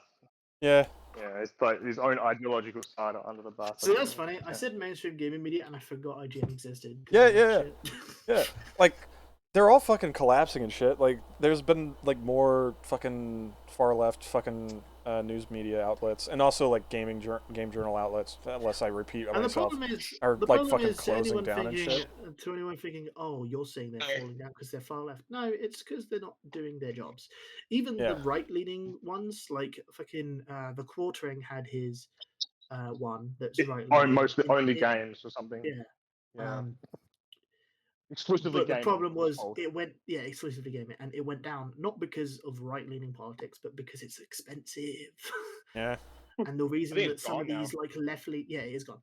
The reason these left-leaning ones are like still clinging on is because they rage bait now. They use like Yeah. farm interactions to get their advertising money by being like, "Oh, did you know that actually Mario is trans?" There would be some brain dead fucking. Oh man, I could go. Oh, didn't they say Ribbit is Did you trans know? or something? Did you know that Mario has body dysmorphia because he always eats the mushrooms to get bigger, and so he is not satisfied. And if you look, he's sadder when he's not tall. What's Therefore, interesting he now is that does not identify with his body and is therefore trans. even the outlets are now turning on like Disney. Even like the IGN Ahsoka review was really bad, so that it was not good. So even they can smell blood in the water, and they're just going out. even they. I mean, given that the Marvels is a flop in the thing, I think very much Disney is now definitely. Yeah, and now even the outlets are seeing the writing on the wall, and even they're turning on them. There's no honor among thieves. They won't be able to pay us for good reviews anymore. Fuck. Okay. Yeah. Shit. Be honest. Maybe we can regain some. Well, they're probably also going to be selling Star Wars anyway, so who fucking cares? Yeah. In fact, they are in cahoots. Speaking of which, Star Wars to a Saudi oil tycoon. Yeah, it hasn't happened yet, but there's talks about it. Yeah, there was one tweet that I ended up seeing on X, which was that somebody was like saying that that was asking like what does Disney have to do to get people to come back, and like they're already making great movies, like that's them saying that, right? And I'm just like, first off, maybe actually make like there was such a need. There was a desire for me to just go in, retweet, and be like, okay, start by actually making a good movie. See, the thing is, right? It's Disney's currently going like full damage control with Star Wars, right? By putting Dave Filoni as CFF, or CFA or whatever the fuck the acronym is. But the problem is he's been making shit. Yeah. Yeah, he's gonna get the Star Wars fans who like will eat anything he shits on the plate, but they're not moneymakers. The moneymaker in Star Wars is the general audience that loves Star Wars, right? The millions and almost billions of people that would, go to the cinema and watch the movie. That's what happened that's why Force Awakens and The Last Jedi made so much money, because people loved Star Wars. It wasn't the fucking Star Wars fans, it was the normies. Right. Yeah, the last Star Wars content they had was good. Yeah, and the reason Star Wars 9 made like half of the money is because everyone saw the writing on the wall with The Last Jedi. I was like, oh, I don't really want to watch the next one. Because in 2006, it's like, oh, I just played Star Wars Battlefront 2. And it's like, oh, yes. And then now it's like, oh, 2023. I just played Star Wars Battlefront 2. Well, it was the EA one. It was 2005, not 2006. Fake fan. Whatever. Well, that after it came out, I mean. So like now it's like, there's just the content's generally shit. But anyway, let's get back to this video and see what else. So the developer's response, keep in mind, obviously, this is a Japanese person, so he'll have Japanese cultural norms, and we'll probably be a bit more practical about his response rather than which he's not going to account for. Yeah. Resume. Or any non-Caucasian characters. Final Fantasy XVI's producer, Naoki Yoshida, also known as Yoshi P, said no in the most diplomatic way possible. I'm not going to go over everything he said, but here's a quote that caught my attention. Our design concept from the earliest stages of development has always heavily featured medieval Europe, incorporating historical, cultural, political, and anthropological standards that were prevalent at the time. When deciding on a setting that was best suited to the story we wanted to tell, we felt that, rather than create something on a global scale, it was necessary to limit the scope to a single landmass, one geographically and culturally isolated from the rest of the world in an age without airplanes, television, or telephones. On the surface, that sounds perfectly reasonable to me. Yeah. And he's about to say on the service level, and then he's going to be like, well, actually, if you think about it. Yeah. Also, keep in mind, this was a translated response. Yeah. He was not speaking in English. Right. It's translated, so there are going to be elements of lost in translation there. Yeah, maybe. Well, no, it's almost always the case. There are just certain things that are like indicated, like tone. You can't indicate the tone of what he is saying in normal English text without a tone indicator, or without being so absurd that it's obviously sarcastic. Whereas the response in Japanese could have an element of, by the words used, have a slight element of sarcasm or a slight element of brushing off a question. You don't know. Right. That's a problem with translating from a different language to your current language. You lose shit like that. You lose contextual clues. Yeah. Okay. I would say overall, for the most part, I think the message was still, overall like heard. You know what I mean? I think Japanese is pretty readily translatable as well. Well, but no, that's the problem. It isn't. Oh, it isn't? No, it isn't. A lot of people can translate Japanese, but a lot of people do it wrong. And Yeah. the case comes in that essentially, and I'm not even talking like localized and stuff. I'm talking about how like specific regional and like cultural, essentially slang, will not work well when you're going from speech to text and then translating said text. So it'd be so Like if somebody said y'all and then it got translated into Japanese, Japanese would be like, "What the fuck is this?" Yeah, it'd be like, that's what why I'm are you trying to convey. Effectively, yeah, it doesn't account for slang usage of terms because, for the most part, only the person and his like directly surrounding culture knows exactly what he means for the most part when he's speaking. And the further you divert from the original source, you write it down instead of spoken, so you lose tone. You then, but you still have some tone because there are tone indicators in the language. Then you translate to English, so there's even less tone indication. Yeah. And then you like cut it up to, because it's not the recording of the full interview; it's bits in response. So it's you're many steps removed. There's potentially a break in the chain, as well as again, there are cultural differences in the way people speak and the words people use. Like, okay, I don't want to do a lolly discussion here, but lolicon, if you go into Google Translate, translates to pedophile. And lolicon in Japanese does not mean pedophile. Right. I know It that's means like a someone who classic. likes lolly media. Right. And is attracted to lolly media, not in like a purely sexual way, but Right. sometimes it is in a sexual way. And obviously, when there's overlap with the Western media that sees lolicon as pedophilia, it depends. Was this Japanese person a purely Japanese person, or is it a person who's on Twitter every day also speaking in English? Then you have to customize. Okay, is this person speaking in purely Japanese slang, American slang, Japanese and American slang? These because each person is an individual with different cultural fucking experiences, right. so they're going to use words in slightly different ways. Well, I mean, we had this And issue even earlier then, when you were saying this translation liberals. is perfectly good. I mean, we had this bloody issue earlier with just English to English definitions of liberalism. Right. Let's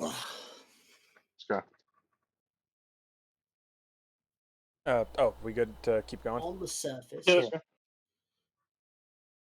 level, this sounds like a perfectly reasonable response. They're basing their setting on medieval Europe, which, despite all the evidence to the contrary, simply didn't have the most diverse population in the world. As Yoshi P alluded to, people didn't have a way to cross bodies of water during the Middle Ages, which made it exceedingly rare to see another person who was a different race than you. Because in case you didn't know, boats didn't exist back then. A lot of people don't know that, which goes to show. Okay, this is so bad faith. This is so bad faith. First of all, long-range travel was restricted to certain class members, right? Mm-hmm. That's just a fact. That's a fact. I don't care if boats, even if planes existed in the time, they would be so fucking expensive that your average peasant doesn't know someone from the next town over because it's that far away, because you're effectively locked into where you live. Travelers are a rarity in medieval times. It's why stories even in the 20th century. Existing.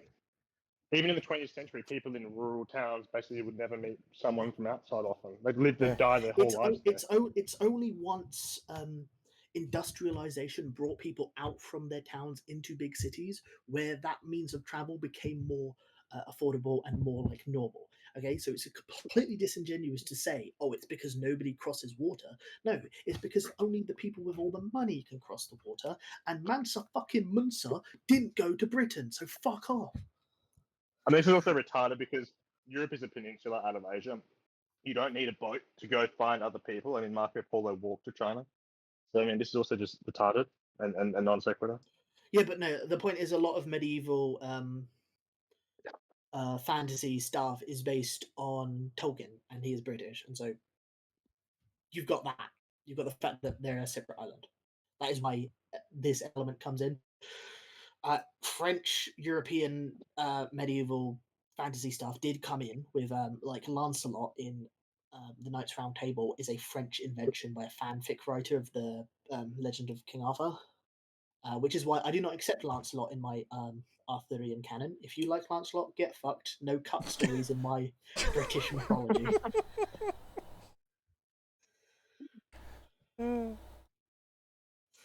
Oh man. It's literally a French dude wrote, "Oh, this Frenchman will go to King Arthur's court and he will woo Guinevere." Oh. But yeah, if you look at the world back then when people traded, like the Middle East, it was a melting pot of all kinds of people and people traveling from China to the Middle East to trade along the Silk Road, and also there's India and Egypt and yeah, there's no case of medieval times where like there was no interaction, everyone was isolated. Right. That's not the point. That The was point is limited. they want to tell an isolated story, so they're going to go with the best bet they have with the time setting, which is that traditional medieval like Europe, where the most interaction is within the kingdom and a warring neighboring kingdom, right? Like your direct fucking neighbor, not like shit you're going to see from the other side of the world, because like to that extent you know the world exists, you just don't know what's on it. Of course, I don't disagree with you. I was just showing an example because Yeah, I I always get what you mean. And hear like people. I always hear people arguing, "Oh, why can't we have a fantasy setting where there's multiple people all coming together?" How about look at the fucking Middle East? It's a perfect example because it's a melting pot of all kinds of different people, while also having people separated in their own corners. Because you have, of course, the white people in Europe who sometimes interact with the Middle East if they could travel. You have the Chinese and the Indians in their pocket of the world, but they also interact over at the Middle East. And you have the Africans and the Egyptians that also interact with the Middle East, and they're in their own pockets of the world. So the Middle East is a ultimately, good example. if you go back to Europe, it's like, okay, you might expect to see some people, and the whole countless evidence to the contrary. No, sorry, as much as you want to lie, medieval Europe was pretty fucking white. Yes. Like right now, Scotland is, I believe, 99% white by population. Yeah. And that's modern day Scotland. You're trying to tell me like a few thousand years ago there was just magically more black people there when they were more isolated? Or just a few hundred, not a few thousand, a few hundred. Yeah. Well, it's 15 to it's like 1066 to the 1600s, I think. So yeah, it'd be a few hundred. Yeah. It's just a silly position to hold. Like you have to be genuinely misinformed to hold the position that people think, the reason that actually everything was isolated because boats didn't exist. It's like nobody's fucking saying that. You fucking idiot. But there's also a reason not a lot of people knew about fucking America. I wonder why not a lot of people knew about America despite boats existing. You couldn't get there. Travel was very hard. Crossing the Atlantic was very difficult, or not, and or do you know impossible. why it was very difficult? Like it took months to travel from Europe to it's a big America. Fucking wild ocean. It's not like the Mediterranean. You didn't have enough supplies, and as well as the weather can be fucky, but you didn't have enough supplies. And the shipbuilding technology wasn't there earlier on. The reason that the Spanish and like the British are some of the first people to like go out everywhere, the Spanish was because they were well funded, shit tons of money. The British because they were some of the first people to be like, yo, maybe scurvy bad. So they originally wanted to use lemons, right? The British wanted to use lemons, but I think it was the Spanish or some country was like, nope, no lemons for you. So they had to go get limes instead, and limes were half as effective as lemons, essentially, for keeping off scurvy.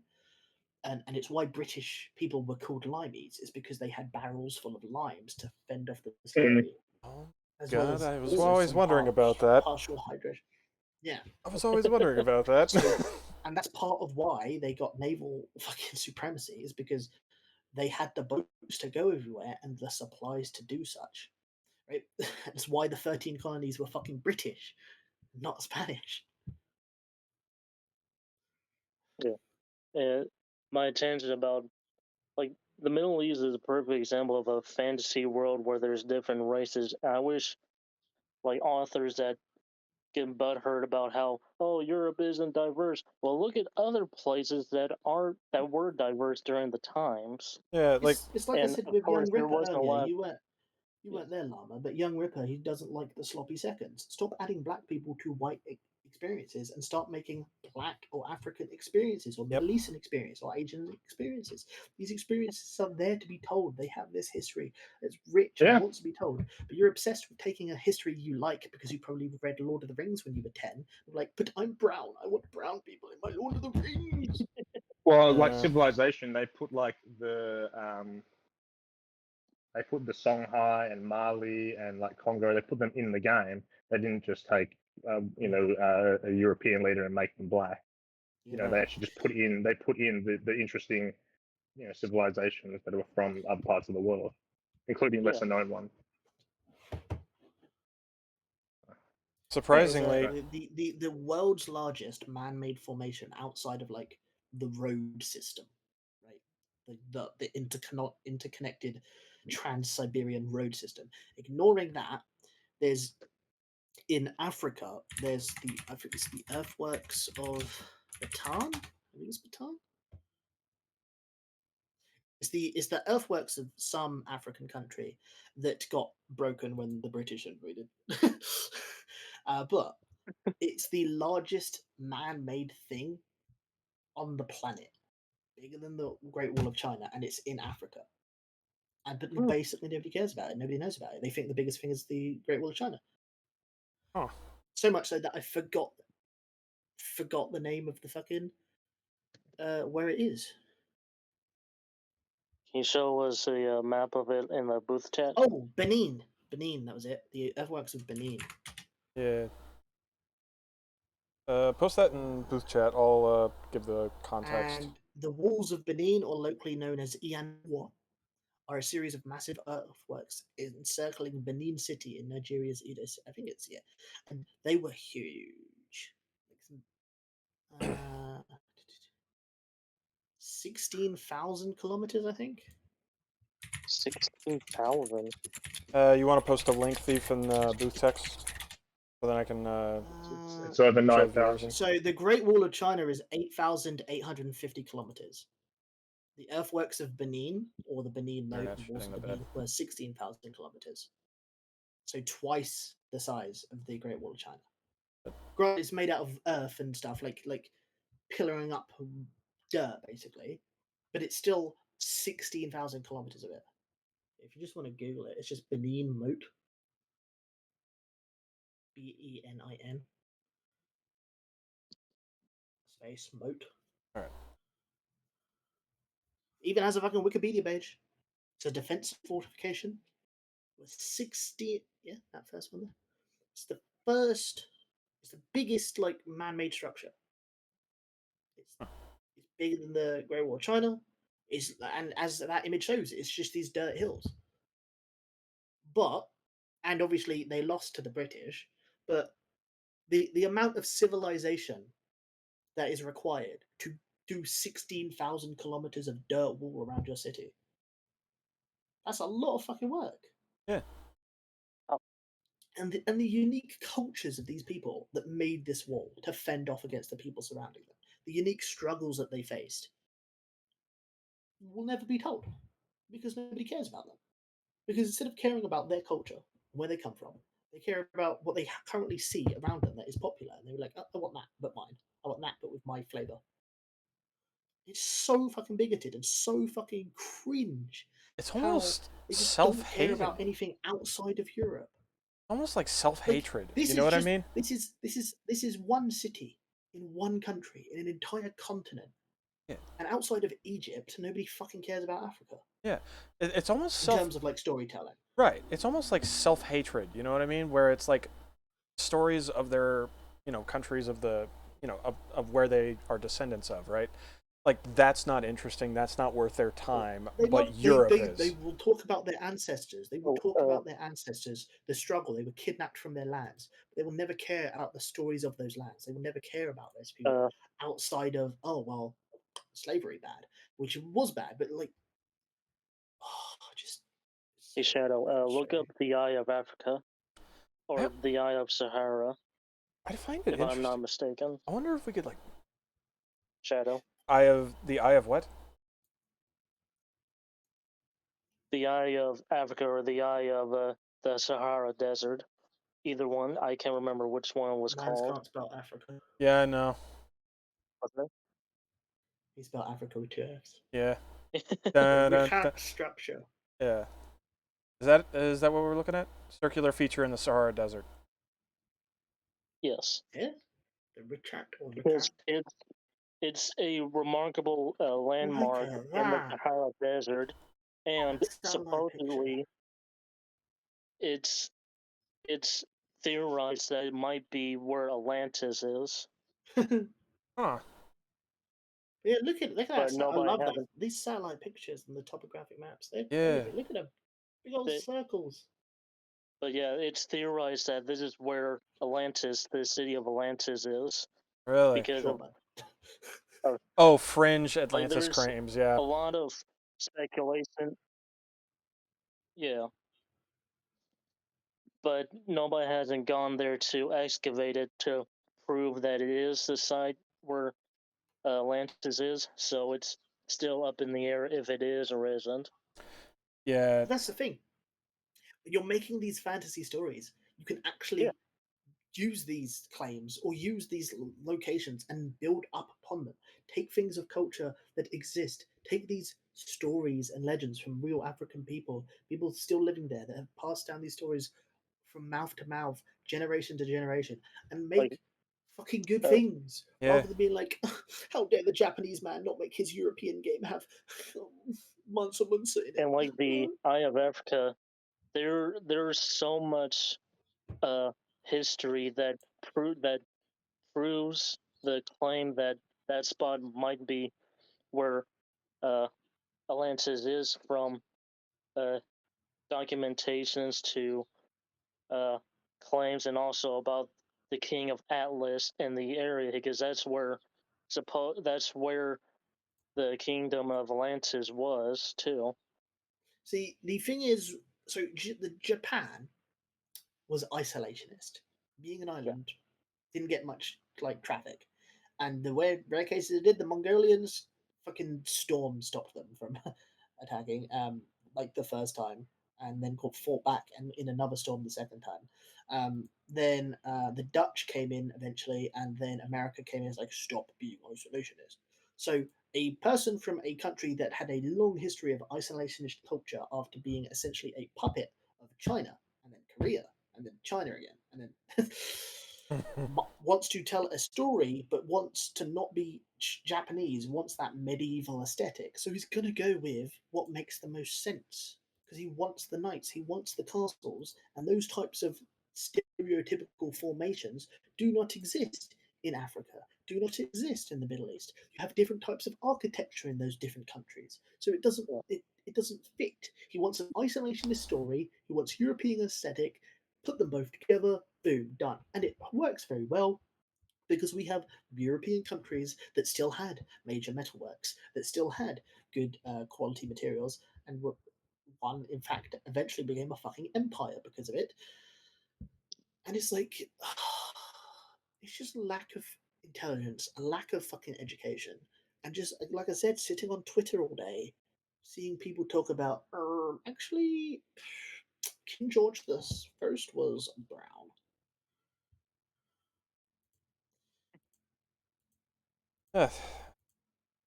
Trying to find the video that goes into detail about the Eye of the Sahara real quick. If you guys are interested in it. Let's continue this thing. Yeah, let's it'd be an interesting video to look at, but we still got this to... Yeah. Yeah, of course. Everything you read. It's more of a video that you guys can look on your private time. Yeah. Gotcha. Okay. I'll add it to my watch later. In the history books, it wouldn't be too difficult to prove that Yoshida was just spouting bullshit.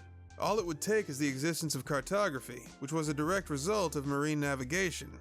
But as we've just established, they didn't have boats in medieval Europe. So just this isn't even not the point. Yoshi, First of all, that's not right. But Yoshidi never actually made the claim that they didn't have boats. He said airplanes, television, and telephone. So fuck off, fucking racist. Man. Let's forget I said anything. Oh, what have we here? It appears to be a seafaring vessel. And this ain't some broke-ass hoopty like the Nina, the Pinta, or the Santa Maria either. This shit's powered by motherfucking rockets. Look at it. This thing goes faster than boats we have today. If this kind of technology exists in this made-up world of make-believe, that means the writers have always had a perfectly organic reason to include non-Caucasian travelers in the story. So yeah, complete bullshit. Oh, but it gets worse. Because of course it gets worse. That's not actually really true, is it? Because what if the Caucasian people are the one with the technology?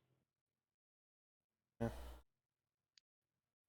We like with Lama's example of the fucking Middle East. Surprisingly, there's a lot less Middle East people in Europe than there were European people in the Middle East, because the Middle East was the central location to go. You need to go speak to a Chinaman, go to the Middle East. You need to go speak to an African, go to the Middle East, because everyone is meeting up there. It's like why most people go to capital cities in countries, because that's where everyone is. It's where all the business is. So if you were to make a game that's like medieval Britain, and you were in like near the north, right? You wouldn't really be encountering everyone because everyone would be still down near London.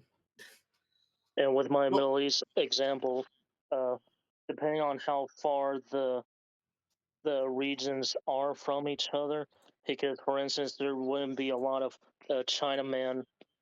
There'll be like Chinaman traders, but there wouldn't be a lot of Chinaman in the Middle East. But there'll be a lot more Egyptians, white people, and Indian people because they're so close to the Middle East. But still, the farther away you are, the less likely you'll meet certain cultures. Like, for instance, you're not going to meet somebody from England or Ireland in the Middle East because they're so damn far away. Yeah, it'll be very rare, especially in this time of melting pot. Anytime you do, that will be a person coming in with a ship to get a delivery and take it away. Yeah, you know that is the only real times you meet them. And maybe you'll meet the person who's there as responsible for arranging this business in the country, like a distributor, basically. And for another instance, there might have been Vikings down in the Middle East from the Scandinavia, but the likelihood is small. And that's the thing. What you end up doing is every time you include someone of that like rarity, you need to like explain what they're doing there. Yeah, which isn't like a black person in my movie. Why is he here? But it's like this person is obviously not native to the land. How did they get here? Are they frequently on a boat that leaves? But no, because this setting is isolationist, so they don't go anywhere. Yeah. So they go to like places that's already theirs. At best, you could probably maybe throw in somebody who's like an ambassador to another country. You know what I mean? Yeah, like, and that's the thing. Like but even then, if you're going purely isolationist and you want to be like absolute, that's probably going to what you'd probably even want like I want an African ambassador. Let me get a South African who's white because it fits in better. You know, they're going to be an isolationist fucking medieval fantasy nation. They're going to be a bit bigoted as well. Yeah. So sorry, racism exists another in the past. Cool example in like distant cultures and people meet each other. Like the Romans knew about whatever Chinese dynasty there was back in the day, and the Chinese dynasty knew about the Romans, but they only have like documentation. They never meet each other with armies, or the only time they meet was ambassadors and traders. They only exchange information. Speaking of which, this reminds me, real world, in regards to old Japan, like during the founding fathers and stuff. Like, there's these really like, you would not say like most like Japanese people would know of George Washington or the founding fathers in general. They would, it's like to see their documentations and in some cases depictions. It's interesting to see how completely wrong they were. like visually speaking, Yeah, like they describe Washington as like the equivalent of a samurai, I should say, during that time period. Who was a shogun. who was in Because charge? shogun was like What the was the leader setup of the of? samurais, if I'm not Yeah, mistaken. I think it was like I think they were depicting it as like a shogun, and it was like, but the thing that I'm getting hanged up on is like what was the who was ruling Japan at that time? My mind's running a blank. And I know what video you're talking about, where Japanese ambassadors visited America when, like, when in California. Yeah, they were in And California. I think I remember there was like an incident. Yeah, and there was like an incident where a samurai was offended and nearly cut off somebody's hands for something. For and it was a misunderstanding. Yeah. Oh man, culture. And the Americans were very confused on how the Japanese bathe, but didn't question it because, you know, different cultures and whatnot. Yeah. So I don't know about that one. I can't find it on a wiki page. But the first Japanese ambassador to the Americas and in Spain is Hasakura Tsunenaga, who was in the period of 1571 to 1622. I think it was a. Hold on, let me correct myself. Hasakura portrayed during his mission in Rome by Archito Ricci, and there's a image of him being like painted. I'm gonna put it in booth text. Hold on, let me find YouTube videos that you can watch on your own times. Yeah, I think. Hold on, it wasn't during the time of George Washington being president. I think it was after the fact, and they were just like recounting the story, like recounting George Washington. This is Hasakura. I think that's what was going on. This is Hasakura Tsunenaga's coat of arms.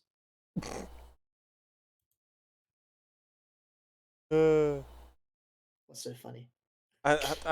There's nothing funny. I don't know what. He's a Buddhist. Yeah. That is fly as fuck though. Like unironically, I actually like his getup. Yeah.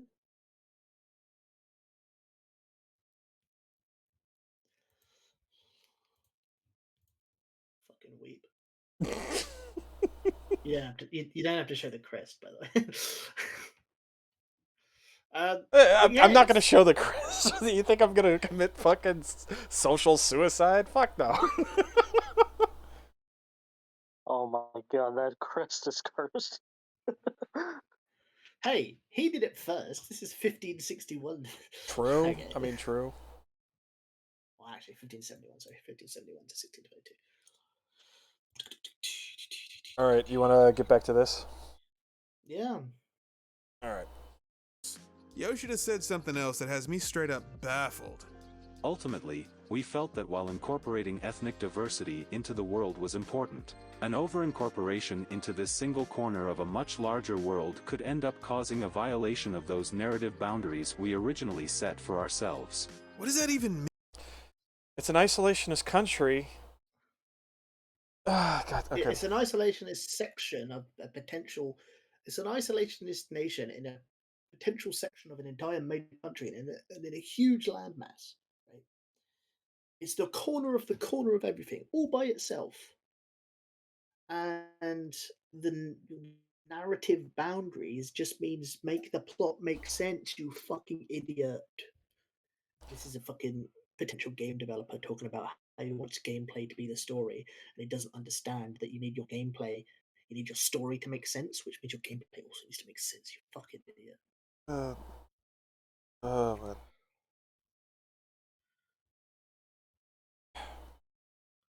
Mean.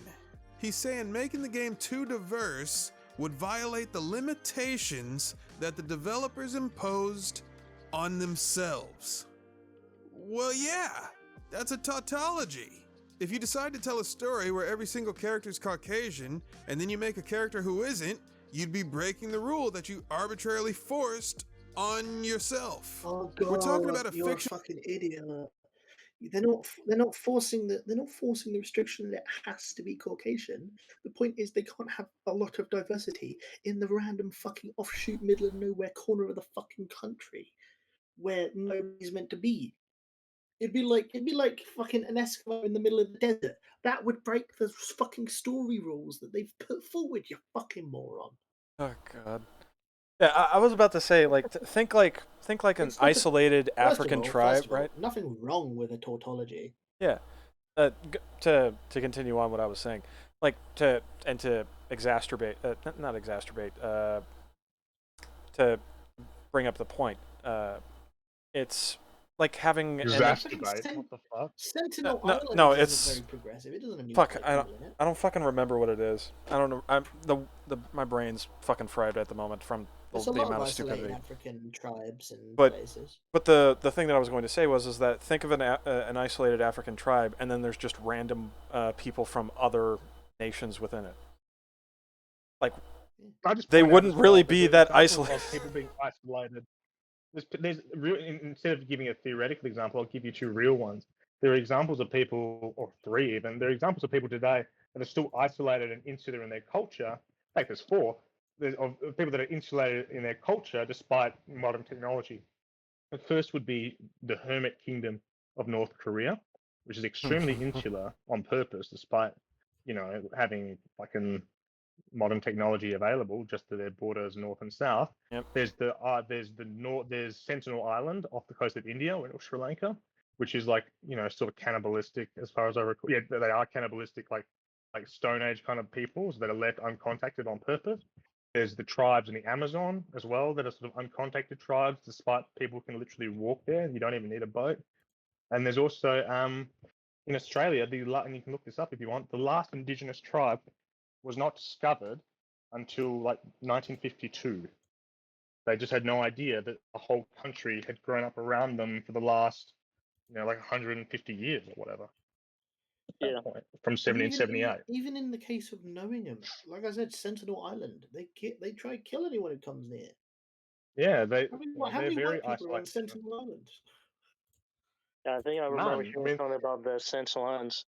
Like, it's theorized the reason why the inhabitants are hostile is because they were attacked before, some centuries ago by sailors, and the reason why they're hostile is because of the past that happened to their people. But is this a theory? Well, yeah, they've probably got a reason why they're hostile. They're probably not randomly hostile. Yeah, they're not feral mongrels. Like, come on. Yeah, God in the developer kit accidentally set them to permanently aggro. That's what happened. God damn it. Yeah, we need to call admin to tell them to update the game. Them. Yeah, tell them update the game. They need to patch the game so that Lord Miles can go to Sentinel Island. So yeah, there's history behind why they're hostile against other people, and you can make a story out of that. Yeah, they need to reset the instance. Everything we've said is pointless because we can't discuss with this guy. Yeah. Invite him on. Someone get in touch and invite him on the show. Oh god, no. God no. Can we have Huggable Hipster on the show to discuss one of her videos? I think she likes Halo. I'm not platforming a racist. Okay. Neither. No. If there's any racists on this show, they have to leave right now. No racism. No one. I disavow all racism, and I'm glad no one in this show has ever said anything insensitive. Ever. It's not just saying; it's believing. You gotta have truth behind it. You gotta believe what you say. Yeah. Anyone can say anything, doesn't mean they believe it. Look at 4chan. A lot of them act like they're straight, but they're raging homosexuals.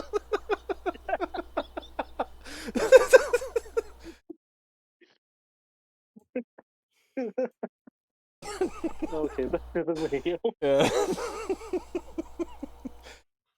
Setting that doesn't exist, so it can be whatever the writers want it to be. In the case of Final Fantasy 16, the writers. Yep. A fictional setting that doesn't exist. The writers can do whatever they want. Great. Not really. I hope this guy holds the same about his own game. Just because I have my sci-fi story fantasy, I could add magic to it. Yeah. No, you can. When I'm playing Skyrim, I walk into Whiterun, I should see Master Chief there. Yeah. It's fiction, right? It doesn't matter. Yeah. Well, with the science fiction thing, you could have magic, but to extent. We imported the Dragonborn into into Starfield. Into Star Wars. Into Starfield. But yeah, it'll be really jarring to have like D&D fantasy magic system in like Star Trek. Yeah. It'll be interesting, but it would be really jarring. Yeah, you'd have to really put in a lot of effort to try to make that work, and and effort into diversity for the sake of diversity is not something that that goes together. It is the reason why I refer to them as fucking checkbox characters, because it's there solely to fill out a checkbox, and then because people like this, individual imbeciles will be like, okay, they put a black person in, therefore it's good. And it's just, we don't have to develop the character. Yeah, it's like I've ranted about this before. When it comes to like the gay representation in The Last of Us, right? And it's like, I'm sorry that it's not. Oh, okay. What was the full rant? You have to recite it exactly. You can paraphrase your rant. I know, but I feel like I need to. This up on you. Where it's like, just putting a gay relationship in there does not make it good. It does not make it okay, because it's not relevant to the fucking story for the most part. And I even with the original E3 trailer where it showed Ellie kissing the other chick, right? I was like, okay, this is happening during Pride Month. It's solely here for marketing reasons, to try to treat me as another market to try to swindle, basically. You know what I mean? And if anyone criticizes it, well, we're putting gay people up there, so why are you criticizing gay people? Clearly you hate gay people. And it's like, no, I don't want that. I want good characters first. If they happen to be gay, great. But that's not important to me. Because I want good writing, I want good characters, I want good stories, but they don't fucking care about that. And this is, oh my god, okay.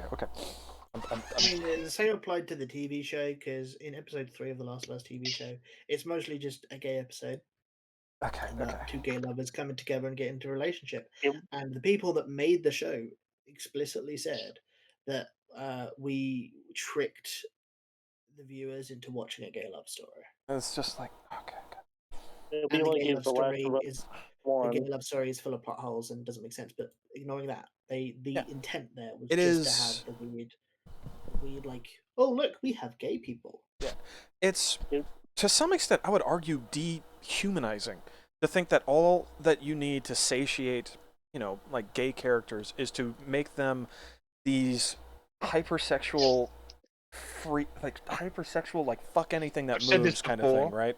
And it's like this super red pill thought that both the extreme right and extreme left have the same view of gay people as being this hypersexualized, like sort of like deviant people, which is what I think you're trying to get at there. I'm just quirky little. I agree with you. It's kind of odd, but they both have the same view of kind of LGBT horseshoe people, theory which is cope. You're a fucking centrist with your horseshoe theory. It's not cope. It's true. Cope.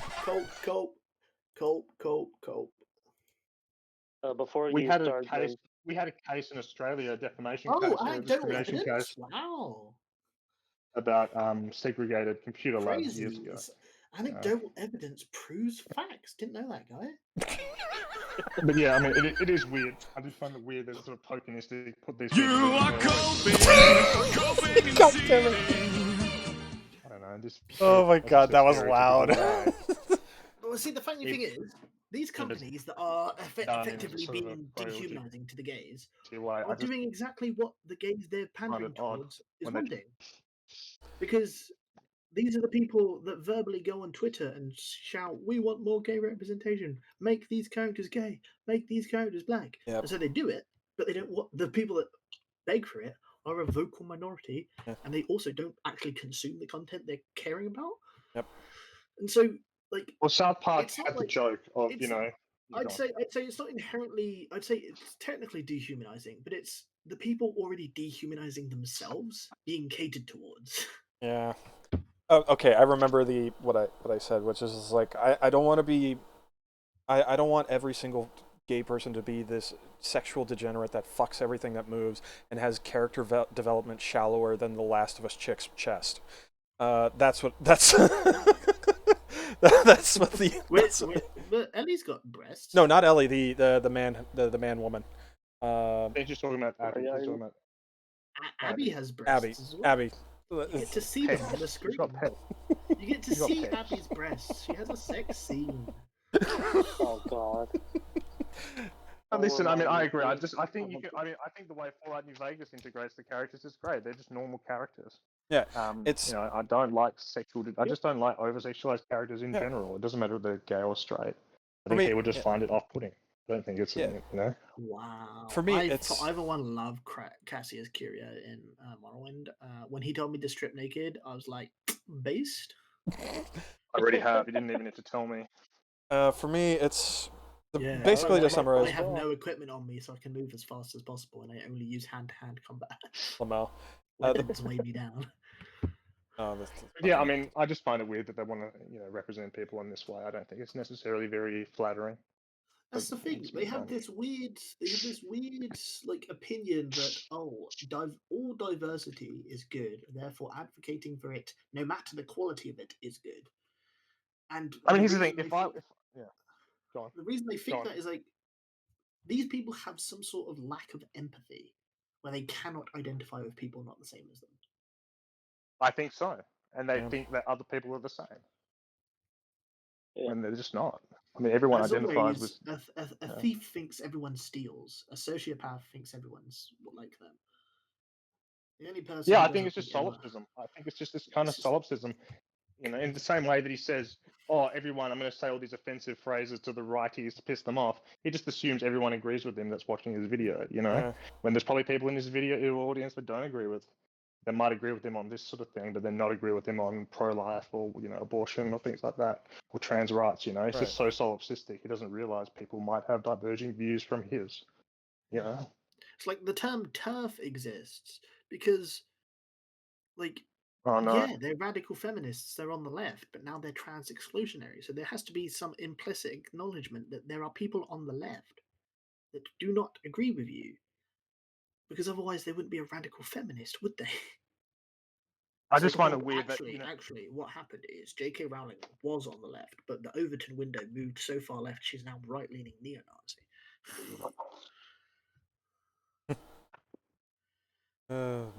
Anyway, back to his point. Well, I want to give about his stupid. Oh, I want to talk about buffering. Yeah, the buffering. Well, while it's paused. It's paused right now. So. I really find The Last of Us Part 2 really disappointing because they just said their Ellie and what's her name's relationship up from the very start. What was that? Dina, that's her girlfriend. I'm surprised you remembered that because I fucking oh man. The Last of Us. Dina, yeah. But anyway, The Last of Us 1. Like The Last of Us, it set up Ellie and Joel's relationship really well because you get to see grow and build and transform and all that. But with Ellie and Dina's relationship, you just have it from the start. Listen, don't get me started. There's nothing there. Don't get me started on how Ellie was made a lesbian in a DLC, not in the main game. Yeah. She was shown to have male interests because she picked up a porn mag from a gay guy. What do you think the gay guy has a porn mag of? Dudes. I don't even care. I don't even care that they were. It was a gay relationship. But it just was done poorly. Yeah, but the point is, there's no chemistry. So they change her to a lesbian in the DLC, and then they just give her a girlfriend in the next one because she's a lesbian. She's gonna have a girlfriend.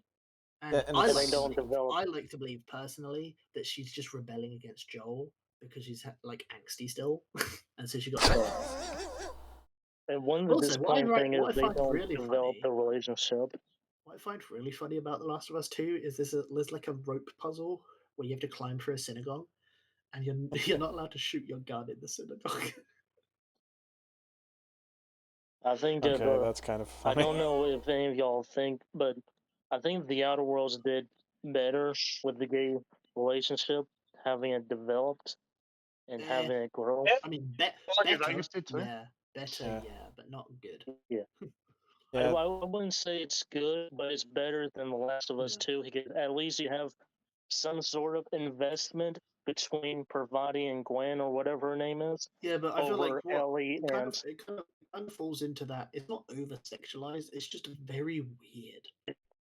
Yeah, weird. She's like weirdly obsessed, and she doesn't care if you assassinate her entire hometown because you let her get some pussy. It's like, okay, it's kind of like bad characterization there. That makes her into a psychopath, Yeah. and I mean, if you want to go full send it on her being a psychopath, then go full send it. But listen. This was made by Obsidian, and Obsidian think lesbian women love punching people. So, I mean, the domestic the domestic abuse cases. I don't think Veronica ever punched Christine, but she does love punching everyone else. Oh God. So yeah, it's The Last of Us Part 2 to let you see and grow develop the relationship between Ellie and Dina, just like in the first nobody Last really of Us. has too much of a problem with these types of things, as long as they're not crammed in. It's why people they don't like politics and gaming. It's when they don't like forced modern day politics with no quality behind it. Yeah, that's it. And when it comes to fucking, there are some edge cases. Obviously, some people might be inherently annoyed about trans characters because of some the hang-ups of the ideology. That you can't please everyone with that stuff. I personally don't care for trans characters, but I'm not going to shun something for having it exist. Yeah. I'm just not. I just don't care. Whereas I can perfectly accept to some people that is normalizing those political aspects that shouldn't be normalized because of. I think that's a bit of a far reach. Well, Yeah, I mean, considering the entire basis of gender as a construct comes from a paedophile, it's not that far a reach. Yeah, but not everyone's operating under that. Yeah, Anyway, not everyone is operating under that. But the point is that's where the root of the discussion comes from. It's like the people aren't acknowledging it, and then that's going to make people think that they're silently accepting it to be I'm not going to talk about it, but I'm not going to disavow it. That's a problem that people have. That's obviously going to happen, and so for the most part, people don't care about, as long as it's well written, as long as it's good, as long as it doesn't promote unhealthy living. I think most people are fine. Yeah, and if it doesn't talk to the if it doesn't talk down to the person as if they're like a 5-year-old who's learning it, who is incorrect about something. You know how they have this superiority and talk down to you type shit. If they're not doing that, most people will find that would be included in being well written. Oh, fair point. All right. Specifically designed their setting so that it would be completely devoid of any sort of racial diversity. That's the problem. Yoshi P finished his answer with even more incomprehensible shit. Take a listen. In the end, we simply want the focus to be less on the outward appearance of our characters and more on who they are as people who are complex and diverse in their natures, backgrounds, beliefs, personalities, and motivations. People whose stories we can resonate with. Damn. There's absolutely nothing wrong with what Yoshi P said. Yeah. It's not incomprehensible.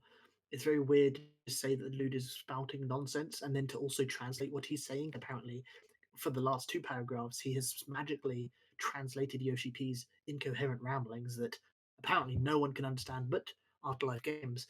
And he has translated them, despite saying they're incomprehensible, and translated them into the worst faith interpretation as possible. In fact, so bad faith that it's not even a possible interpretation. It's just made up.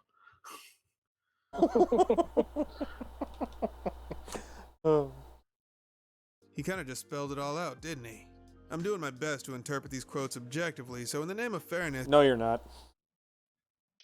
No, the fuck you're not. He literally interpreted a fucking quote that had nothing to do with boats to saying boats didn't exist in the medieval period. Oh man. Let me see. Let me back up just in case, like, we somehow missed it. I wanna do it just in case, so then we don't have this like da da da da da da da da da kind of type shit. You know what I mean? Here's a quote that caught my attention.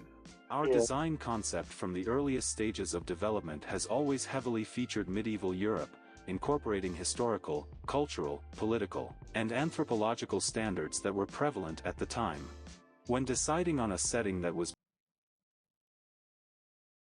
airplanes, television, or telephones, cell phones. So yeah, no.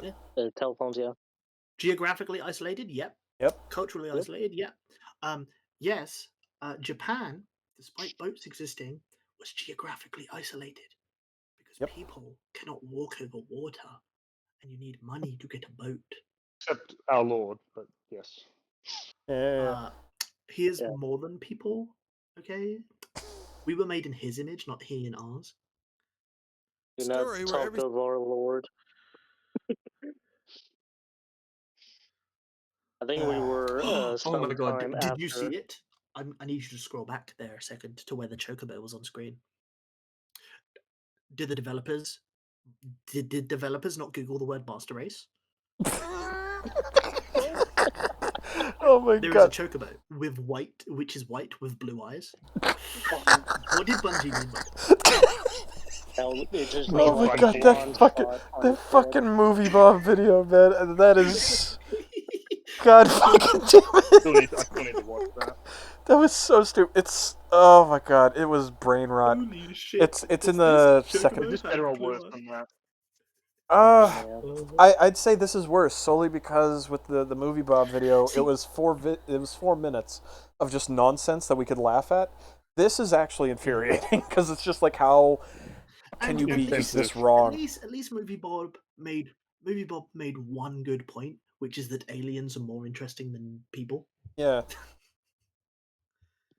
He was wrong why, but he was correct in that the Covenant is inherently more interesting than UNSC.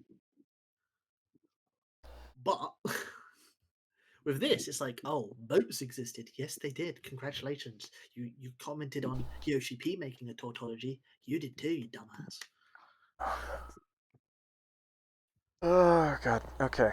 I can't wait for him to be the next Forspoken. Oh god. All right. That you arbitrarily forced on yourself. And completely devoid with even more the outward appearance of our characters and more on who they are as people who are complex and diverse in their natures, backgrounds, beliefs, personalities, and motivations. People whose stories we can resonate with. Damn. He kind of just spelled it all out, didn't he? Yeah, it's not that difficult. I thought. Wait, didn't you just say that it was nonsensical? Yes. And now you're saying it's all spelled out? Yeah. Fucking goddamn it! He said more incomprehensible. That's the thing. He wants to. It's poisoning the well. He will preface what Yoshi P is saying by saying it is crazy or nonsense or whatever, or it's stuck out to him. Then he will interpret it in a way that is not accurate to what is actually said, or it is at least the most bad faith interpretation, where we have the literal transcribing. Even if there are cultural translation problems, I don't think Yoshi P was saying, black people bad, I don't like them in my video game, when the translation is, we just wanted to make a European fantasy game. Yeah. I don't think anyone was complaining when Dark Souls decided to do it back in 2010. Yeah. 2009 something. You know what? Since you brought this up, because there's like not a single black person in it. Yeah. You know what would be interesting? I would find this actually kind of interesting, like a Middle Eastern, like inspired like Dark Souls style game, like looking at the culture of the Middle East and things like that. That could be interesting. Looking at the monster designs that you'd see within that would be Supposia, I guess. I don't know Inshallah, that game. Elden Ring has the 6 pillars of Islam. But in all seriousness, like I think that could be pretty interesting. But nobody wants to do it because that's not interesting, to these people. You know what I mean? Because Elden Ring has 6 pillars in the game, forming a circle, and Islam has 5 pillars. I'm a fake. Damn, bro. Person right now. Damn, bro. Can't Granted, believe one it. of the pillars one of the pillars is kind of like broken down in Elden Ring, so you could say that there are 5 functional pillars, but like Yeah. I think that would actually be interesting, but you know these fucking cowards wouldn't do it because they're like, no, we don't want to do a Middle Eastern, like a medieval Middle East. We want to do medieval Europe, but with black people. And it's like... And the problem is, white people aren't allowed to make games of other cultures because when Ghost of Tsushima was good, people were raising the white people for making a good Japanese game. I was going to bring so that much up. so that they were so much so that they were made cultural ambassadors. Right. White people can't do it, and since white people are the large percentage of the workforce in game development, you have to have Afterlife Games and him and 2 other people in his studio, because he said the 3 of us earlier, so he kind of tipped the hat about fucking. Anyway, moving on. So yeah, 3 people who, just fucking incomprehensible. Now this video is incomprehensible, but let me understand it right now. Oh god. Oh, what the fuck? All right. Not Wensleydale. What the fuck? It went back to that stupid fucking thing. All right. Let's see. Let's. Oh shit! Fucking Yeah. Right there. Hold on. No, and then wait. Okay. Yeah, it was that one. That was his point that he's about to be like, I'm gonna be objective here. Oh yeah. I saw I think like an image after, and I'm like, wait, that's not right. And then because my brain's all fucking fried from this shit. Anyway. Damn. He kind of just spelled it all out, didn't he? I'm doing my best to interpret these quotes objectively, so in the again, no, you're not. name of fairness, Yoshida definitely wasn't saying that you can't resonate with stories about non-Caucasian characters. I get what he was trying to say, but I still think it's interesting that the writers wanted their characters to be diverse in every way possible, except skin color. If they don't want the focus to be on outward appearance, then it shouldn't matter one bit what a character looks like. The implication here is that if the cast were more racially diverse, the focus would become outward appearance. In other words, brown people existing in this world would be too much of a distraction.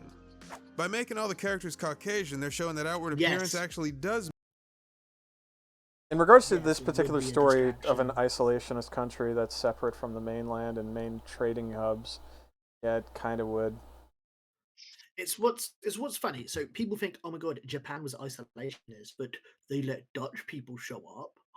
Yeah, at one port specifically, and pretty much everything they brought in and traded for were like measured scrupulously, with great scrutiny.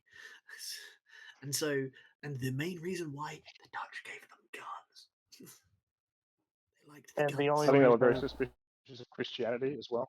And the only reason why they were Dutch allowed were Christians as well. So like, even in the case of if you were gonna have like a couple non-Caucasian characters or non-Asian characters or non-whatever characters, it's still fucking isolationist.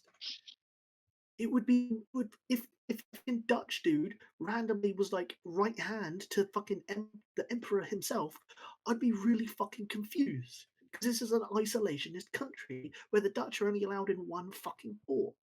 It's kind of like how the Covenant in the Halo TV show had a human female, exactly, right next to the fucking prophets. It's like that doesn't fucking make any sense. Especially when you consider the lore. I've already said it before. They were snow bunnies, the prophets. They love them. They love them. They white women. See, if you actually translate the sacred texts of the prophets, it says where the white women are. Oh my god! What the hell is that? Oh god! Hey, where the white women? I love that movie. I love fucking Blazing Saddles. It's such a good movie. I like how the fucking city, when he like walks in, everyone fucking hates the new sheriff, and then he immediately pulls a gun on himself and acts as if he's a hostage. That entire thing fucking is so fucking hilarious. Oh, people man. of the land. Idiots. You know, morons. Such a good line. It's such a good movie, man. It's such a good movie. Fucking hell. Matter. The artists had to do a ton of research to be able to draw and model European features accurately because they knew how jarring it would be if the characters didn't look like actual Europeans. So we looked at a lot of white people. Apparently so. Oh, I thought that was somebody trying to talk like mid-conversation. That was the fucking text-to-speech shit. My bad. The point is, if you could easily change a character's skin tone or gender and have the plot remain the exact same, then there are no consequences whatsoever for including those people in your story. So in other words, they'd be inconsequential characters, probably people that you would see solely in the port, and again, the only one that I came up with is specifically an ambassador type thing. He's actually advocating for token characters, though. Yeah. Yeah. As well as, yes, the gender of something can change because if the king's queen was a man and not a woman, he wouldn't be able to have any heirs. Yeah, that'd be kind of a problem in a medieval setting. You know, and if the king was the one black character in an entire game of Caucasians, like, what? Yeah.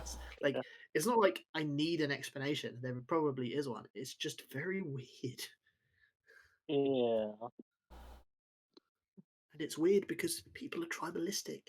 No matter what time period, people tend to favor their own over fucking outsiders. For crying out loud, that's the reason why you have like stupid ass fucking cliques in high school and shit.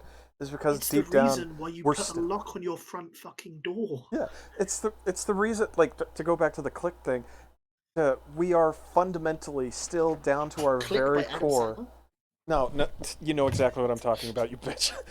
We are still fundamentally to our core ooga booga morons in a fucking cave with sharp sticks. Like fundamentally to our core, we have not changed as much as people think we want to. We just have better tech. What does this have to do with the universal remote from Christopher Walken? What is it?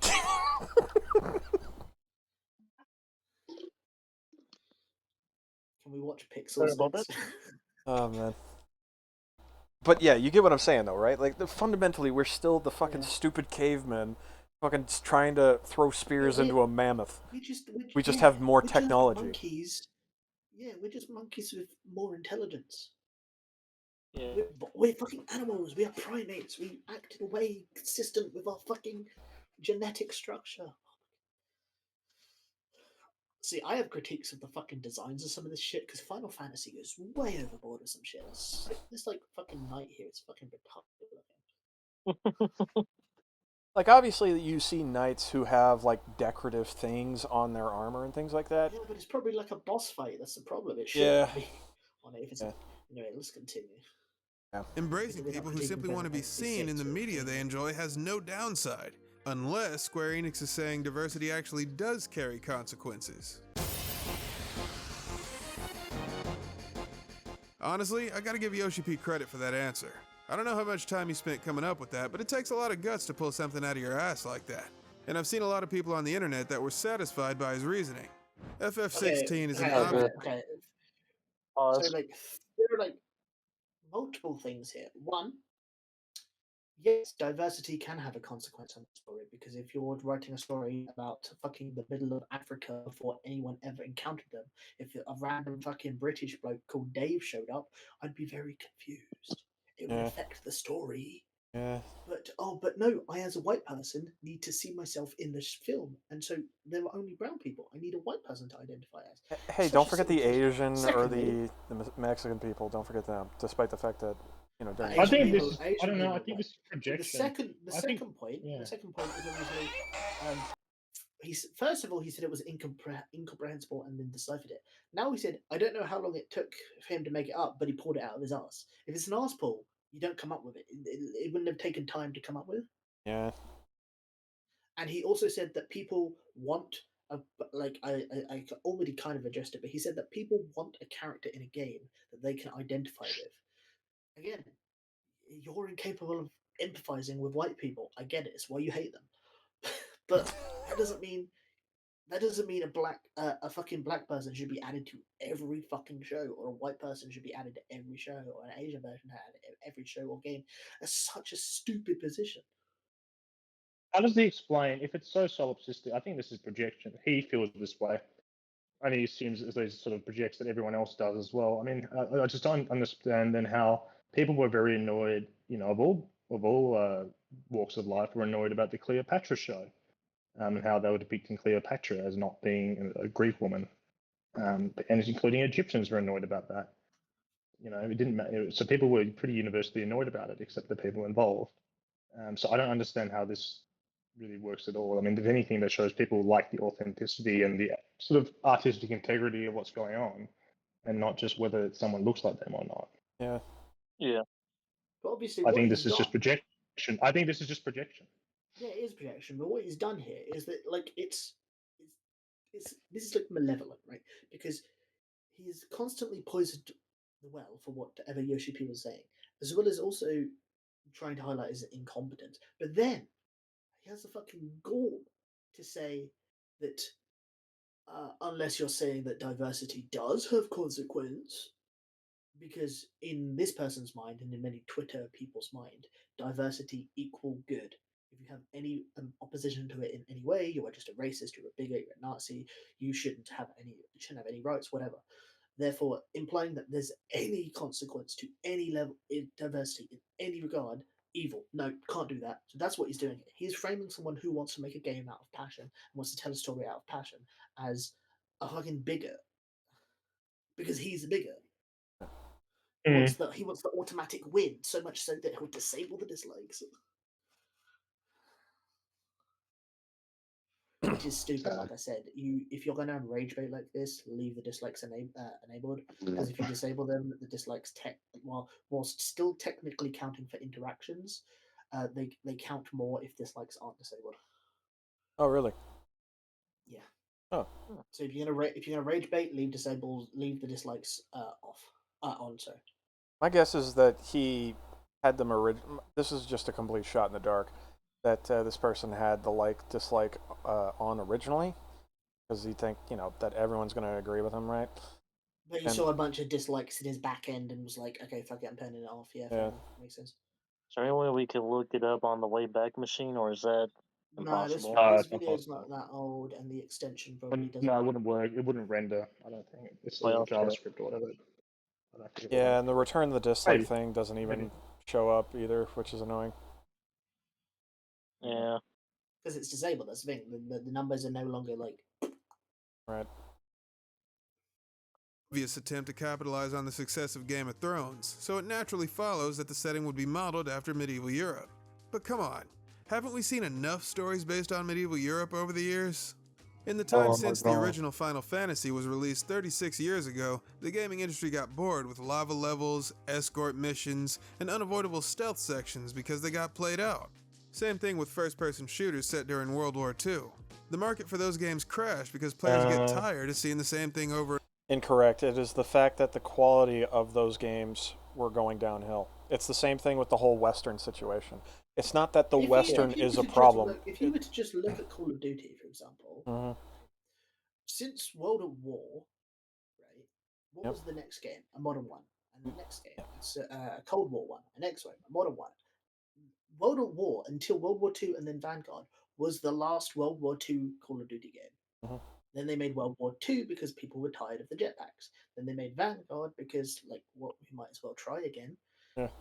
It wasn't about tiring because World at War was one of the first fucking ones with multiplayer.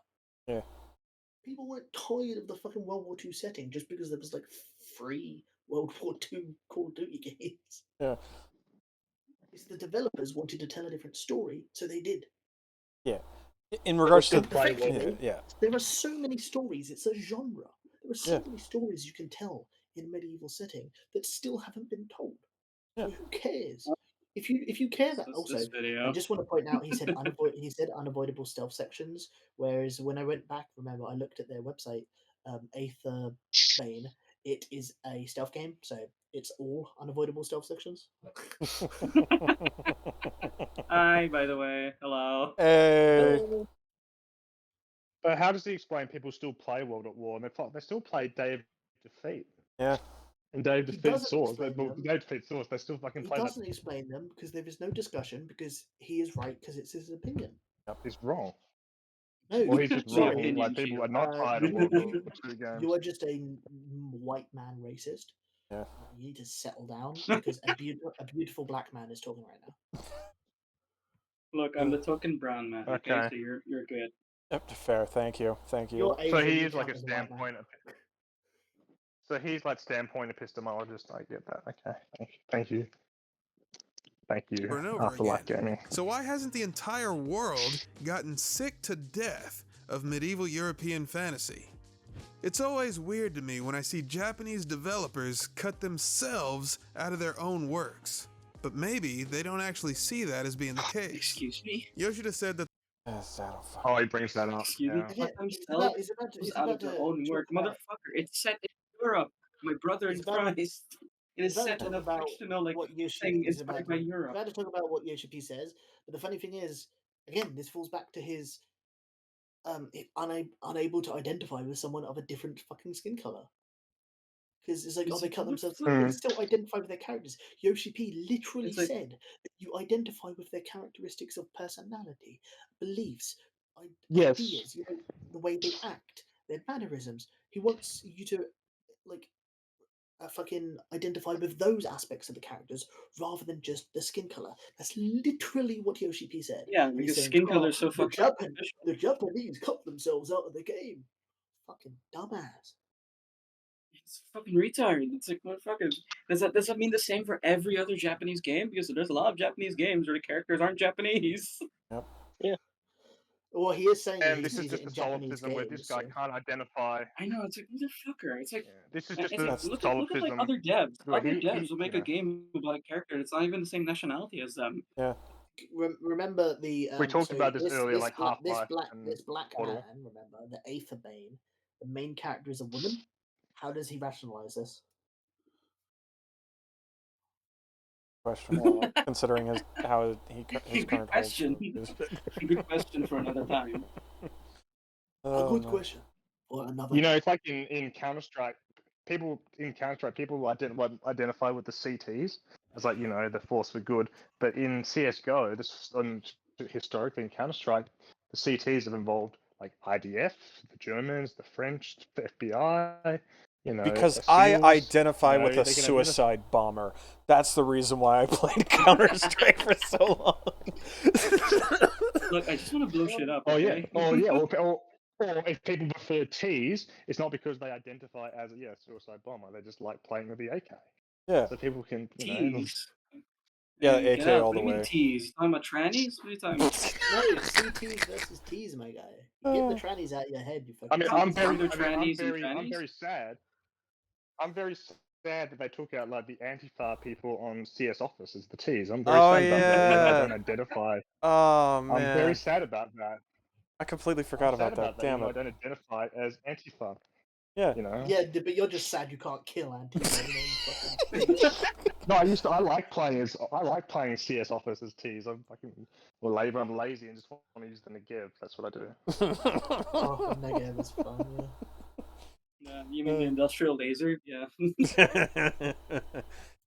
when I first got into CS:GO with a friend, I would only pick the Negev, and I would perform because at a certain point the bullets get really consistent. Like they have a random fire rate at the very beginning, and then they go into their pattern. And once the pattern triggers in, it's really easy to just keep the bullet in the exact same location. Yeah. Do you guys remember when Marjorie Taylor Greene went on her like anti-Semitic rant about Jewish lasers? She was actually talking about the Negev. Wait, what? Jewish space lasers. Oh god. Oh my god, you're anti-Semitic. It's like, no, I'm talking about the Negev. Listen, get out. I'm not obsessed with being a centrist, so I don't care about either side.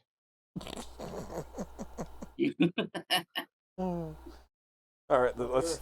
You'll join I'm eventually. In a different country. All right, let's continue on and actually hear the whole point. He's about to say something. That's the thing. Yeah. Works, but maybe they don't actually see that as being the case. Yoshida said that the world where FF16 takes place is isolated from the rest of the world. Sounds familiar, right? Of all the countries on the planet, which one is famous for isolating itself for hundreds of years? Cambodia. Okay, A lot, good. What actually. else? How about Sunrise Land? Yeah. Ah, God damn it! All right. Yeah, dare you, exactly. Sully. So Don't why work. did Square Enix decide to make another game based on medieval Europe instead of any other archaic culture? If the goal was to 'Cause they tell a like it? story about an isolated country, why not model it after the nation that the Japanese developers should know the most about? They have a fuck ton of games that already do that. Shin Megami Tensei is some weird shit, but it's very Oh much yeah, it's fucking trippy as hell. and then the spin-off Persona, and then the spin-off Catherine. The only one of those three that is probably in any way Western is Catherine. Yeah. But even Yeah. then, that's just because of the character. Whereas Yeah. Persona, whilst having elements of a ton of cultures, Egyptian, fucking Christian, the main whatever, the main location is The in main- is in modern Japan. yeah, the main aspect behind it is the Japanese perception of all these things, and these are some Yeah. of the biggest fucking things. Like Persona's like one of the biggest JRPGs in their fucking market. Yeah. Yeah, I know of people who are like People are it's fucking like obsessed with that shit. absolutely obsessed with that shit. And Yeah, it's even surprisingly, even their Final Fantasy games have a lot of Japanese elements. Oh yeah. No way. You think the Buster Sword is medieval European? Berserk, bitch. Fucking Berserk. That's not a Zweihander or any other European sword. No, that shit's just. It's literally just And Berserk. then the sword of the main character in FF16. It's like you can tell. It's like that shit looks like something from Devil May Cry. I just want to ask, what sword does Sephiroth use? It's a long ass katana. Exactly.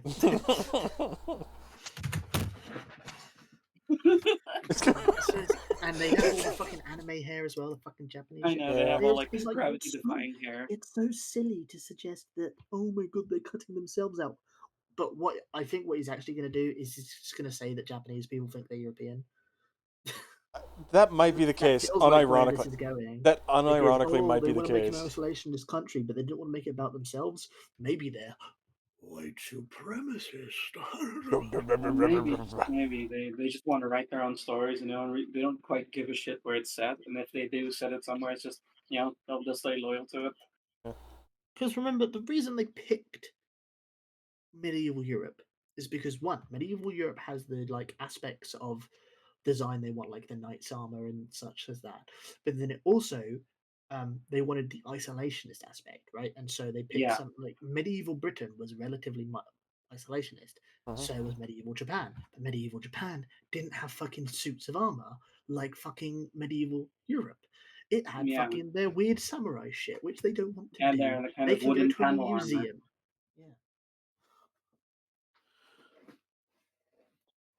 All right, let's hear the rest of this.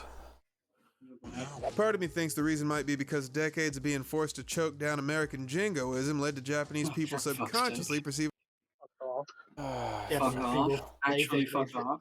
If you want a country that makes some really interesting and really amusing jingoist movies that is like in Asia, China. China has some crazy jingoist war and action movies. Oh my god. I've seen some of the war movies. Fucking hell. I've seen some North Korea and Chinese movies talking about old military conflicts, right? They depict Americans as if these Metal Gear Solid villains, and it is so fucking good.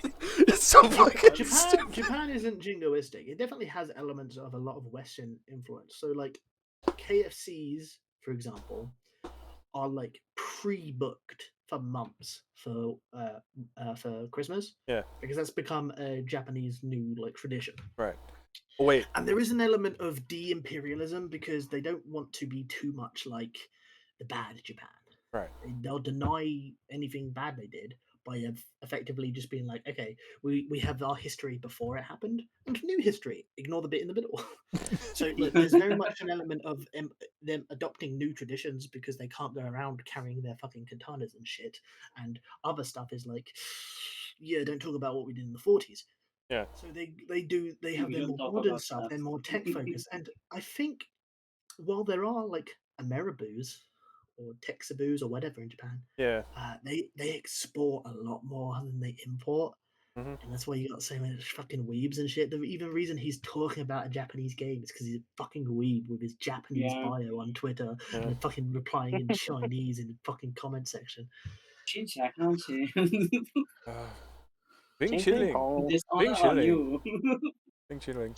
Oh no, okay. To everyone who wasn't here, you got to scroll down and show the comment because it looks so funny. Yep, context of the group. Context It has of the the group. random word Forspoken in it. Don't you want to walk? What you do? Forspoken. Yeah, to explain it to the people that weren't here, the 16th generation started development at the end of Final Fantasy 14 3.0, and it has nothing to do with the success or failure of Forspoken. Yeah, Forspoken was its own thing, and Forspoken was trash. Yeah, and then it's just him in Chinese saying this is real. Yeah. Which I'm probably saying true or like something like that. Yeah, something like that. Some, like I said, mistranslations happen in a ton of shit. Yep. Given themselves to be of European descent. So maybe the writers did base FF16 setting on Japan. Oh my god, they unironic. You joked. You predicted it, you son of a bitch. Yeah, He spoke it into reality. You son of a bitch. Being forced to choke down American jingoism led to Japanese people subconsciously perceiving themselves to be of European descent. So maybe the writers did base FF16 setting on Japan. They just didn't know it. This is also basically the argument extra credits made. That, the Japanese people would look at the American beauty standards and thought that applied to them. I don't want to go actually, but if I go back to aetherbane.com/story, is the name Visela Varenberg African? No. Probably not. Is the That's kingdom European? Is the kingdom of Crucilia African? That's European as hell. Well, maybe this African American man is thinking he comes from Europeans, despite the fact he has African ancestors. Oh god. No. Not only is the main character a woman, she's gonna be a European woman. What is he doing? Oh man. Oh no. And remember, Oh god. Remember, Afterlife Games was founded to unlock the full potential of storytelling in video games. Instead of constantly interrupting gameplay through passive storytelling methods like exposition dumps and cutscenes, our games tell their stories through their level design, art direction, and mechanics. In this way, gameplay is the story. Nothing. Aetherbane is their only current thing, and it has a story page that's like maybe a paragraph long. It's split up into multiple paragraphs, but I'd say it's maybe 2. Light reveals only that which is cloaked in shadow. Did they let an AI? Did they let it? Hold on. Did they let an? Legitimately, did they let an AI write that? Because that sounds immediately like some ChatGPT type shit. This is so shit that the AI must have been trained on like DeviantArt text posts. Because fan fiction. I'm gonna do it again in the voice. Eons ago, the Titan Prometheus gave mortals the gift of fire. So began the cataclysm, an extinction event of man's own design. Okay. Are you? That's so schlocky and shit. Oh, you know what? Here's a stupid idea that I think that's going to be in the game if they ever make the game, right? Previously, so technically speaking, that this is I'm gonna guess that this world is technically a post-apocalypse, where it's like everything's rebuilt and things like that, and the original apocalypse was just people nuking each other. Yeah, like in the aftermath, what little of humanity remained was threatened by the ravenous hordes of Typhon, until the gods were There's a spelling mistake. Oh man. Oh no. Oh no. Oh no. COMMPELLED. Wait. Type that shit down. Just copy and paste. Is spelled with. I can't copy and paste because it's an image. They wrote compelled like this. What the fuck? No. When compelled is written like only this. one It's only one Oh my M. God. Retard. And then there's my dumbass fucking putting 2 F's in Africa. Africa. until the gods were compelled to intervene. Through their guidance, mankind has kept the fiends at bay for nearly a millennium. There be okay. Among the sovereigns What fought fucking from the goal? survivors, What fucking the goal kingdom this of guy has? Crucilia stood as a beacon of prosperity. Though one Oh, wait a will minute. soon discover, Wait a minute. every state has its secrets. Wait, are they? All Is yearnings of Crucilia unstable supposed to be in peace. Africa? Aspiring alchemist Vigela Vadenberg forsakes her academics in order to prove herself as a private detective, but as unseen forces orchestrate chaos within the realm, a sinister entity buried in her subconscious begins to surface. To maintain her sanity, Vigela must learn to thrive in the violent world of criminals Oh and no, she has mercenaries. Johnny Silverhand in her head. The only question is whether the kingdom will be overrun by demons before she's consumed by her own. It's Johnny Silverhand. Unironically, Johnny Silverhand. What the fuck? Remember when he described his game as a military stealth RPG? Oh my god, yeah. The fucking goal. The goal. The absolute goal of this Stealth guy. RPG. The absolute goal What? of this guy to say that Yoshi is being incomprehensible when this is what they're putting out. The fucking nerve of that. Yeah, Vic. Yeah, that's it. That whole spiel was at the beginning of the video. Of him like, oh, we're gonna make a military. And before anyone says, oh, these are clearly different games, he's talking about another game they've got in the works. Remember, the description of the Aetherbane website before you go to aetherbane.com is developed in collaboration with former Army Special Forces and private military contractors. Aetherbane is an immersive RPG system inspired by declassified covert and clandestine operations. Set in a realm where all of the legends and folklore of our world are factual aspects of the setting's rich history. I hadn't read that line yet, that's so cringe.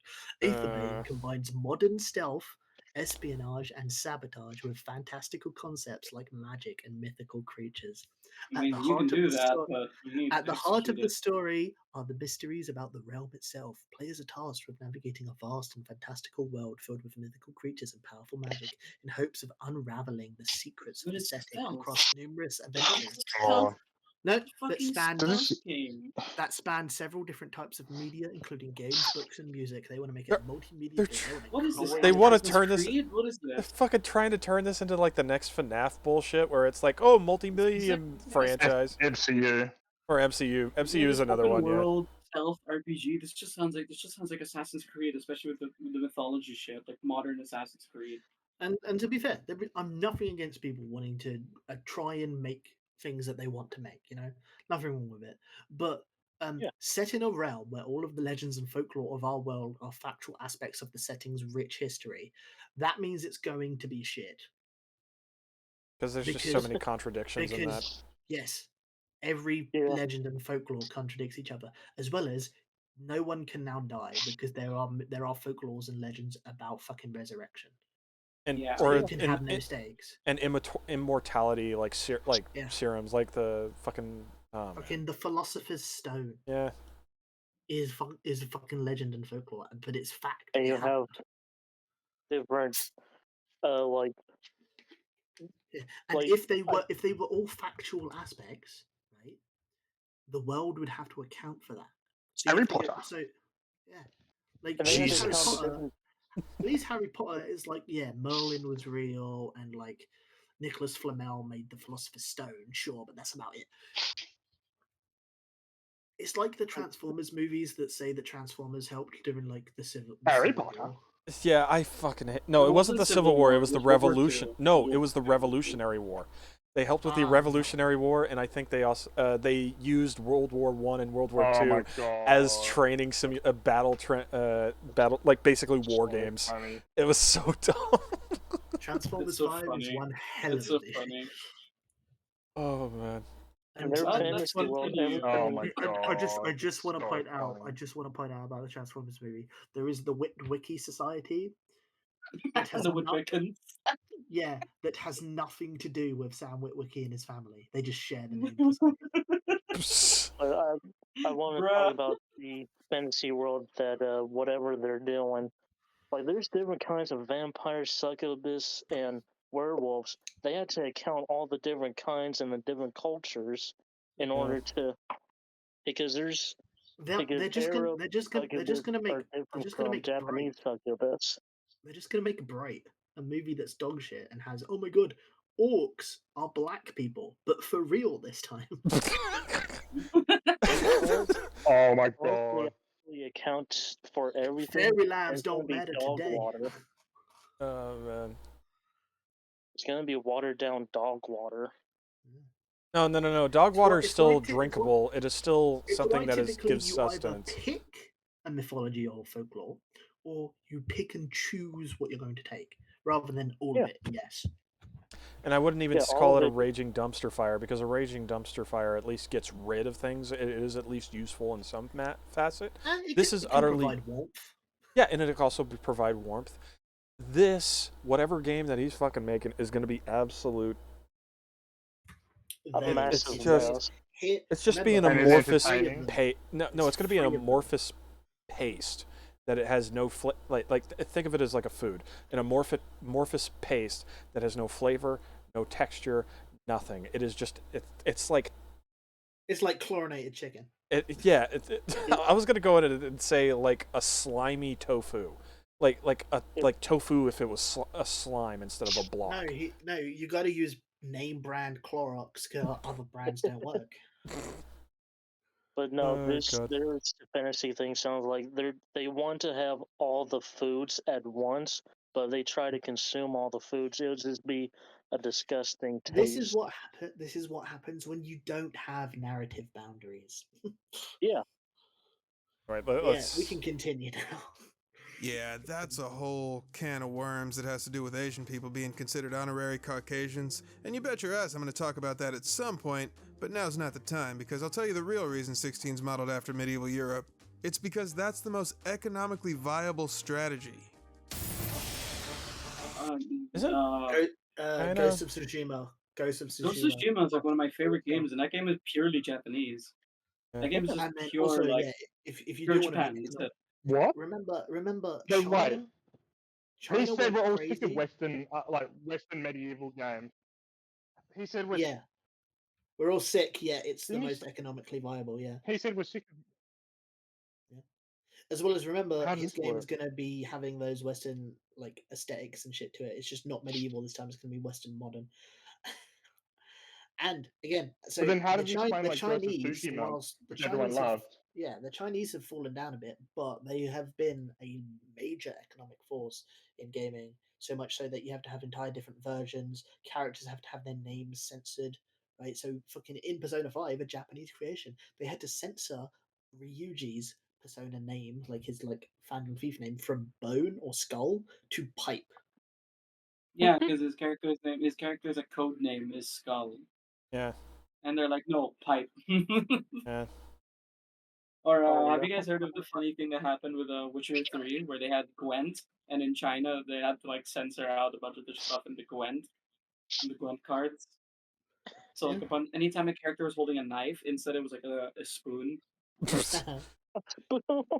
I'd almost want to played knifey spoony before. That's not a spoon. This is a spoon. That's not a knife. That's a spoon. Ah, so you play knifey spoony. I killed a man with this very comically large spoon. Dude, I'd almost want to get those Chinese specific versions because that's so stupid. Like you'd almost want to get them. You know what I mean? Payday 2 has a comically large spoon. Yeah, good times. And it has a golden one as well. And it sets people on fire. Anyway, this insufferable racist. Let's continue. Yeah. We're halfway through. I've said it before and I'll say it again. AAA games like Final Fantasy XVI are commercial products first and foremost. Anything else comes after the fiscal year is over. Every decision about the development of this game is scrutinized by a team of analysts to maximize profit. These analysts have determined a specific number of copies that FF16 needs to sell in order to be a financial success. If they sell more than that, great. This is completely wrong. And how is this totally contradictory? This is completely contradictory to saying there's some racist animus to this. Yeah, it's like they're making it because they are secretly European, but actually no, they're making it because they just want money. They're contradictory. Pick a lane. But the point is, he's just wrong because the Final Fantasy series is so fucking expensive. It is so expensive. to make just a single one of the games, that they would need to sell, like, they would need to be the top selling games every time they release to make back their money. But they aren't. And so, how do we remedy this? Oh, they've got Final Fantasy 14 where you pay to get shit. So they've got that as a back end and other ways of monetizing the Final Fantasy franchise and other shit. And so much so they had to sell off their ownership of, because it's Square Enix, remember? So they had to sell off Hitman, Really, Tomb Raider, and all that shit. Yeah. They sold off all their they sold off a shit ton of all their Western stuff to, I think, Ido Interactive, and then Ido Interactive kind of didn't succeed with any of their projects yet. So, like, Final Fantasy is like a budget black hole. It just sucks up money. So, one, they'd be stupid to not try and sell it to as many people as possible. And two, is he trying to imply that, like, black people are not profitable? Does he know Black Panther made over $1 billion? Yeah. Black Panther's not even good. Or Spider-Man Miles Morales. Yeah, but no, that one actually did flop. Or Spider-Man 2. Yeah. And then again, we don't know the numbers for that one. Yeah, it might still flop, but No, we know it's done. We know it's sold. We know it's sold enough already to make us money back. Oh yeah, absolutely. Especially considering I have a group of friends that are like, "Oh my god, it's so good, guys!" Like, it's like, all right. See, that's the thing. When I went through Synthetic Man's review, for the most part, he's like, the combat's actually pretty like fun, but like so much does the game pull you out of doing the combat and doing normal Spider-Man things, and it's just so fucking boring. Yeah, it's one of those things where it's like one of the problems that Spider-Man 2 has is that it pulls you out of like a lot of the gameplay. It's not in comparison, the Arkham games very much focus on you like doing Batman shit. The Spider-Man games pull you out by doing all sorts of other inane shit, and you're just wondering like, am I playing Spider-Man or the fuck is going on? And I get it. Friendly Spider-Man, he's gonna help some old ladies cross the road. But they make like so much like, okay, I didn't even care about that. It's the fucking, oh, you must play as the deaf girl while she spray paints and she thinks in emojis. Oh. The deaf girl thinks in emojis. It's so funny. I hate it. Like a cat, I think, that follows her around, and she needs to express her like excitement, but she's obviously not going to talk out loud because she's deaf. So how do you do it? Okay, not a thought bubble. No, that's too comic book. So they just put like an emoji on her head, like a love heart. It's so shit. She's just a boomer. Anyway, I feel internal pain. Father, I cannot hear the book. That's because you're deaf. Father, I cannot hear the book. That's because you are reading. But then again, I had to bring up this example, but didn't Half-Life Alyx do very well? Yeah, well, yeah. I mean, did it? That's the problem with it. It's a VR. Old enough for Valve, I think. They were happy with like it. It depends on how much. I think part of the reason why it sold well is because, you know, you're spending most people who might have got it, well, not most people, but a lot of people would have got it, like me, spent $1,000 or £1,000 on the Valve Index. That was the big cost factor of Half-Life Alyx, not the actual game. Right. Like, I didn't pay for Half-Life Alyx; it came for free with my Valve Index, so the cost. Yeah, they want people to get the index. Yeah, the cost was included in the index. So yeah, like it was successful mostly because Valve are releasing the best fucking VR system in the market. So, but yeah, I just don't find this very convincing. That I mean, because people make the same argument for like you can't have a female protagonist. Remember this?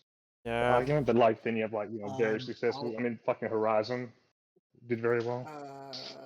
Didn't Horizon Zero Dawn end up selling like 20 million copies or something like that, or 20 to 30 million?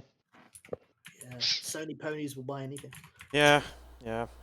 Well, Horizon Zero Dawn was good. I liked Zero Dawn a lot. I didn't dislike it. I 100% did it. I completed it. I didn't play the DLC, didn't play the sequel. And for the most part, I was enjoying myself outside of needing to farm for resources for all my cool items a bunch, as well as the robots did get a bit repetitive.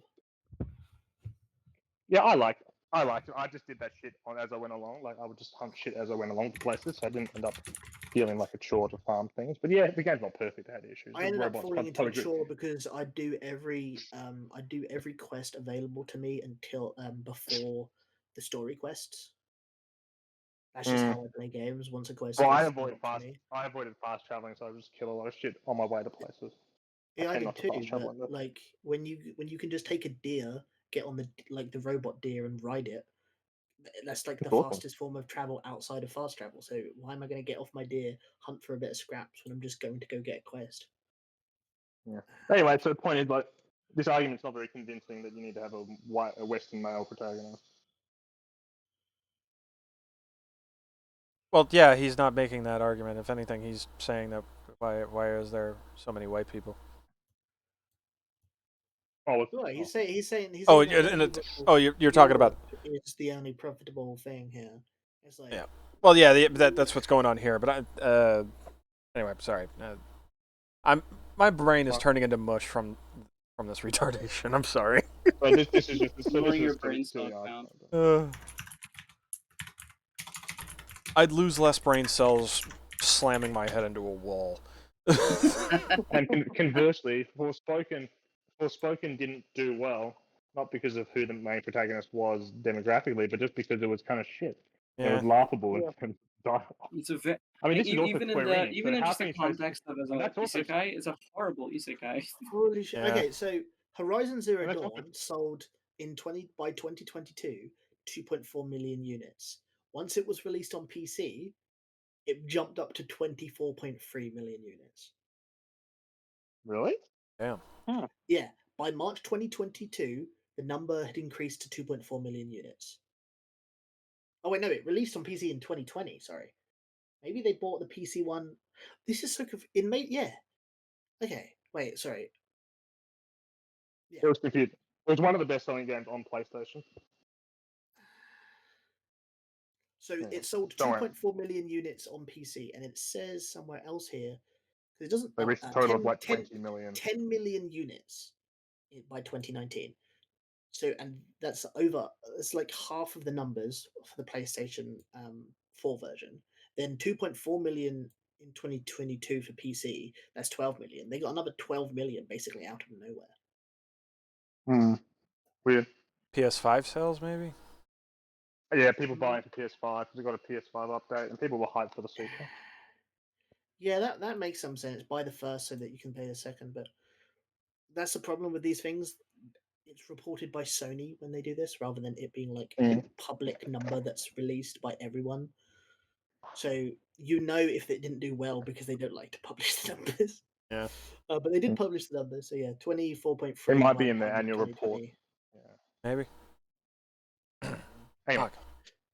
So anyway, you can make games that have non-white male protagonists and do well. This is just not true what he's trying to sell here. Right.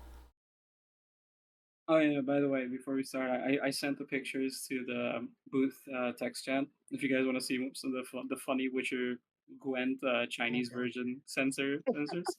The first one where the guy with the person with the head, right? It looks like somebody's holding like not like I'm guessing it's supposed to be a rock, but it looks like a decaying like decrepit diseased head. So it somehow kind of looks worse in the China edit. Funny enough. Also, notice that the water where the head is now like muddy instead of full of blood. Yeah. The third one where the sword has just disappeared and they're just holding it. It's like they could have made a shovel, I guess. I don't know. Someone mopped up the dude on the tiles. Yeah. I wonder in CSGO, if you unlock a knife in China, is it like a big spoon? The woman with her leg, she's got to put trousers on. He's just got a spoon. That's funny. He's licking the ice cream off the spoon. Yeah. The flying creature, the Chinese edition face looks derpy as fuck. It does. Yeah. It's like. Anyway, should we get back to the video? Yeah. We're not. Yeah. It's a bit much. Each team needs to sell in order to be a financial success. Yeah. If they sell more than that, great, but they'll be happy as long as they hit their projected sales figures. Because of that, the safe bet is to market the game to the largest possible demographic that's statistically the most likely to purchase the game. That means Caucasian males aged 18 to 34 in the United States. I saw someone online ask why Square Enix wasn't marketing more in China, considering their massive population has led to them having the largest games industry in the world. It's true that games generate more. Anyone want to interject? Or are we good?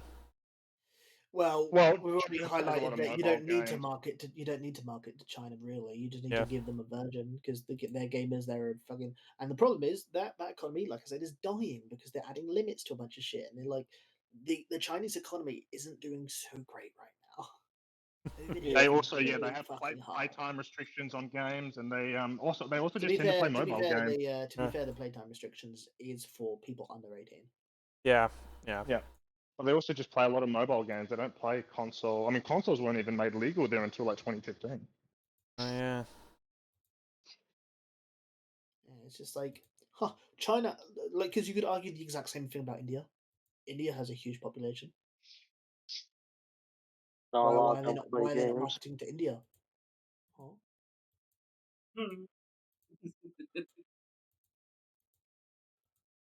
We continue. Yeah. More revenue in China than in any other country, but the majority of that money comes from MMOs on PC. Console games like FF16 make up for a sliver of China's games business, and part of that is because game consoles were banned in China until 2015. Hey, oh wait, so he's giving actual reasons onto why people will actually pick the... Oh, why maybe you wouldn't go to China? Oh, because the market, whilst relatively large, isn't actually that big. Also, maybe, I wonder if Final Fantasy has an MMO that could be good. Yeah. I wonder. It's a mystery. Nah, couldn't be. Nobody in China would ever play Final Fantasy. It's made by the Japs. All of China knows it. Well, here's the thing. I don't think PlayStation is very popular in China at all, whereas Xbox is the console people play there. PlayStation is not popular, and FF16 is, PlayStation game, so... Nah, they just love white people. Yeah. It's not for any actual reasons. It's because white people, specifically with a fucking Y in there, for some. See, I fucking. Whenever they say like YT for whitey, I'm like, YouTube, huh? YouTube people. And then you get the Flim version of white, right? Yeah. White, yeah. It's like, I already don't like you, and I feel like I should fucking punch you in the throat.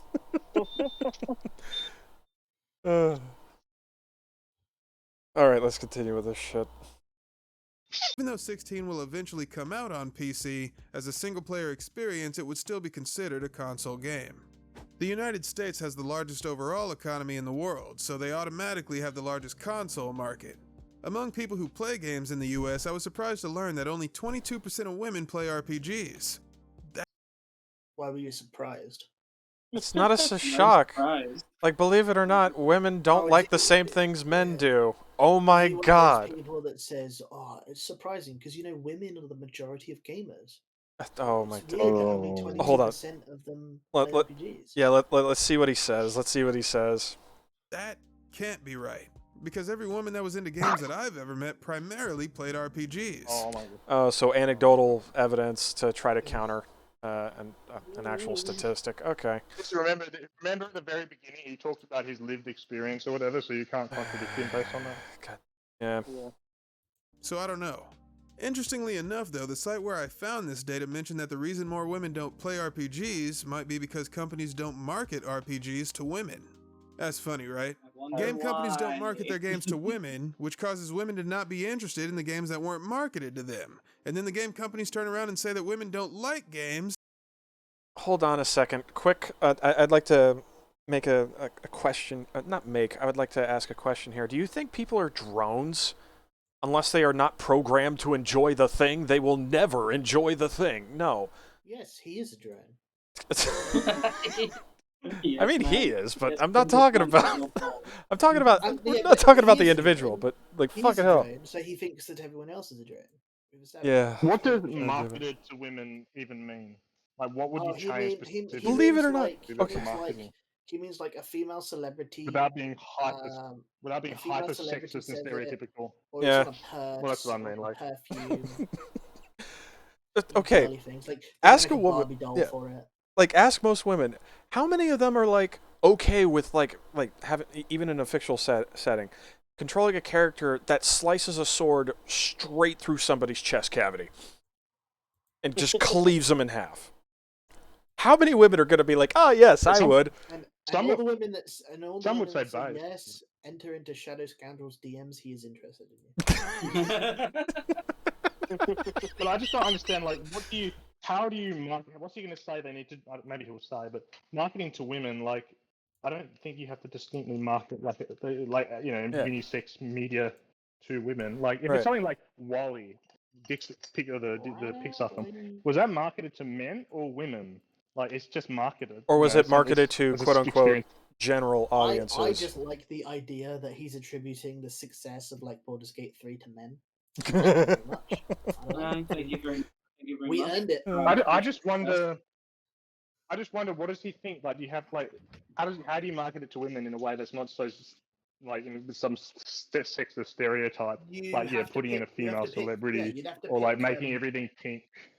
No, you'd have to pick channels that are predominantly watched by women, like TV shows. Yeah, but they make everything pink and make everything No, like because you just reminds me of that this reminds me of like that of that skit that Bill Burr had where he was talking about how women were blaming men for the failure of the WNBA. Yep. And he was like saying, it's like, you fuckers would rather watch other women tear each other down in your fucking reality shows than support women coming together to play a game. And that's the thing. How much money do you think it would cost to put an advert in between those reality TV shows? Probably quite a bit. And how much of a return of investment do you think a video game is going to get by putting them in there?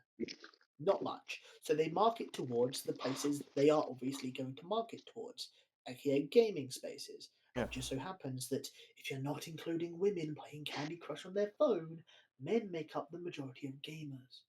Yep. It's just.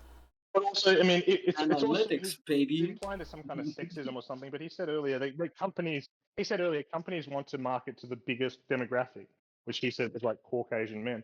But if that same logic would dictate they would want to sell to everyone, which is kind of the logic of capitalism. Maybe you want to sell to as many people as possible. He's saying that, but women don't play games because they were told they are not allowed to play games by the RPG makers. So that's why they don't market to women, because they were told women don't like them because they were told they weren't meant to like them. It's like it's. Did he present any evidence of this? Because otherwise, this is just a tautology. Well, because he knows women that played these games, but the stats say otherwise. Therefore, because these companies only care about the profit first and foremost, there has to be some explanation as to why the women are playing the games. And since he knows women that play games, there has to be something to say there are women that don't play games. But he knows women that play games. So the only explanation is women are being forced to not play these games. Yeah. Or at the very least not marketing to, as if they're completely oblivious. And you would think, okay. It's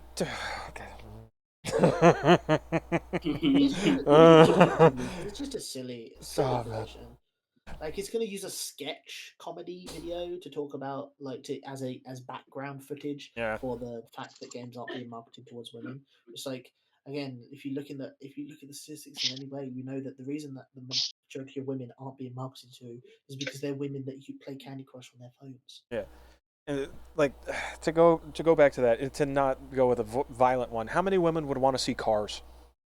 Like go in, tinker around with engines, things like that. Like in a car sim, like Forza and stuff. Does it a lot. You meant Cars, the Pixar movie? Oh no, not Cars, the Pixar movie. I mean like racing sims, things like that, like Forza, like shit like that, right?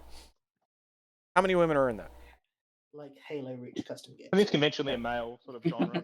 Yeah. It's conventionally male dominated because most men want to interact with things.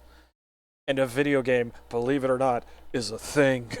So men predominantly will play with things. But those are gender roles. Even chimpanzees act like this. There have been numerous studies that defend this position. fuck off. Yeah. I'm not going to start playing with a Barbie just because you think I'm supposed to.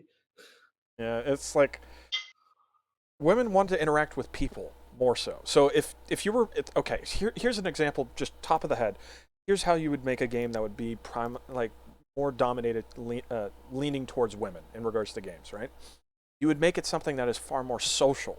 So in other words, interacting with other players, interacting with NPCs, like this would be the focus. So for example, like Sims. For example, Sims is a prime example of that.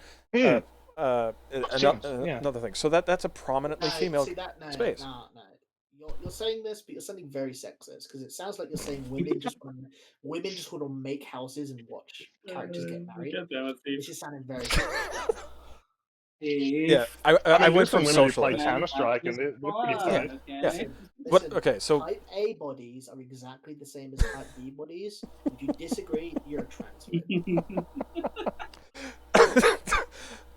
I realized with my argument, I go in and talk about social things, and then immediately bring up a game that is not social and doesn't have any multiplayer. But it's social in the fact that it's simulated social interactions. Okay, fair. Make the characters interact and get married and have kids. What about Second Life?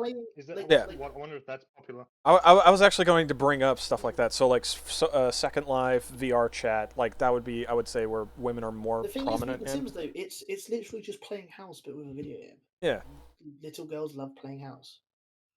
It's the interaction with people. It's the little bit of drama that happens in between two characters, like in arguments and things like that. Oh my god, the neighbor Tyrone is hitting on Shaniqua, and now Shaniqua is not very happy. What's gonna happen? What? And the neighbor is sleeping with the mailman. Like, what's wrong with the name? No. I mean, I don't think it's that simple. I don't think it's all that simple. It's not that simple. Oh yeah. It's a large contributing factor. Yeah. To go back to it, the main. You were gone whilst we were talking about it. We're basically just monkeys with higher intelligence. No, I've been listening. I've been here. Yeah, we're gonna act in a way a monkey will, and the monkeys, they like this. The monkeys, and there's evolutionary basis behind it, biological basis. Every element of it. Like there are multiple compounding factors, but that is a large one.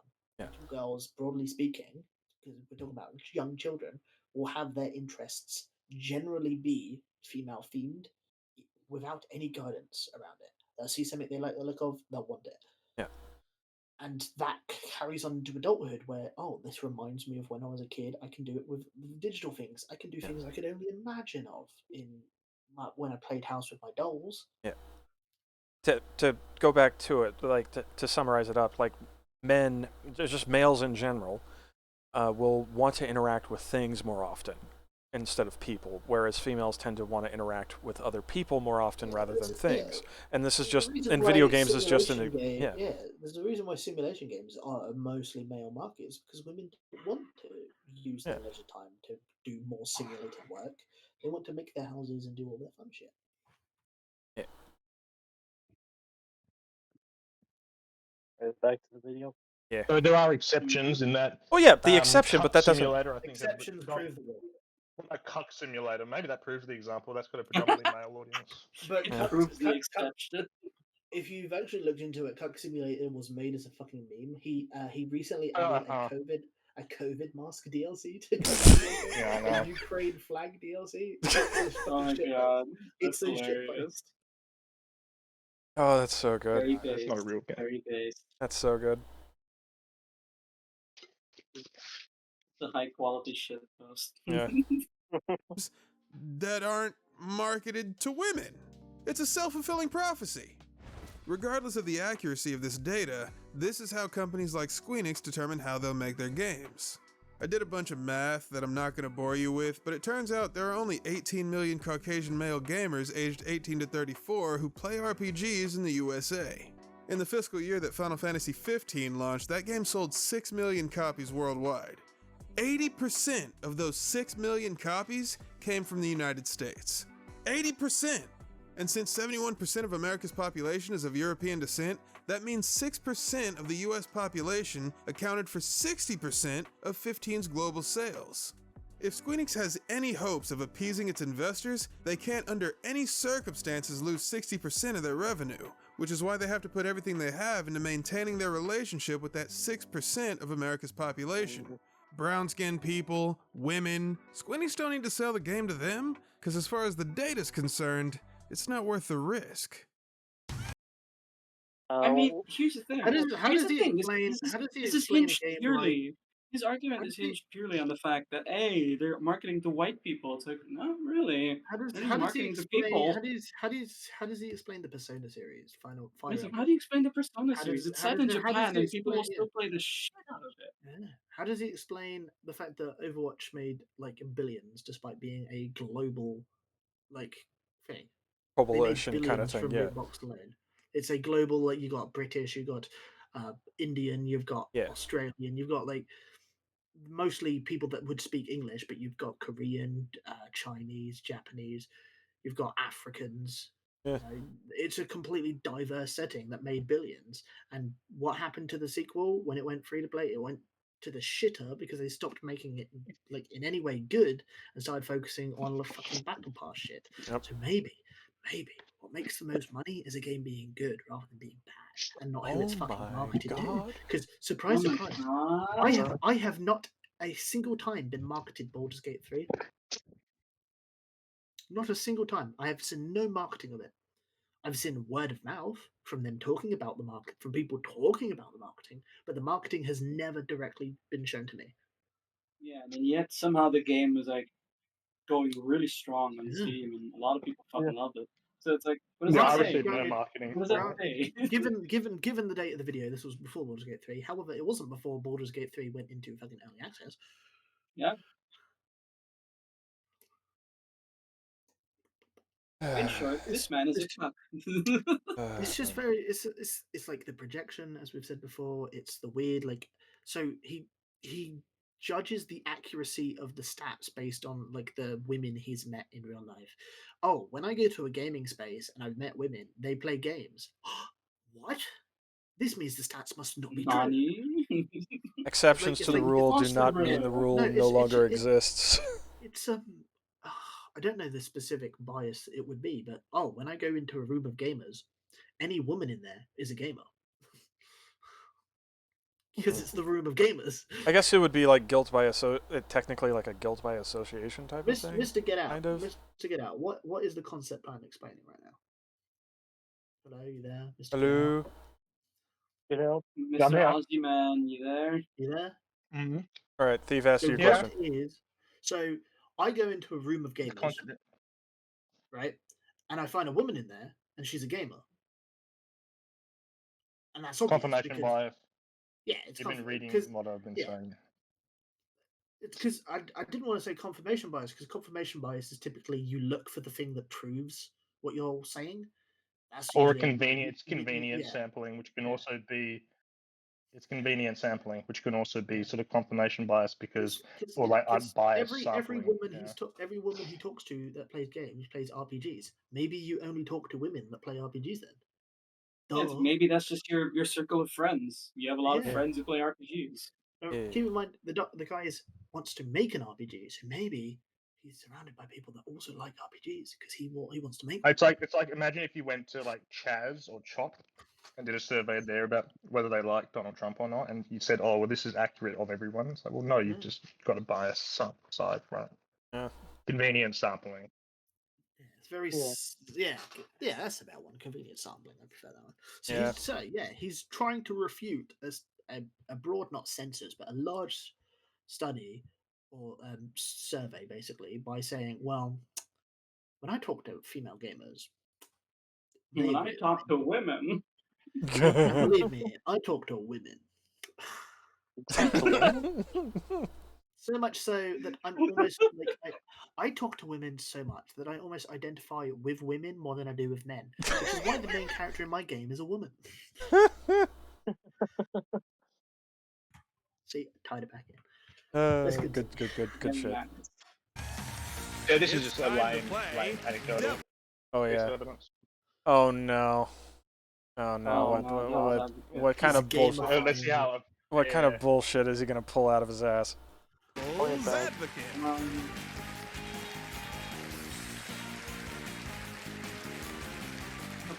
Copyright.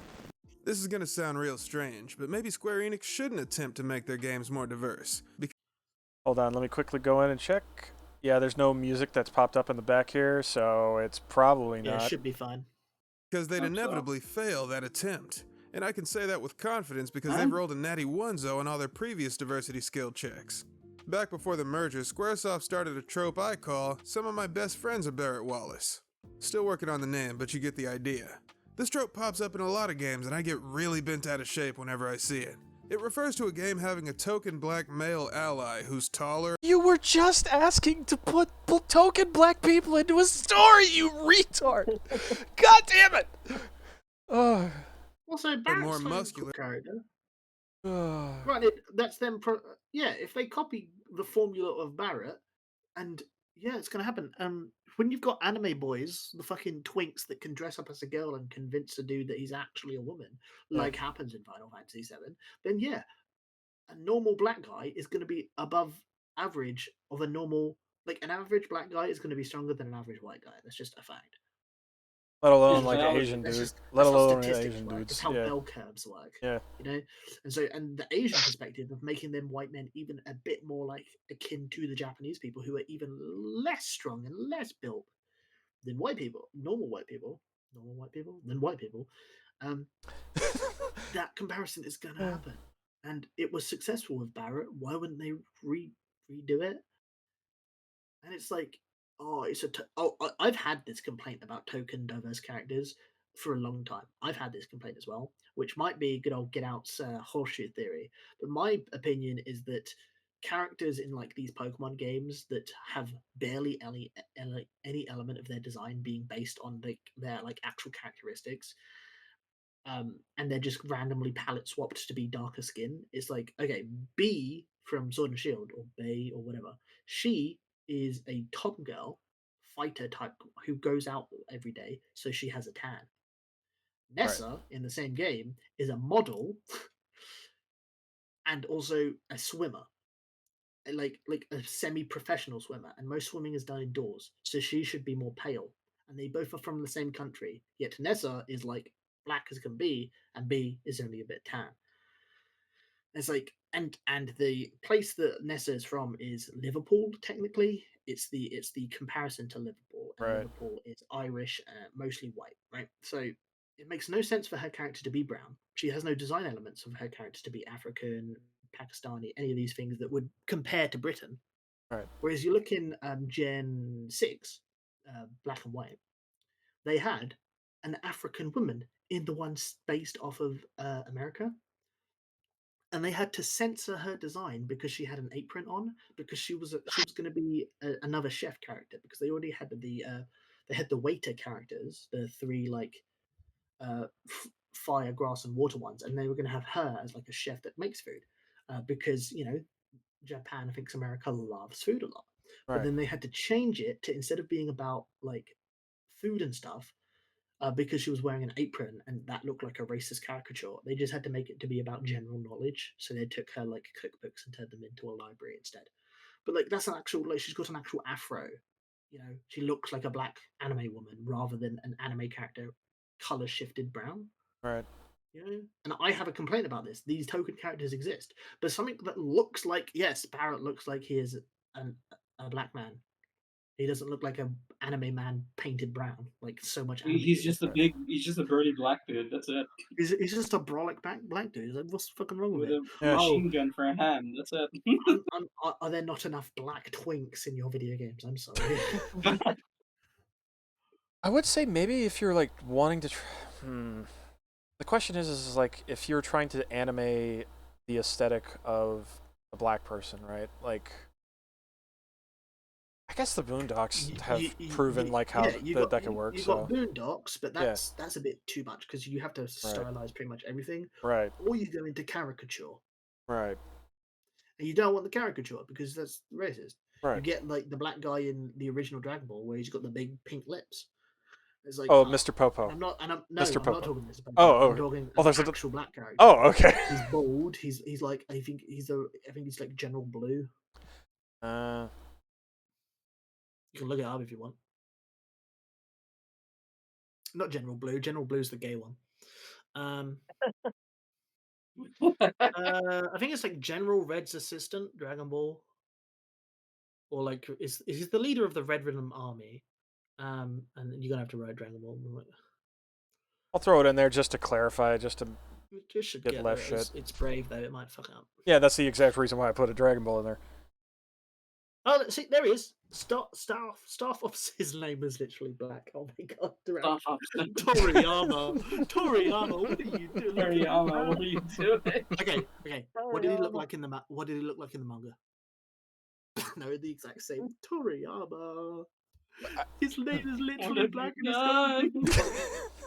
I actually kind of like the Men in Black, kind of suit going on here. He looks like Tien in this one. Shadow. He even has like the noisy cricket like tiny pistol. Yeah.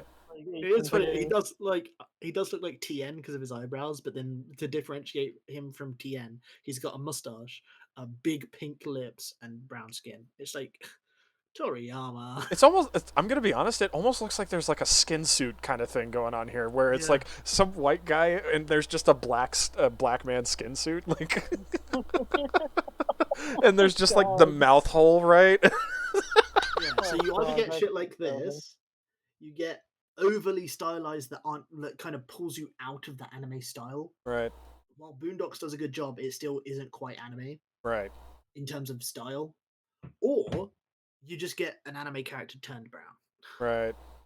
Which is why, funny enough, Star Officer Black in the anime looks less like Tien than he does in the manga. Because in the manga, it looks like he just took a panel of Tien and drew over him. I see what you mean.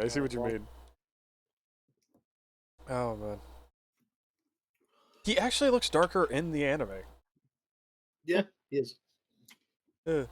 All right. Anyway, this is a comical side tangent. If either you get your caricatures or you get your we know a black guy. He looks like this, so we made it look like him. Done. Yeah. One thing they did do is they did lighten Barrett up a bit in the remake. He was darker in the original game. Than every other member of the party. These characters are defined by their physical ability and tend to be hand-to-hand brawlers that angrily punch their way out of tough situations. Even when everybody in the game is a roided-out super soldier, the black one is more massive by several... The Coal Train! Come on! Coal Train, baby! Oh, man. I love Cole. Cole's amazing. It might just be this lighting, but he barely looks black. I see what you mean. I see what you mean. I think he's black, but it's like, it's a lighter shade of black. Yeah, he is light skinned as fuck. Overlord is a magnitude. Before I started telling people about this trope, I thought I was the only one. That makes more sense. Yeah. When you see it closer.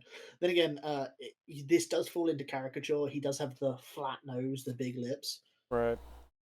Which that's what most black people have. Sorry, I know it's just to many people. If you just drew this and said, "Here's my black character," some people would accuse you of doing caricature. Yeah, I see what you mean.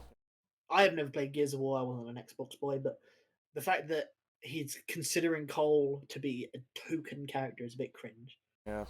Cole's great, man. Maybe he is token, but he's like one of my favorite characters. He's just so much enjoyable. So much energy, so high energy. Yeah. One who thought this was a problem. Thankfully, that's not the case. The default mode of black characters seems to be loud, aggressive, enormous dudes whose athleticism, strength, and masculinity are their defining traits. That's why heroes like Lee Everett, Marcus Holloway, and Lincoln Clay are so refreshing. They're down-to-earth everymen, not roided out I do love a little note about Overwatch. I do love that they basically made the leader of Talon an African warlord. It's just like, yes. who stole the gauntlet. Yeah, he stole the gauntlet from the previous user. Man. Oh look, another black person who's being stupid about race stuff again. Yay! Yay! Let's continue look, on. Someone else said it. That means it must be true. Oh man. But someone else who's brown said it.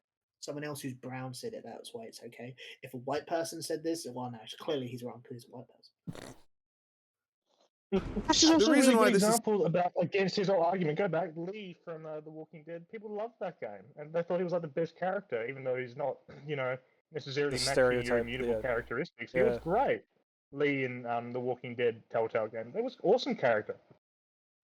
He's so awesome that they fucking have flashbacks even to going him. even going outside of games.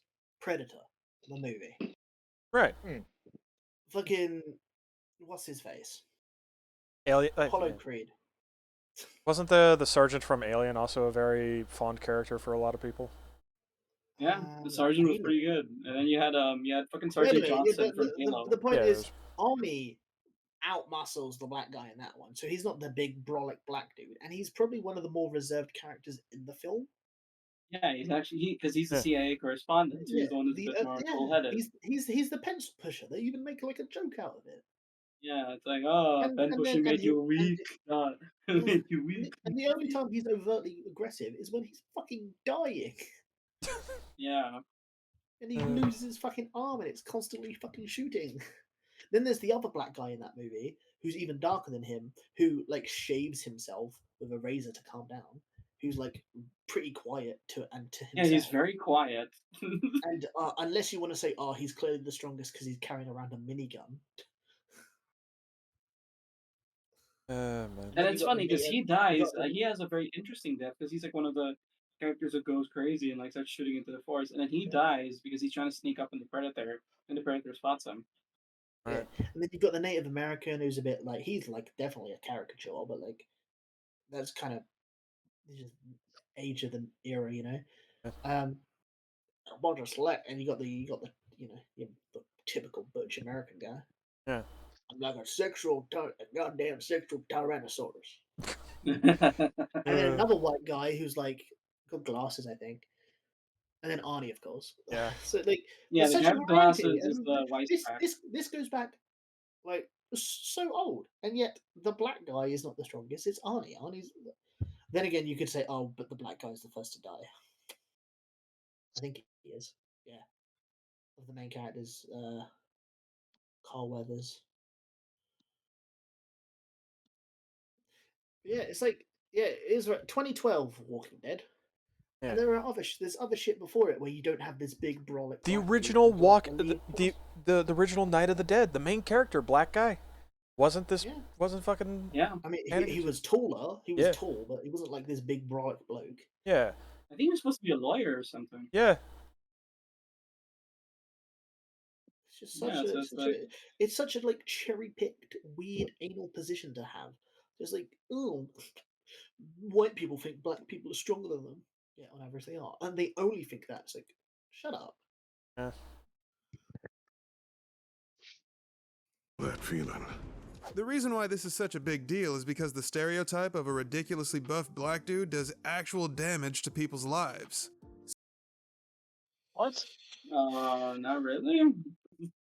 Positive traits I that think I know what he means, generally. but I do not care. Can we continue? Yeah. Seriously, this shit is fatal.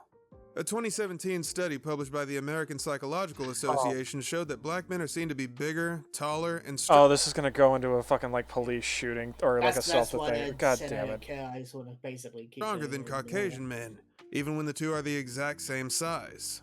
Because of this, black men are also perceived to be more dangerous than Caucasian men, which has caused police officers to be far more likely to fear for their lives in the presence of an unarmed, compliant brown person. Big fuzzy guy! Oh, look at this comedy As far as I'm sketch. concerned,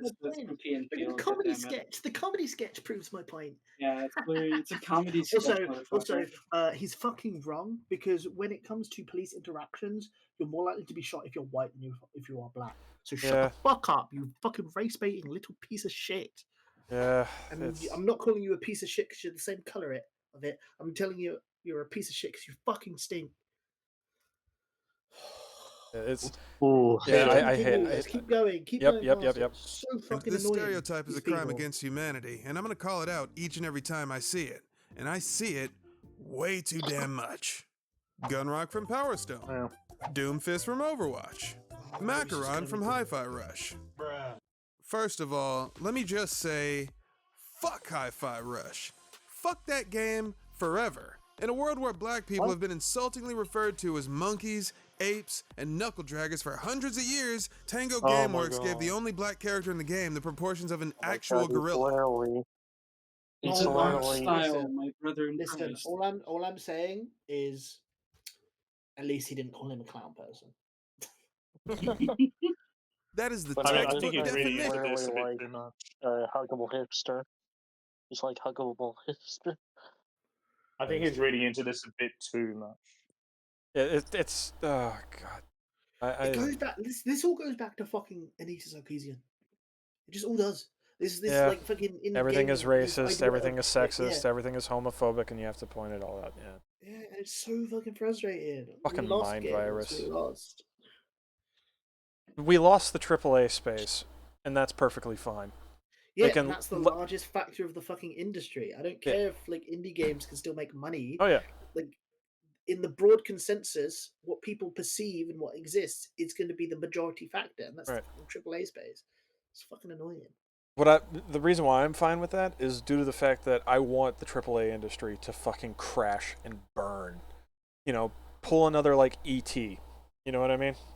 Have the I want industry that too, fucking but crash. I'd rather the AAA industry just wise up and go back to making the good games like they used to. That would always be Because nice. A lot of people have tried to like debate me on this position that actually gaming isn't going downhill in any way. No, you're fucking wrong. Because the more like indie games still existed back in the day. Okay.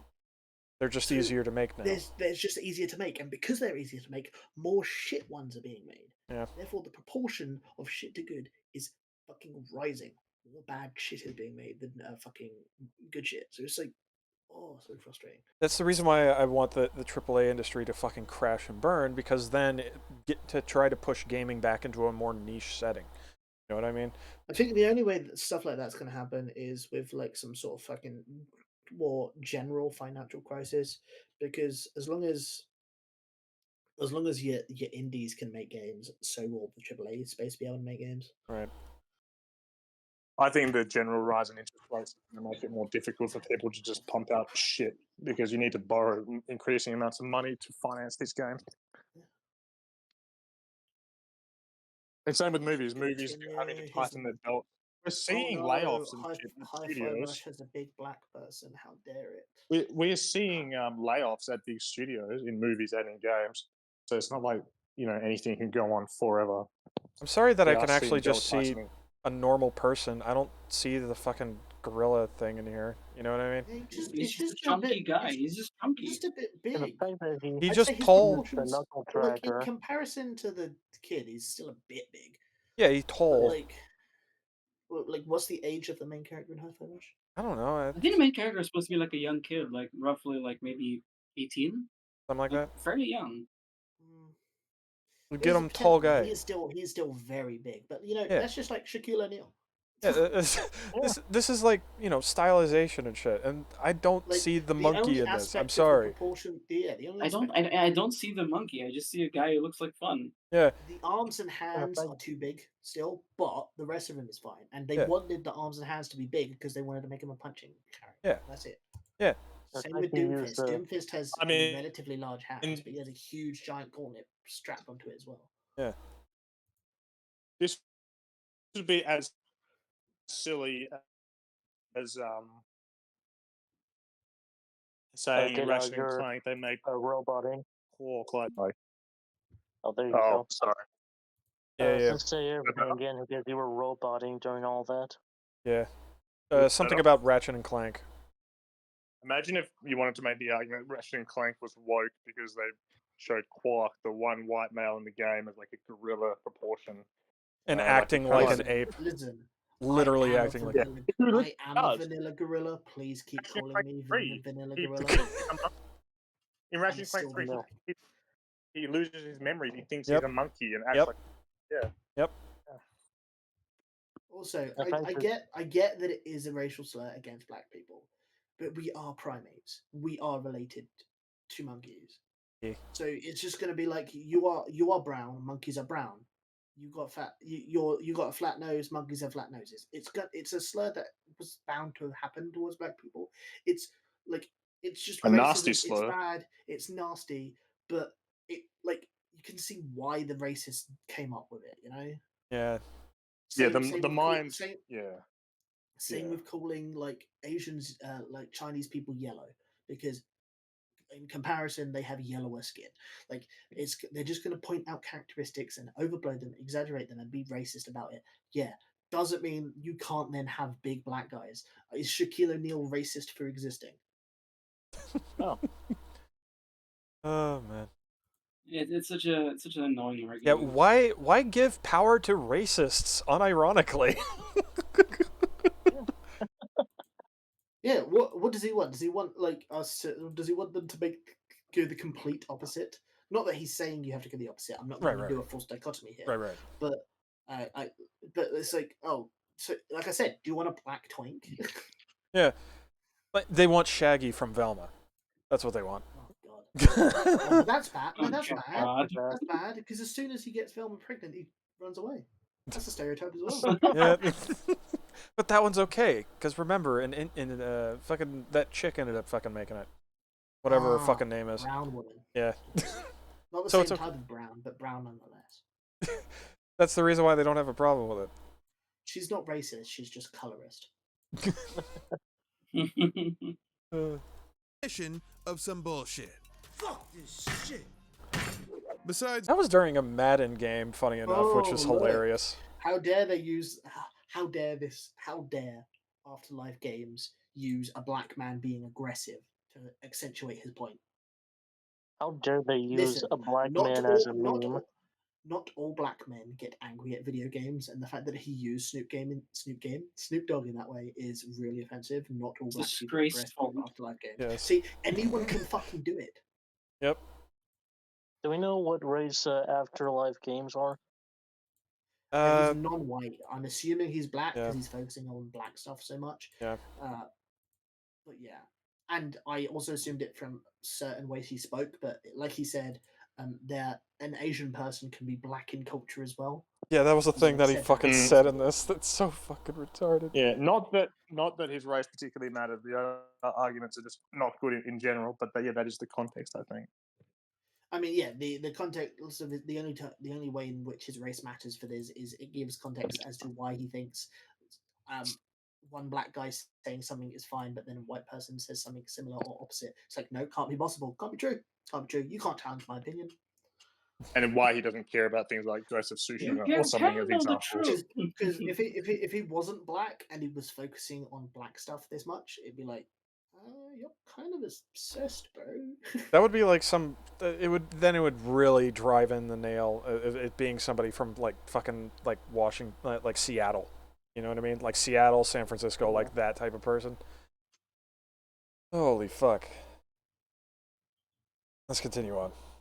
It's just Barrett Wallace. Square Enix has also perpetuated this stereotype with Ash, a supporting character in Stranger of Paradise Final Fantasy Origins. As you can see, Ash is taller and more muscular than the blonde-haired, blue-eyed protagonist. His job classes include but the protagonist is bigger than the other guy. Yeah. Yeah, so you just have three differing physical statures. You have I'm sorry, absolute giant. You have the black top people guy, and then you have the twink. Black people are on average more muscular than white men, and are on average taller than white men. It's like, oh my god. I bet if you measured them shoulders are kind of similar. You got bigger biceps, but them shoulders. Oh yeah. Man. Did you know? If you go up to Mike Tyson, him existing and being bigger and musclier than you, that's racism. I wouldn't be surprised with a brain dead take like that. Jesus Christ. That's essentially what he's arguing. He's arguing that because they're fictional, you determined how they were created, and any inspiration you might have took from real life doesn't matter because you're just making all the black people bigger. Ignore all the cases where you're not making all the black people bigger. That refutes his point, and so he's gonna just cherry pick. Oh man. and Tyrant, all descriptors that can be applied to the other examples I've listed. But even when Square Enix's black characters don't fall under the muscle-bound brute stereotype, they're still not up to standard. Final Fantasy XIII's Saz Katsura is often listed as an example of a well-written black character, except for the fact that Tetsuya Nomura thought it would be cool if the dude's fro was a fucking bird's nest. Do you have any idea how disgustingly unsanitary and offensive that is? Tetsuya Nomura didn't, which is why he designed the character like that. Speaking of black hair, one of... So he's not racist, he's just ignorant. That's a completely separate thing? What? Anyway. He's ignorant. He's ignorant. Ignorant. And the thing is, though, does he realize that people do that in real life? Yeah. Yeah. Does he also realize that dreadlocks, a black quote-unquote, it's not, but dreadlocks are typically done by just not cleaning your hair? As well as it's a fantasy setting. The idea that a bird could be hygienic is what, impossible to him? It really sounds like he has an afro and he tried to keep a bird in his hair and it got all messy and that's why he's upset with it. That'd be fucking funny. Oh man.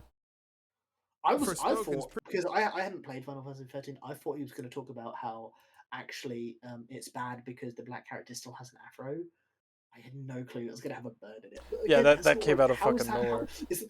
What is this stereotype that black people have birds in their hair? Is this What sort of stereotype? I'm clearly unaware of it. Like, what the fuck? Yeah, this is the first time me hearing about this. Oh man. Well, I heard Is he people mad having about pits in there. all the white people that have quirky like personalities and like gimmicks in these games? No, because he doesn't care because he's not focusing on that shit. A better example of like, if you wanted to say Square Enix, he's obsessing over Square Enix, right? Right. I mean, if you wanted to make a better example of like sort of like unintentional fucking racism, that they going with actually be spoken where the game starts out as you're playing like a black woman. You got cut off. Yeah, I think he's about to mention Forspoken in the video, actually. Forspoken? Because I saw it. Yeah. I mean, he a did better mention it in example. comment. A better example would be Forspoken, where you start off. Yeah, he's about to cover that. You don't need to bring up the example. Let's see his example. Oh, Yeah, he mentioned. Okay, I Yeah. didn't realize. Okay. But yeah, we know Let's see exactly what what he you're says. talking about. Pre-release trailers caught a lot of flack not too long ago. Not just for having annoyingly terrible dialogue either. No, the problem... Oh, they actually brought up the fact that there was annoyingly terrible dialogue. Thank fuck. That's actually a first. I don't think anyone was giving it flack for having a black character, but let's see how he tries to explain this. Oh yeah. problem was that the game featured a black protagonist. But it wasn't white people crying about wokeness like with The Little Mermaid. It was actually other black people that were complaining. What people took issue with was the fact that there weren't any black people on the writing team. The main character's backstory... Oh my god. No. Does he not realize the problem? But does he not realize the problem here?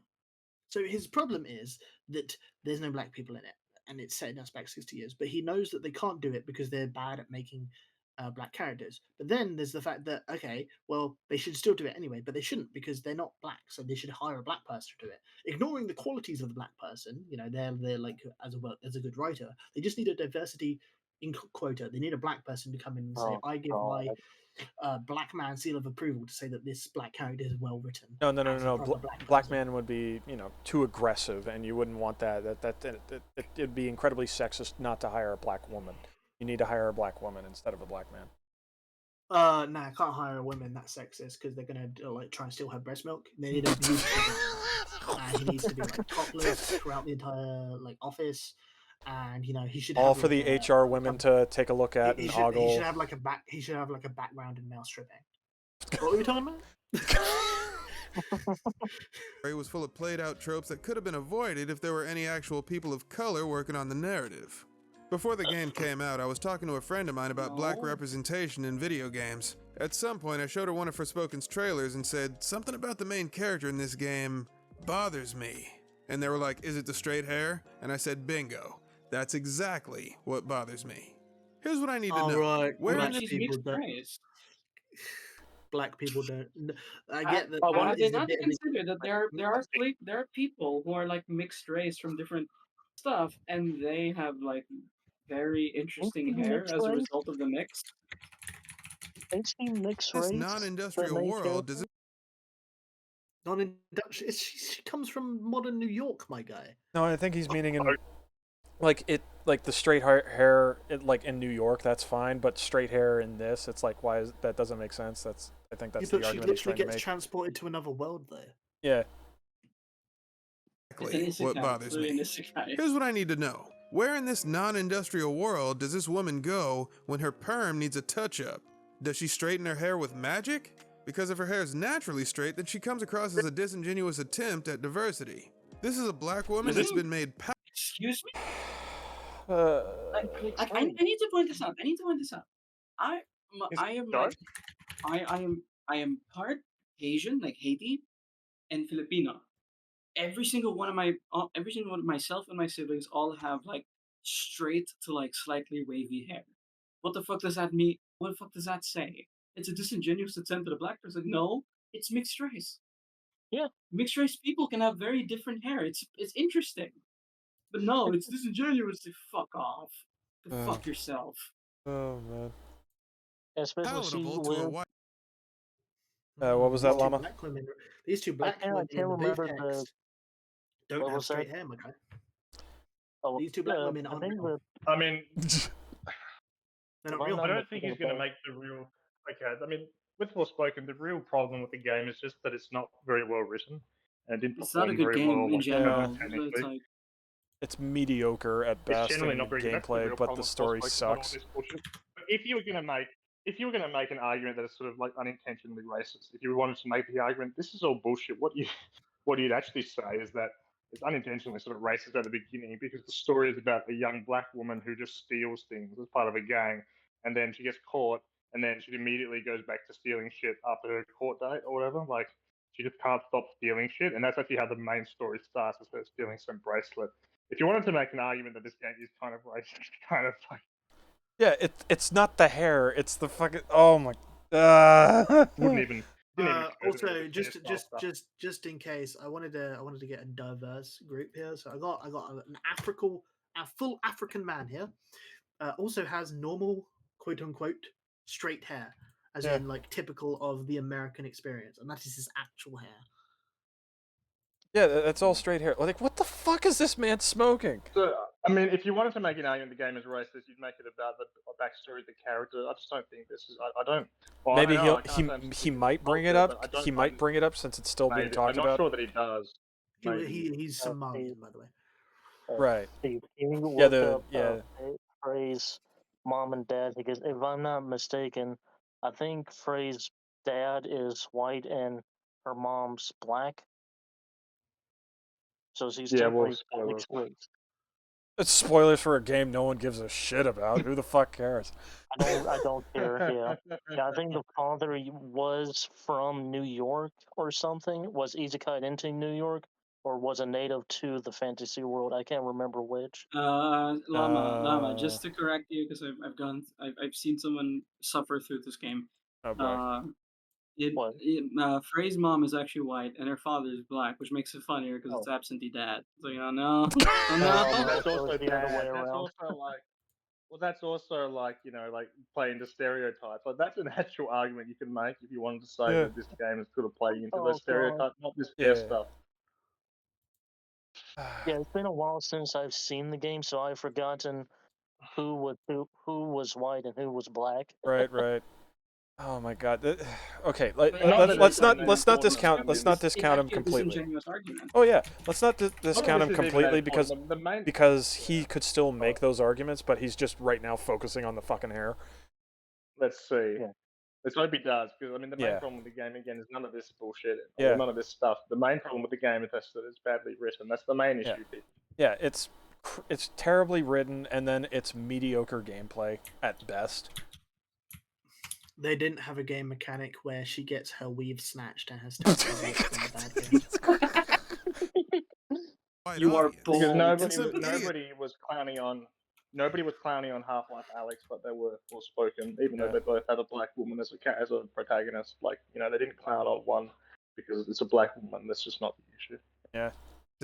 This is a black woman that's been made palatable to a white audience. And some idiots out there might say, but that's what the actresses hate.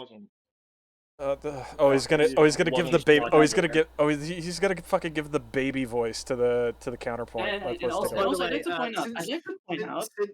Since Alex Vance has been a frequent example here, Alex Vance's hair is atypical to a black person because she's mixed race.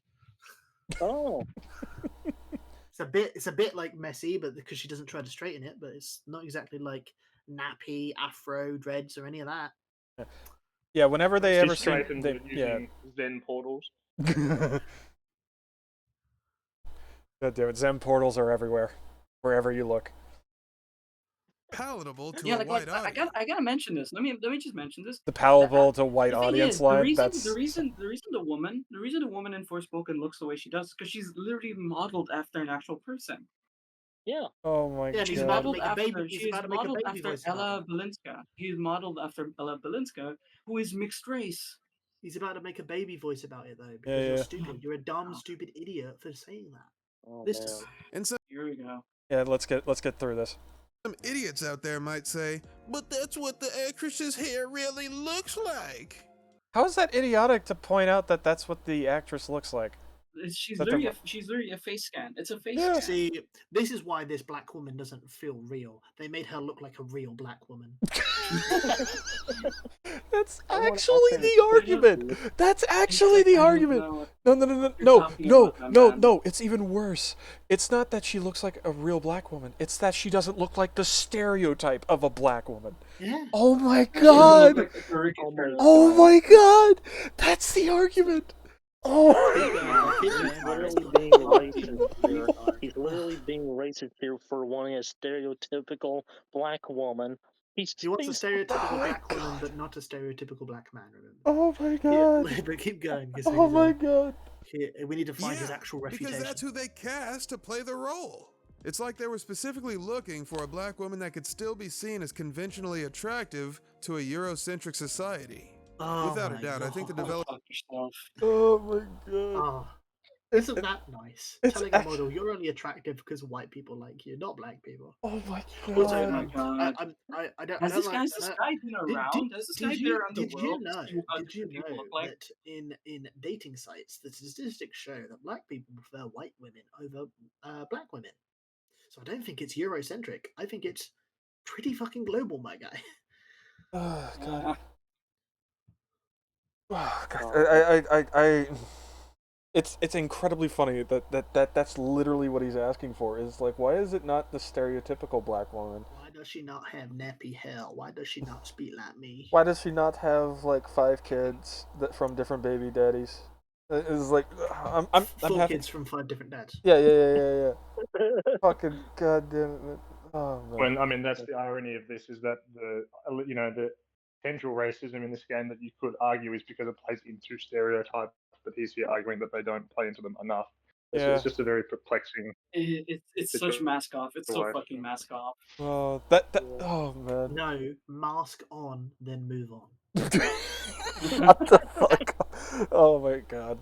Hold on. Now I have to look this up because it's like what is it? What? The weird caption he put at the start of the video. Mask on, move on. All right. Yeah, it's just around the. Okay, so it's literally just COVID shit. Okay. Yeah. Okay, so that nonsense that even the okay, I'm not gonna get into that fucking rant. We're not gonna get the little tag at the bottom of the YouTube video saying. Oh, we're not getting this onto YouTube. Fuck. Oh, that's not that bad. No way. I mean, it's definitely not. Too many times. I definitely agree that this is not our worst outing, but it's definitely not gonna go onto YouTube because it's just like gonna nuke this it. guy's on YouTube being a fucking racist, so like we're just covering him. And again, it's always safe to keep it off YouTube because they could always pull out like, "Oh my god, you're harassing." Yeah. Developer's decision to create a black protagonist should be celebrated. The writers heard the public criticism about the lack of diversity in the games industry and took action. And it turns out, Black Girl Gamers was actually hired to consult on the game, something that Activision Blizzard's multi-billion-dollar ass couldn't be bothered to do. That is a giant leap in the right direction. But even no. Didn't he just say? Didn't he just say that the reason they got her hair wrong is because they had no black people involved in the development? I know. It's like, what the fuck are you talking about then? And you're contradicting yourself. I hate stupid people. I hate stupid. My brain is basically going into shutdown to try to protect its brain cells from fucking. Clearly, the company went bankrupt because they're racist. Clearly. Oh my god. See, I for one was absolutely upset that the people that made Forspoken went bankrupt. They didn't deserve it. But when I found out that they were racist, now I'm fine with it. God damn it. Oh my god, this level of stupidity is astounding. I keep telling myself, obviously, like, never say this is as dumb as people can be, because people will find a way to make do or say something even dumber, right? It's almost as if the world itself fucking takes that as a fucking challenge. You know what I mean? Are you challenging me? Yeah, exactly. Because there's always some greater imbecile, some mongoloid. You just ignorant. You're not letting this beautiful black man say his truth. Okay, there is like 5 minutes left in the video, and you are paused. You're not letting the beautiful black man speak his truth. You was just ignorant. This is like also side note, because I want to preemptively say this. This is like, I don't know. This is like overthinking things to reach a really stupid conclusion. Oh yeah. You know? Yeah. I want to say this preemptively, because there's a group of people in regards to reaction content, right, that are like, why are you pausing it? I'm not. If you wanted to do a watch, right, like to watch the fucking video, here's an idea: go to the video and fucking watch it. Give him a like, subscribe. Yeah. This thing. You want to support the guy? Go support him. Yeah, go fucking over there. In no way are we functioning as a market replacement for his video. Yeah. Nor we are critiquing his point. The point's being made, and we are critiquing everything we need to, which is like 99.9% of the video. Yes. While I would prefer myself to make this video a structured thing, I really don't care about this 22.k subscriber person, and to make a video and put it on a YouTube channel. Yes. I'm just here to comment on the flaws of his logic. Yes. Yeah. And it's if you've got a problem with that, well, I'm going to date a beautiful black man, and you can't stop me. I'll have to tell my girlfriend, though. Polygamy. The lore is expanding. Thief has a girlfriend. Polygamy. Should be commended for their attempt to improve diversity in video games. The character they created was ultimately a failure, and I could see how that can create the impression that people will never be satisfied no matter what they do. So yes, because you have ultimately proved that you will not be satisfied no matter what they do. So when you've got no black people, it's bad. When you've got a black man, it's bad because he's too strong. But if you've got another black man, it's bad because it wasn't written by a black man. But then if you have a black woman, it's bad because she doesn't have the right hair. But even if you base that hair off an actual black woman, it's bad because things. Yeah. Because it's not what black women actually have, kind of thing. Because I only know stereotypical black women. Yep. Black girl magic. And this is why people might think that you can't be pleased, because you have like 5 different examples here of different scenarios. I mean, are bad. It's just bizarre. He picks out very strange criticisms, you know. Okay, I don't want to see if he has a video, but so when Elden Ring had that little tiny itty bitty like 5 people on Twitter controversy that they didn't have enough black people hairstyles, I wonder if he covered that. I wouldn't be surprised. Oh, God. Now I'm interested if he did cover it. I'm not interested. I just feel like that's something he would cover, because this seems like his type of thing. Or the fucking space buns situation with fucking Animal Crossing. Yeah, go ahead, that as well. Black people own buns, my guy. Just like black people own dreadlocks, afros. Wait, if they can own a hairstyle, does that mean white people own black people? What? Wait a minute. I am not seeing the connection. No, it's the whole thing because of the slave trade and shit like that, right? And they're going in and trying to make the claim of every second that, like, oh, you know, they own the hair, you know what I mean? Even though they themselves didn't actually, in some cases, I should say, didn't actually create it, right? Yeah, dreadlocks they didn't create. Well, they might have created it themselves, but they created it independently. Right. Afros, Jews have afros naturally as well. Yeah. And the space buns wasn't even their thing. Yeah. But yeah. What I'm getting at is that since they bought and sold black people, right? Yeah, a consistent amount of time. Yeah. I still don't see the connection. Oh, you don't see the connection? Okay, I'm thinking because it's just like because technically the white people owned the hairstyle because they owned the people that owned the Oh hairstyle. yeah. You can see my brain's turning into mush right now because I'm so just like slavery. Yeah. The ending of slavery is why white people aren't allowed dreads. Not gonna lie, that is one reason to support the end of slavery. You can see why my brain's turning into mush. It's like actively trying to defend itself from the level of stupidity right now, and it doesn't know how to function at this level of stupidity. I was on the fence about the ending of slavery. It has good things and bad things, but now that I know that it stopped white people having dreadlocks, I'm fully on the end of slavery. Isn't it the same My thing brain about does space not work Ghost? right It's now. actually Jesus Christ. it started from Hispanic or Mexico. No, because a lot of these hairstyles come from a lot of different places. That's the thing. I know. They come about independent of each other. The space buns, it came from Princess Leia, which George Lucas was inspired by Hispanic rebels in Mexico who had space buns, and I'm pretty sure they had inspiration to somewhere. I'm lazy to look it up. You know how that nonsensical statement that I made was basically spur of the moment, right? This man did that, but for an entire fucking video. Jesus Christ. This is why you don't just immediately blurt things out, because then you're like, you think like 2 seconds on it, and you're like, what the fuck did I say? I mean, this is disappointing because there are arguments you could make about how... With Forspoken, yeah. Well, there's arguments you could make about how you could make games with more representation, more popular. There are arguments that you could make in favor of how to do that. It would be stop making them stereotypes and unlikable, like Far Cry New Dawn. I think that was an issue people brought up with the antagonist. It always was an issue in Forspoken, like the character is a stereotype and unlikable.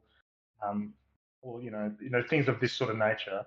If you write, people really like characters like Lee again, Alex Vance or Eli Vance, Sergeant Johnson. Another one. People like these characters. There's an argument to be made that we could be doing it better, but this is something he should be talking to people on his own political angle or file about. Not playing into stereotypes as much, and making characters sort of obnoxious and unlikable. That would be a good way to bring people more on board to, a more diverse cast of antagonists and characters. But at the moment, they make them a laughing stock. I mean, people were laughing their asses off at Forspoken, and in particular the main character. Right. Oh my freaking god! I mean, but not for the reasons. Laughing at it, but not for the reasons that he gives. For very different reasons. Right. So with FF16, they decided. Go on. No. I thought first. I didn't catch what you said. What did you say? This is all the missed opportunity. This is totally missing the point. Yeah. This is what I was saying. It's disappointing. Yep. 16, they decided to not even try. I mean, if there are no brown-skinned people in the game, no one could possibly accuse the characters of being racist stereotypes. Essentially, it solves the problem of being racist by simply erasing minorities. So maybe, just maybe, it's better for Final Fantasy 16. I'm sorry, as a Brit, I have to apologize for that fucker that was on the screen. Thank you.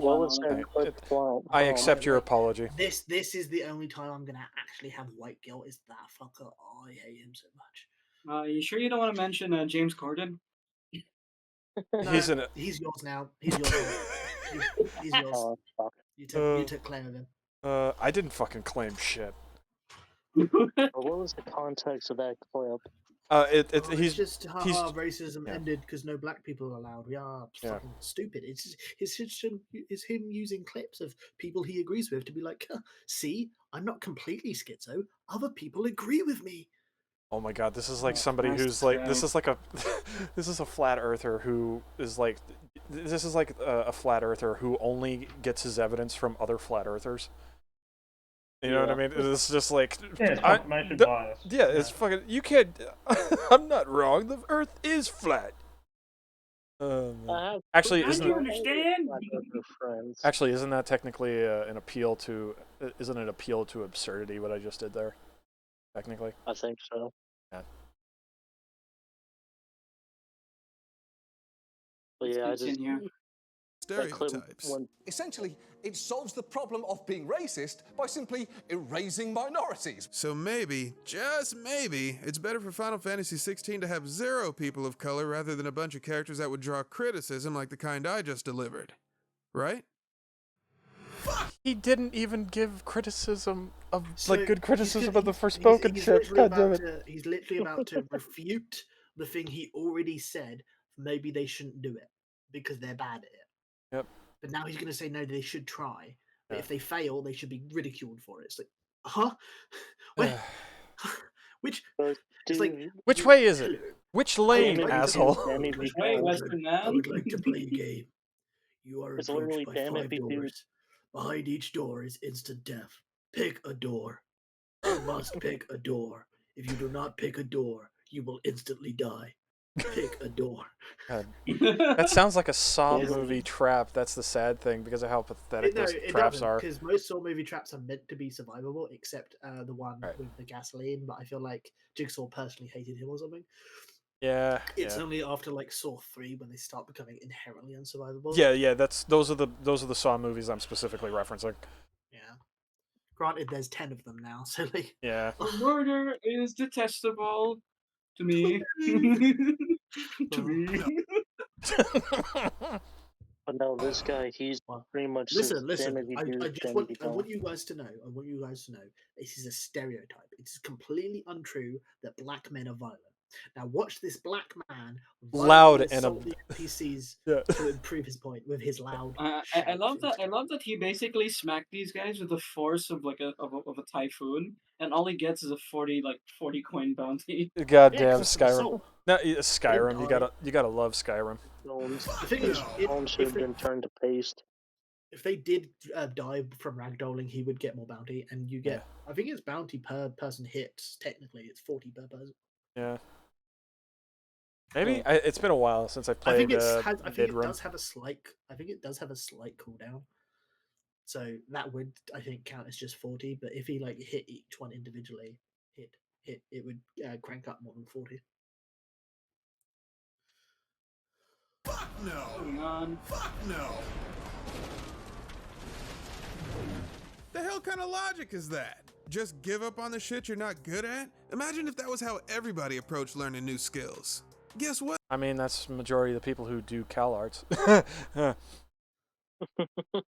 Man, nobody. They gave up on trying to do anything that actually looked good, so they were like, "Okay, Cal Arts, that is." He criticized Forspoken for trying and failing. Yeah. I know. So what the fuck are you talking about? I'm not criticizing the failure and telling them how to improve. Just, I think this is bad. I think they didn't have a black person involved. Oh, they did. Move on to the next point. Nobody's good at anything right out of the gate, and anything worth doing in life is going to be difficult. That's just the way things are. Yeah, maybe you should try making that game that you supposedly are wanting to make. Masturbating's good, and it's pretty easy.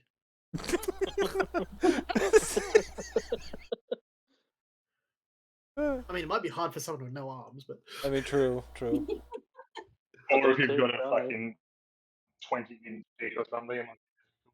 Oh, you talking from experience?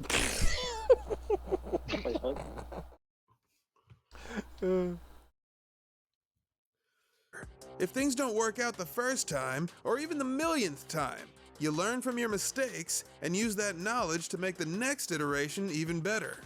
Remember, listen, if you're a game developer, there needs to at least be a first time, Mr. We don't have a game yet. We don't even have a proof of concept. My God, this goes back to my conversation earlier where. You go first. I am very hesitant on actually making any YouTube videos, even though I've got plenty of ideas for them, because I feel like it's just me wasting time from actually working on the fucking game. Fair enough. Right now, I can't work right now. I need to piss and stuff. I'm busy. Right. But if I set aside time to actually record stuff, it's like, okay, I should be working right now. Yeah, that's how I feel. That's the reason why I don't really do YouTube videos at the moment. Oh man, anyway, to go back to it, what I was going to say is that this drags right back to my conversation earlier of like why I'm so hesitant on trying to write any characters that are not specifically, that are person of color or trans, right? Because I may be a white faggot, but it's like, okay, like trans conversation, you know what I mean? And then it's this situation of like, okay, you failed just by even attempting, and then they're like, well, you should at least attempt, and then it's like, but you already failed. You criticized me for it. No, what it's do you want me to do? No, it's not that. It's not even the case of the criticizing in general. It's the fact that you shame me for even attempting in the first place, and then you want me to attempt. You get what I'm saying? And then you're wondering why nobody's wanting to attempt. You know what I'm saying? I'm not sure what that's what I was saying. I'm not sure what the thesis of the. You're going robotic. Get out. The thesis is need more black people in games, but they can't be like stereotypes, but they also can't be like not stereotypes. And you should have more black people involved in the development so that you have simultaneously not a stereotype, but not a stereotype. And you should keep trying. And if you fail, you're racist. Like, it's one of those things where it is shocking how much like a lot of like black characters and like some of these like procedural shows. It's shocking how much they're portrayed to be like, oh, see, look, this character is so strong and look how interesting they are. But then at the same time, you look at their origin and all you get is absentee parents. It's like, why? Why do you keep doing this? Why the fuck do you keep doing we this? talked about this. How sometimes can't they you have a play black into character these with a good family? stereotypes. Can't you have like a black character with a good family? That'd be actually a break from the stereotype. I guess Miles Morales would be one, technically, because his dad. Really good one, because his dad is like a cop and his mom is like That's the example I was going to bring up. His dad was a cop and he was a pretty good kid. Yeah. You know. I mean, they made him into more of one, and he existed to be a stereotype. But I will acknowledge that there are certain comics in his. I think his mom was a teacher. Well, I was specifically more of talking about the movie that I'm talking about the one where they make him listen movie. to hip hop music and give him like. Not that he is. I'm not saying that he isn't a stereotype, but the conversation topic was talking about parents, and I was talking about specifically from the movie because that's my only experience. I missed the parents part. Yeah. It's alright. Let's move on. And the game as well, Insomniac game. Yeah, but the difference. I'm just not sure what his description is. They made him really like dweebish and nerdy. It's like an overcorrection. Yeah. As well as it plays into the fact that a lot of nerd characters in like kids' entertainment are black guys with glasses. That is something I never thought about, but sometimes they don't have glasses. But there's a lot of like nerdy black characters. I think Malcolm in the Middle is the cause of it. That might be the case. Maybe, yeah. I'm just not sure what is the prescription to have more characters like Miles or Lee Everett or Alex Vance. I'm just not watching. Imagine if that's the prescription, and that's just like a base centrist position. You don't need to go through all these. How is it a centrist position? Just right good isn't exactly a centrist position. Yeah. It's just anyone who isn't the political left. That's it's literally anyone. No, well, there's also people on the very, very far right who think that any element of woke immediately brands something as being bad. Right. Because they think that something being woke is inherently bad. Right. You kind of highlight your own. If you think woke is inherently a bad thing, that means you are kind of painting your own politics because you think that. Well, you see woke where it isn't. Right. Yeah, like the no bullshit kind of thing. No. See, Knobs is completely crazy. He is the example of that complete crazy far right, as far right. Right. But in case of like, when it happened with the Super Mario movie, there are definite woke elements in it. Yes, and with the Dead Space game, yes, they are definite woke elements. They have valid reasons for those woke elements, but they are still woke elements. Right. Doesn't mean it's bad for them existing. Right. But if the game was bad and they had a lot of woke elements in it, then it's like, they were more focused on the woke shit than actually making the game good. If the game is good but still has the woke elements in it, it's like, they put more focus on having the good shit, but still included some of their politics. Right. That's it. That's all the discussion about woke shit should ever be. But the point is that fucking I actually lost the point. I was gonna conclude it, but it's just like this dude is like focusing on it so much. It's so silly. You shouldn't focus this hard on it. You should care about. That was it. You should just care about the thing being good, not if it leans your way or the other way in politics. And that's not a centrist position, because I think some right-leaning people can like enjoy things made by left-leaning people, and left-leaning people can enjoy things made by right-leaning people. Not a matter of They quality. they just like to put up a front so they don't like feel out of the in group by saying, well, I feel like this one show made by a trans person was actually kind of funny. It's like, you can't believe that it was made by a trans person. I think a lot of people lie about that stuff to try and like not like I said, stay in the in group. Right. But for the most part, nobody thinks this way except these crazy examples like Knobs. Let's continue. In the master is that the master has failed more times than the novice has even tried. Don't make me hit you with the Rocky speech. I'm not playing. I will motivate the hell out of you. Maybe you should try making a game. It's so funny talking about how many times we failed and they don't even have a fucking proof concept. But it ain't about they how have hard 2 you hit. paragraphs. It's about how hard you can get hit and keep moving forward. How much you can take and keep moving forward. What epic funny. motivational speech video did you rip this from? But what's funny is this is a fictional story. Yeah. Rocky wins because he has to win. It's part of the story. Right. And he wins because Motivation- he keeps training. Do you want to know why I know that motivation cannot actually make Rocky win? Is because when they were filming the movie with Ivan Drago, whatever the fuck his name is, Ivan Drago, yeah. Is Val Kilmer? Is that his name? What's his name? Is that his name? No, it was Dolph Lundgren. Dolph Lundgren, that's it. I always get him mixed up. Dolph Lundgren actually sent Sylvester Stallone to the hospital.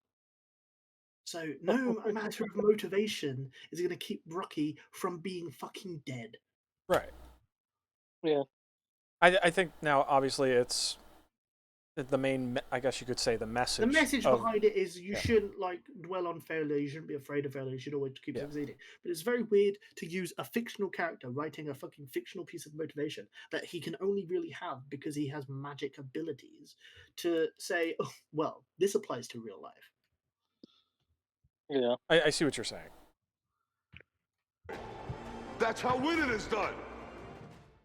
You know the most ironic part about all this? Square Enix is famous for RPGs, an entire genre that revolves around getting good. But becoming a better version of— No, it ain't. No. It's fucking grinding. That's all it is. Progression is inherently getting good. The base Dungeons & Dragons uses RNG, uses a dice roll system. At level 1, you are as good as you need to be, because if you weren't, you would lose at level 2, etc. So it's not about getting good, it's about getting better. I wouldn't even say getting better, because getting good at this. Right. I get that, but the way I'm thinking is like getting good, right? Like to me, that that means skill. That means something that you, like a mechanical skill, or things like that. It's like, no. Are not about your skill. Yeah. I would still man him to say he's talking about the characters getting good rather than the player getting good. However, he adds another line here, but RPGs are about the progression of a character and the choices a character makes. Right. So getting better as the character logically would also track with getting better at making characters, because you want to be better. Right. Otherwise why in the game do you level up? If it's not better to level up, if it's not better to improve, why have it as a mechanic? It's because it is better improved. So logistically, you should also improve at your craft. Of yourself takes practice and dedication. It's a grind. And when you give up on something, when you stop grinding, you demonstrate to the world that from the beginning, it was never that important to you. In the past, Square Enix made Crystal Chronicles. Now they're making it crystal clear that diversity in their games isn't one of their priorities. Because a big-ass company like that has exactly one priority, and that's their bottom fucking line. But this isn't all on them. You can't just sit on your ass waiting for the corpos to align with your worldview. The fact of the matter is, they're not obligated in any way to tell stories with a diverse cast of characters. Of course they should, because it's the right thing to do, but if they won't, you gotta take matters into your own hands. Tell your own damn stories. Make your— That, I'll actually 100% agree. Fucking make your own goddamn take stories. It into your own hands, yeah, definitely. but it's not like the right thing to do to tell a diverse story. Is the Parasite movie that's all Korean bad because it's not diverse? Is Black Panther bad because it has like mostly Africans and 2 white people in it? Like they're not diverse. Like it's not like diversity is a descriptor. It's just the amount of difference in something. And depending on how you qualify that, some things that have only one race of person is more diverse than a thing that has multiple races of people. Because sometimes people are superficially the same, you know? Yeah. Your own Like I don't damn care. game. I don't care. Like what in your terms race of diversity, you just is. look I don't at care like what your race is in Skyrim. Every character is the fucking same in Skyrim. Yeah. I mean, There's if not he means diversity diverse, as there. in he wants to have.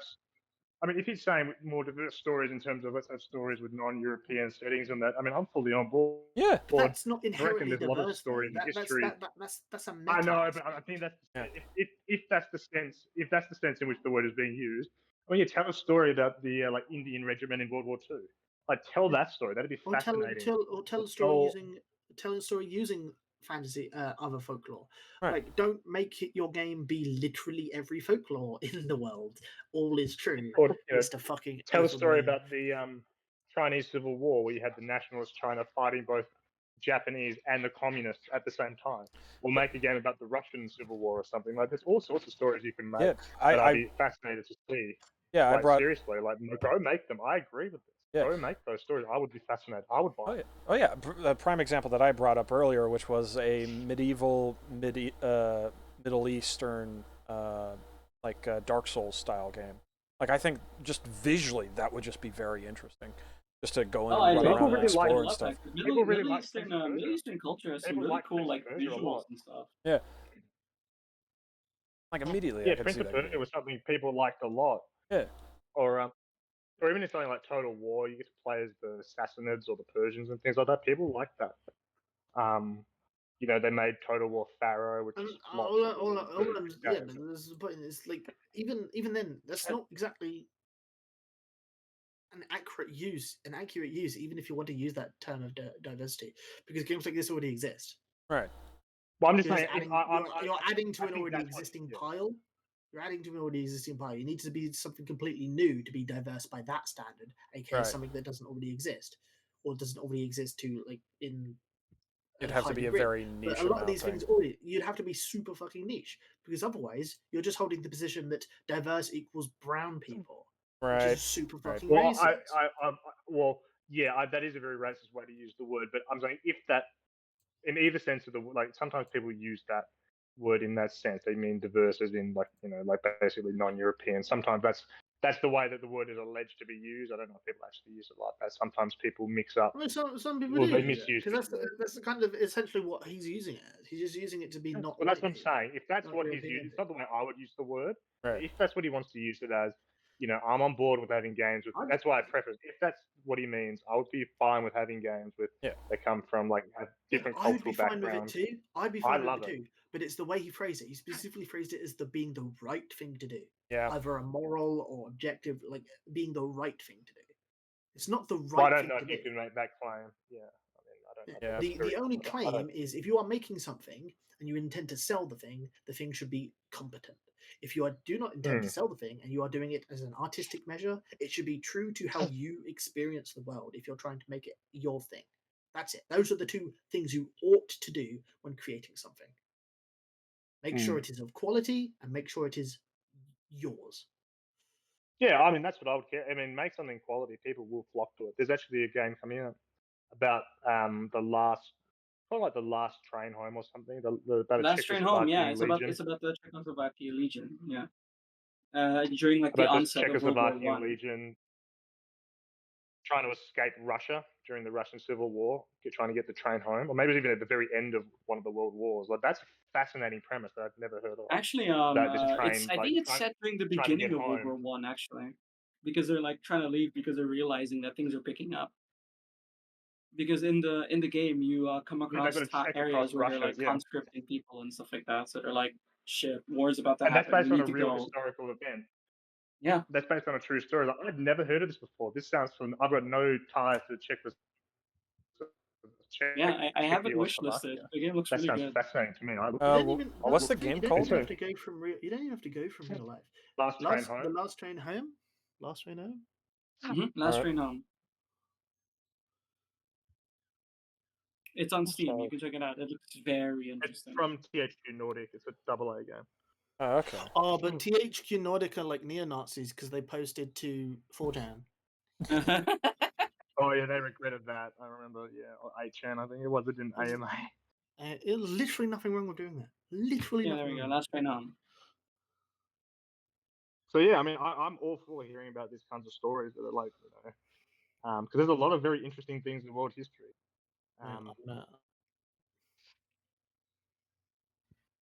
Oh, it is actually after the Great War. Okay. Yeah, the Great War is over. The fight continues. Command a legion of soldiers desperately trying to make their way home amidst the chaos of civil war. Lead them through unforgiving wilderness on board an armored train. Manage your crew and resources. Probably and try during, to survive. Oh, during the it's Russian one of those Revolution or types something. of games. Okay. Well, actually, the way It's it an works is that it has resource management, but there are sections of the game where you have to command your squad in an almost like XCOM-esque kind of thing. It's like It's like an Metro RT Exodus RTS. It's an RTS Oregon Trail. Yeah. Pretty yeah. much. Pretty much. So Oh, it looks that's pretty. So cool. again, and there's other stories you could tell like this. I mean, imagine stories from the You Russian don't Revolution. even We need talked true about. stories. You can make fiction. Yes. Fiction I is the know, most I diverse know. you I can like be. nonfiction. I know. I'm saying, but there's so many interesting stories in you can make or pick from history that you tell those stories. Like, But there's the so point much that is you could saying do. it's the right thing to do is silly, and criticizing when people actually try to make diverse stories, because that's what these people are trying. Just because they don't have black people it doesn't mean this story isn't diverse. If you're using the definition of not normal, not like traditional, or not common. Eurocentric. Yeah. Yeah. I mean, If there's you a way say, to "Oh, do it it's- right, it's and there's a not way to this do it this poorly. this story isn't diverse just because even though it's a completely new story, a completely new setting, it uses European themes, therefore it's not diverse. It's so fucking racist, and I'm fucking tired of it. Yeah. I'm tired of I know, Black I hate it. Panther. Black Panther being called the most fucking diverse Marvel movie when it's 99% black people. Yeah. It's just Africans. It's just Africans, and even then, it's like very poorly represented Africans. Yeah. Is it fucking God, we can get onto that fucking tangent. I'll have to But yeah, I mean, add that. there's the point is there's good arguments and discussions to be had about these sorts of things, but this video has failed to bring out any of that and then any of the rational nuance that you can have to these sorts of topics and sympathetic views you can take. Like, but he's just failed to bring out any of that, and he's ended up at a seemingly quite mainstream position, but through all this really strange rhetoric. But we'll see. Yeah, let's see. I remember when I watched this initially, I was very confused as to what the actual point of the video was, but we'll find out. How many inspirational movies do you gotta see where it turns out the theme at the end was be the change you want to see in the world before you actually do that shit? Just do it! Make your dreams come true! Just I do agree to this little tangent that he has here. Like this, yes. There's no complaints. No complaints for me. Thanks to Europeans trying to take over the world all the time, the media continues to perpetuate this idea. All the time? Oh, I get. Oh, wait, hold on. He's making a reference to Russia, the invasion of Europe. Okay. Yeah, 7 months ago. Yeah, it's the whole. This is when Ukraine was actually relevant. What's he talking about? Huh? He made a remark about Europeans trying to conquer the world all the time, and it's just a remark about the Russia-Ukraine thing. See now, get out. This is a random. Why the fuck are you bringing up Ukraine and Russia? Now this is just completely out of fucking nowhere. Yeah, he doesn't directly say Russian and Ukraine, but it's like considering the timing of everything, we know what you're talking about.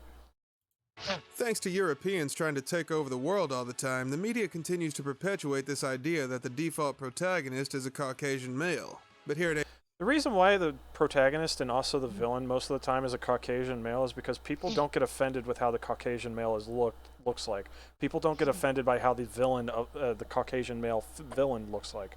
That's the reason why they go to it.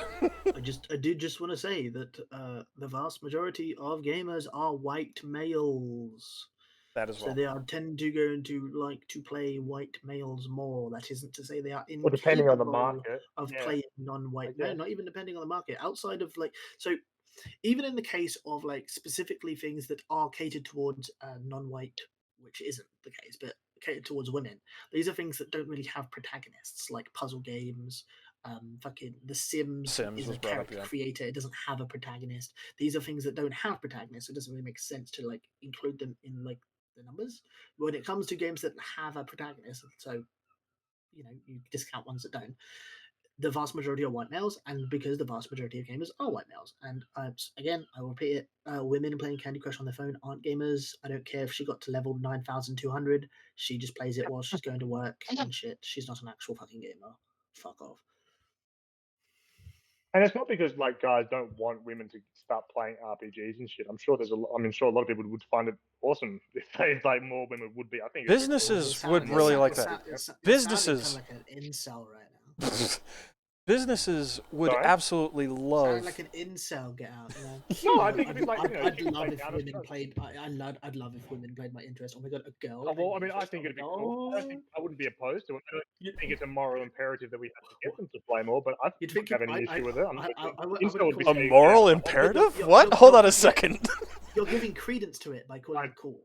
You're giving credence to it. I'd say it's a I neutral don't have to factor. think there's some moral imperative like this guy says we have to have more diverse stories. I don't think there's a moral But you're imperative still to get putting more you're people still in. Or putting more this. you're still putting more credence into it than just I wish more people enjoyed things that I enjoy. That's it. You don't need to be like I wish more women enjoy the things I like. And then calling it Broader, cool I is mean, like you're adding more credence to all it. right, all right. You can Yeah. say I wish a broader Well, audience. I'm not opposed. I'm not opposed. You could to it, say is what I'm I'd saying. say I'm not I would opposed to it. prefer if a broader audience liked what I liked without inherently changing the thing I like. That's probably the best way to put it. Yeah. Yeah. Well, the discussion we were having was about women.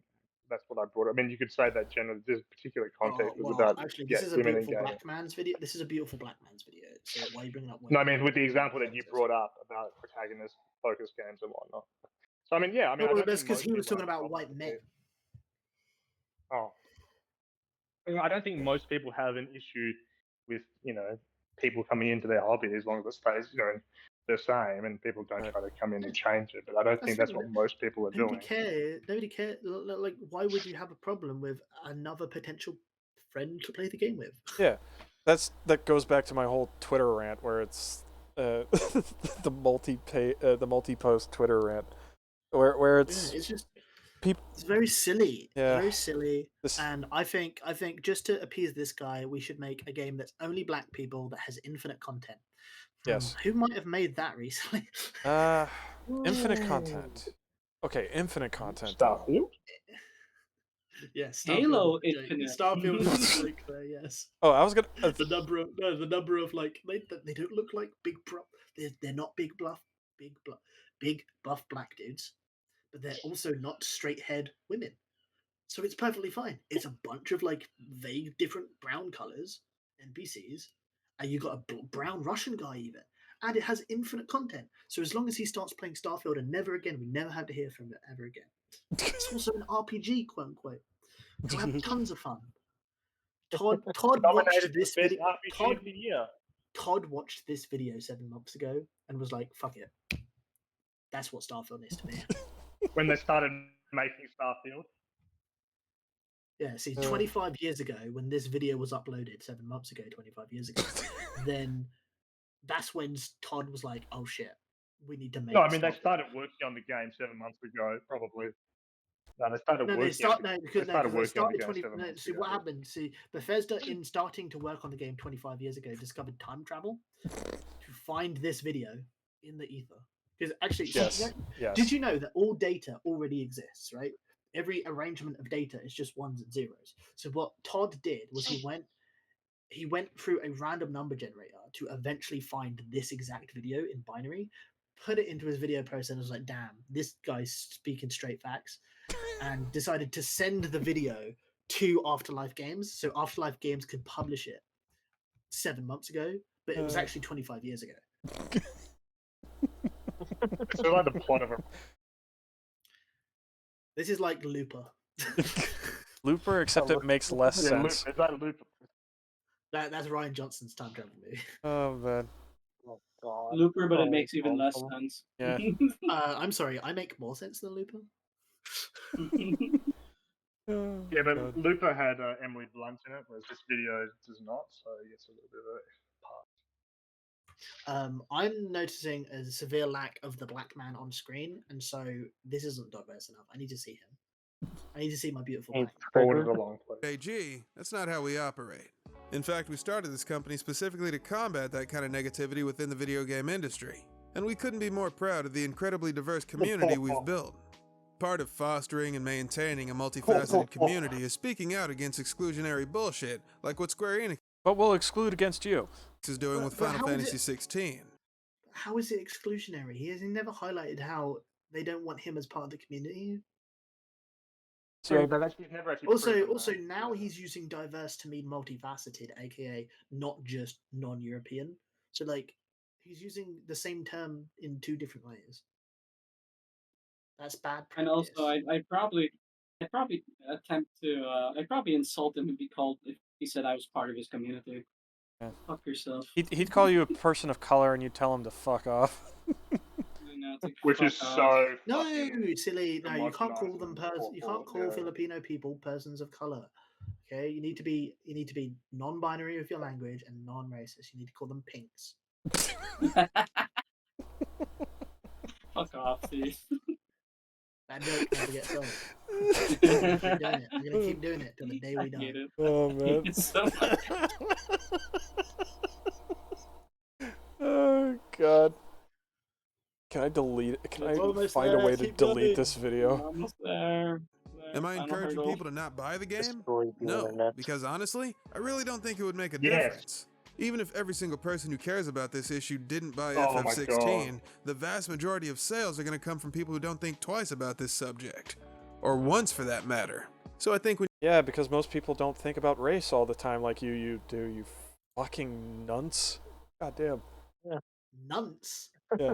Nonce. It's nonce, not nuns. Fucking hell. Nonce. Yeah. Nonce. Yeah. Pedophile. Why are you calling him a pedophile?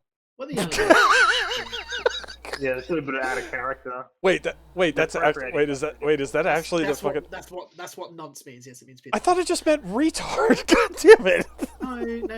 See, us Brits, we like to call people pedos as a term of calling them retarded, but it doesn't mean retarded. It means pedophile. Oh, okay.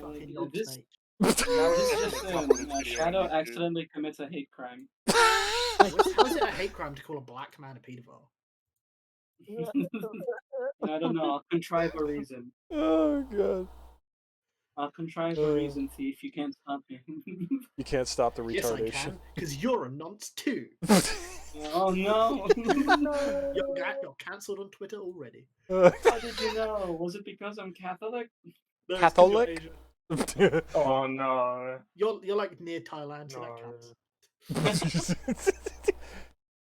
We need to be more strategic about this. Listen as the white man feels guilty about a joke I said to a Filipino about Filipinos. And that white guilt hitting different, don't it? I disavow. I don't care if you disavow a white man. I care if the Filipino avows or not. Or once, for that matter. So I think we need to be more strategic about this. If you want to play the game, I say play it, but talk about it. Write reviews and let Squeenix know that you noticed the lack of diversity and it affected your enjoyment of the game. Hit them with the old compliment sandwich so they know you're... noticed the lack of diversity. It shouldn't affect your enjoyment because it's a fucking game. Remember, by the way, this is the company that says the gameplay is the story. Oh my god.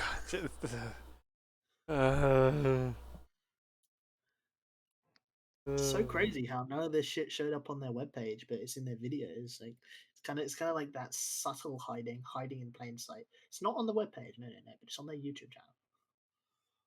Oh, I think I just remembered what the joke that I was trying to go at, but then my brain just like went into shutdown to protect itself.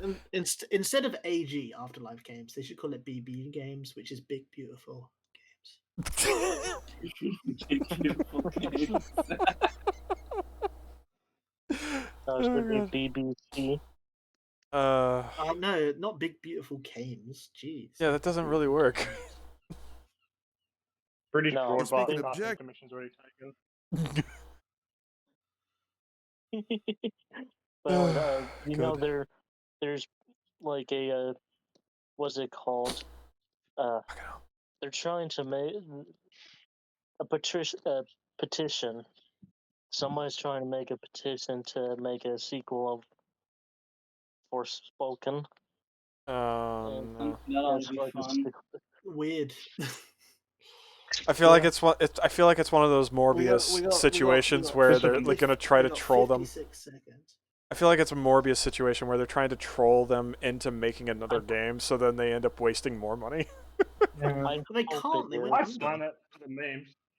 I'd sign it for the memes. The company that Well, the made it went dirty, under. the IP. Yeah. And Squeenix isn't going to care. How much could you buy the? Oh my How God! much Could could we you buy buy the Forspoken? Forspoken IP Oh for? my God! You're gonna pay me to take it. Oh man, dude, I'd buy Forspoken and then actually make it a decent, make decent characters. I'd buy Forspoken and make it about a Nazi femboy. Oh wait, no, that's Forsaken. No. Oh no. Oh man, Forsaken. God damn it. Let's continue. Yeah, 56 seconds. Yeah, we got to power through this last bit of stupidity. And it affected your enjoyment of the game. Hit them with the old compliment sandwich so they know you're speaking objectively and not from a place of bias. For example. Oh, so you know this is a piece of bias. Okay. It's a lie. It's just a lie.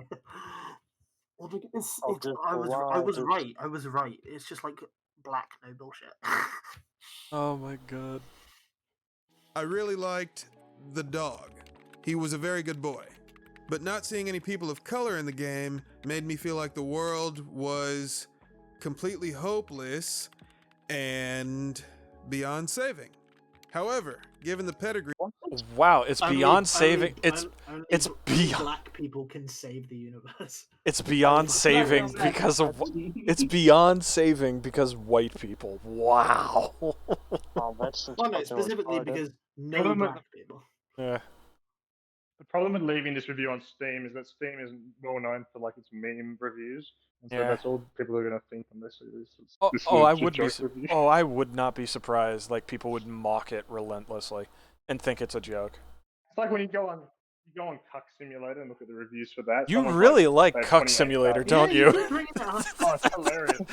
I like it hilarious. You go and read the reviews. He's got 2 it's hours Like playtime. 28,000. Oh my God. Someone has like 28,000 hours play time, and they're like, I haven't played this game much, but here's my initial impression. It turns out that Steam review is well- is get out there, yo. Oh my God. Steam has notorious. The point reason I bring that up is Steam is notorious, or even on like fucking Starfield and shit. Steam is notorious for like people memeing in their reviews. So I don't think it's gonna actually work. All right.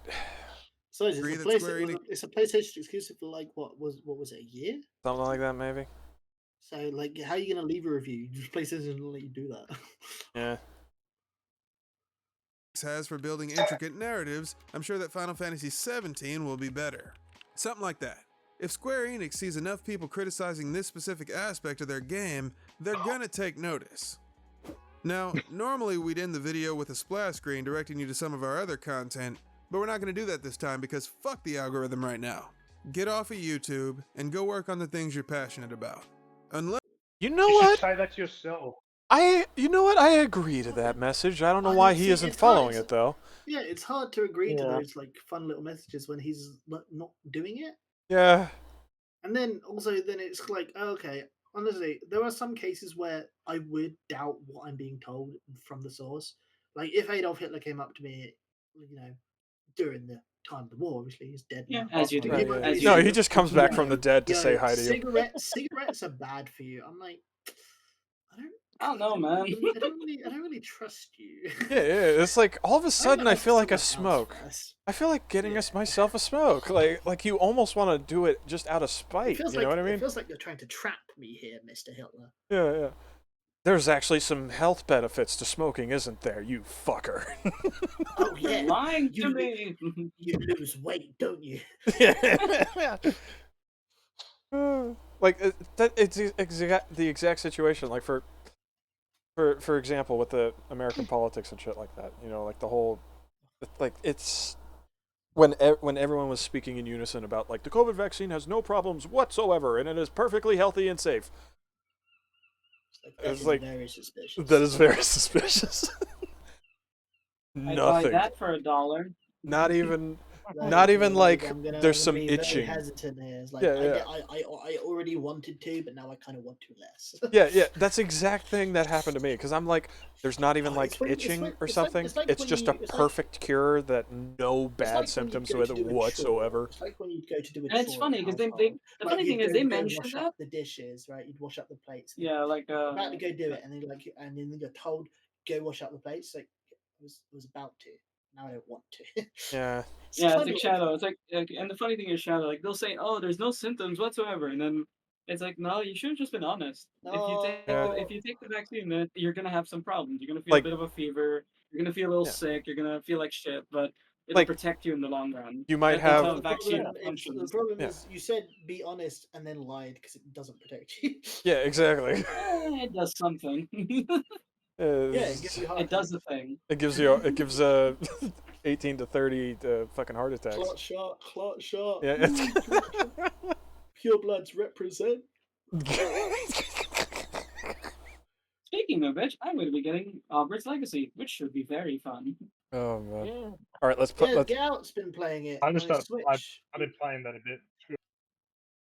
Uh, This is but why. Keith, This is why Keith, Get Out. do you want knows my about character to be toxicity because racist he or plays not? Nintendo Switch. What against the goblins? Yeah.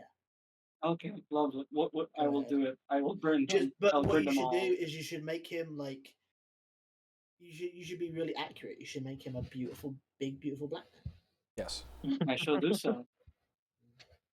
I picked a female character in Hogwarts Legacy. And I shall name him Kanye. like an olive-skinned, blue-eyed female wizard or witch, rather. Listen. We really need to talk. You're an egg. You're about to crack. God fucking damn I it. couldn't actually figure out how to change the eye color in the. So I don't know if you can change the eye color. Let's in say, that game. I couldn't actually figure out how to- did you say blue eyes? You might Yeah, I need to couldn't figure out how to Google- change the eye color. That was the default. You might need to Google the words master race and come back. That fucking movie Bob video is just gonna haunt us for the rest of our lives, isn't it? Yeah, it is. Listen, Movie it's Bob funny. Hunter. I want I'm to gonna change keep it. referencing. I wanted to change it to hazel or brown eyes, but I couldn't actually change it. I think you. Why are can you change looking at the eye assholes? color. That's kind of weird.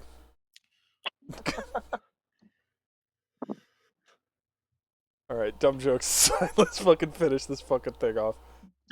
Yes. Take it around back and give it 2 shots of the fucking double 7 barrel. seconds. Unless you're passionate about watching videos on YouTube, in which case, you'll figure it out. Wow, are you really judging someone's lifestyle? The person that is helping you and the people that provide to your Patreon? Wow. You're like, I can't.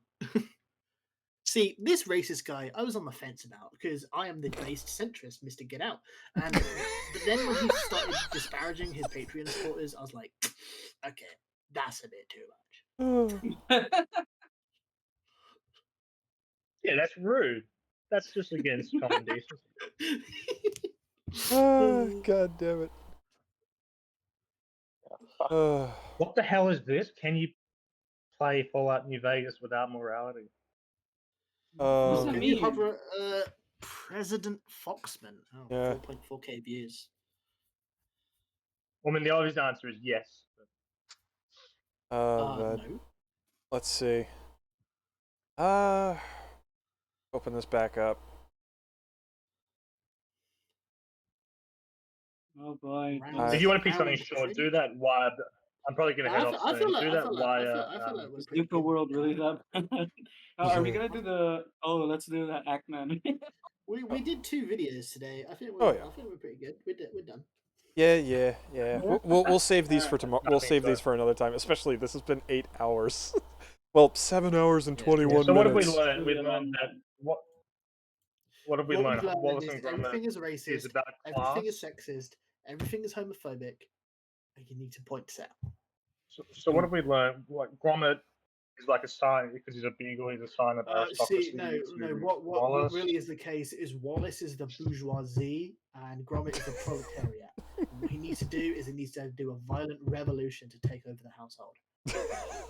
Even though Wallace is also working class. But remember, Wallace is a skinhead, so he doesn't count. Okay,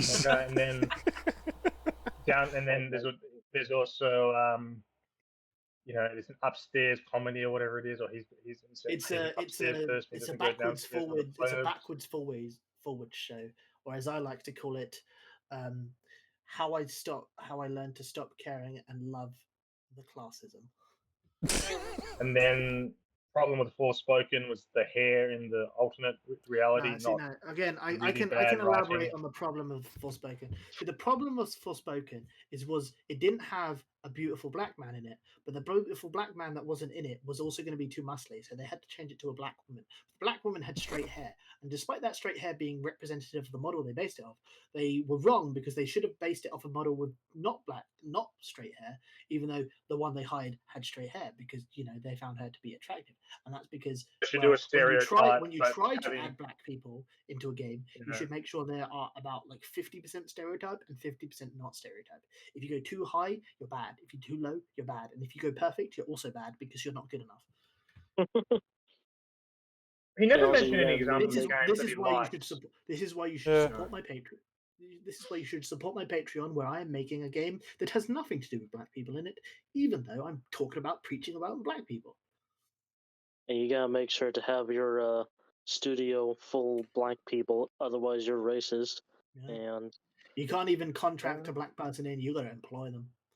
Yes. This is a bit of a grift because he didn't point to anything that would make like any good examples. Like again, Lee Everett. To be fair, he didn't point to the any only example example he pointed to was someone else pointing to a good example of Lee from Walking Dead and two others. But it was just him saying, But he didn't really point. Yeah, but he was saying how they're not the big buff black man, and so that's good. Yeah, but he didn't really come back to that and say this is an example of a character done right, which I would agree with. Watching that video, I don't really understand what the point is. Because he didn't need to, because the point was there are too many big buff black men. And this is why these three other black men are good, because they're not big buff black men. The example that he gave with Coltrane in Gears of War was a bit of a funny one, because they're all like that in that series. Oh, but everyone's kind of Coltrane's even bigger. I know, but yeah, true, but you can't have anything. Anyway, I didn't find any of these videos. He just had his arms a bit more present than the rest of them. I didn't find either of these videos very convincing. I think there's good conversation you could have about what's going on. I'll have you know that I'm signing up to my political party right now to campaign on there being more black people in video games. So I was thoroughly convinced. Which I mean, it's a fine position to have. That's a fine position to have, but it's not the actually, Oh, I'm not. I mean, that's a fine position to take, but yeah, you weren't muted. Yeah, I don't think he really addressed that issue intelligently. I mean, there's a way to have this conversation. It was not what he did. Hell, you could do it unintelligently like I did, and it'll still come out more intelligible than that fucking thing.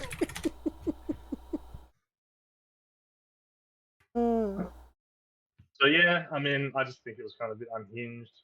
I mean, there's a very sensible way to have more diverse casting games and more setting that are sort of. If that is what you want to do, but obviously it's not a necessity. Right. Yeah, if that's what you want to do. If that's something you want, there's good ways to do that. I just don't think he's ended up. I don't really know what exactly his conclusions, and if it doesn't seem to be one that I would agree.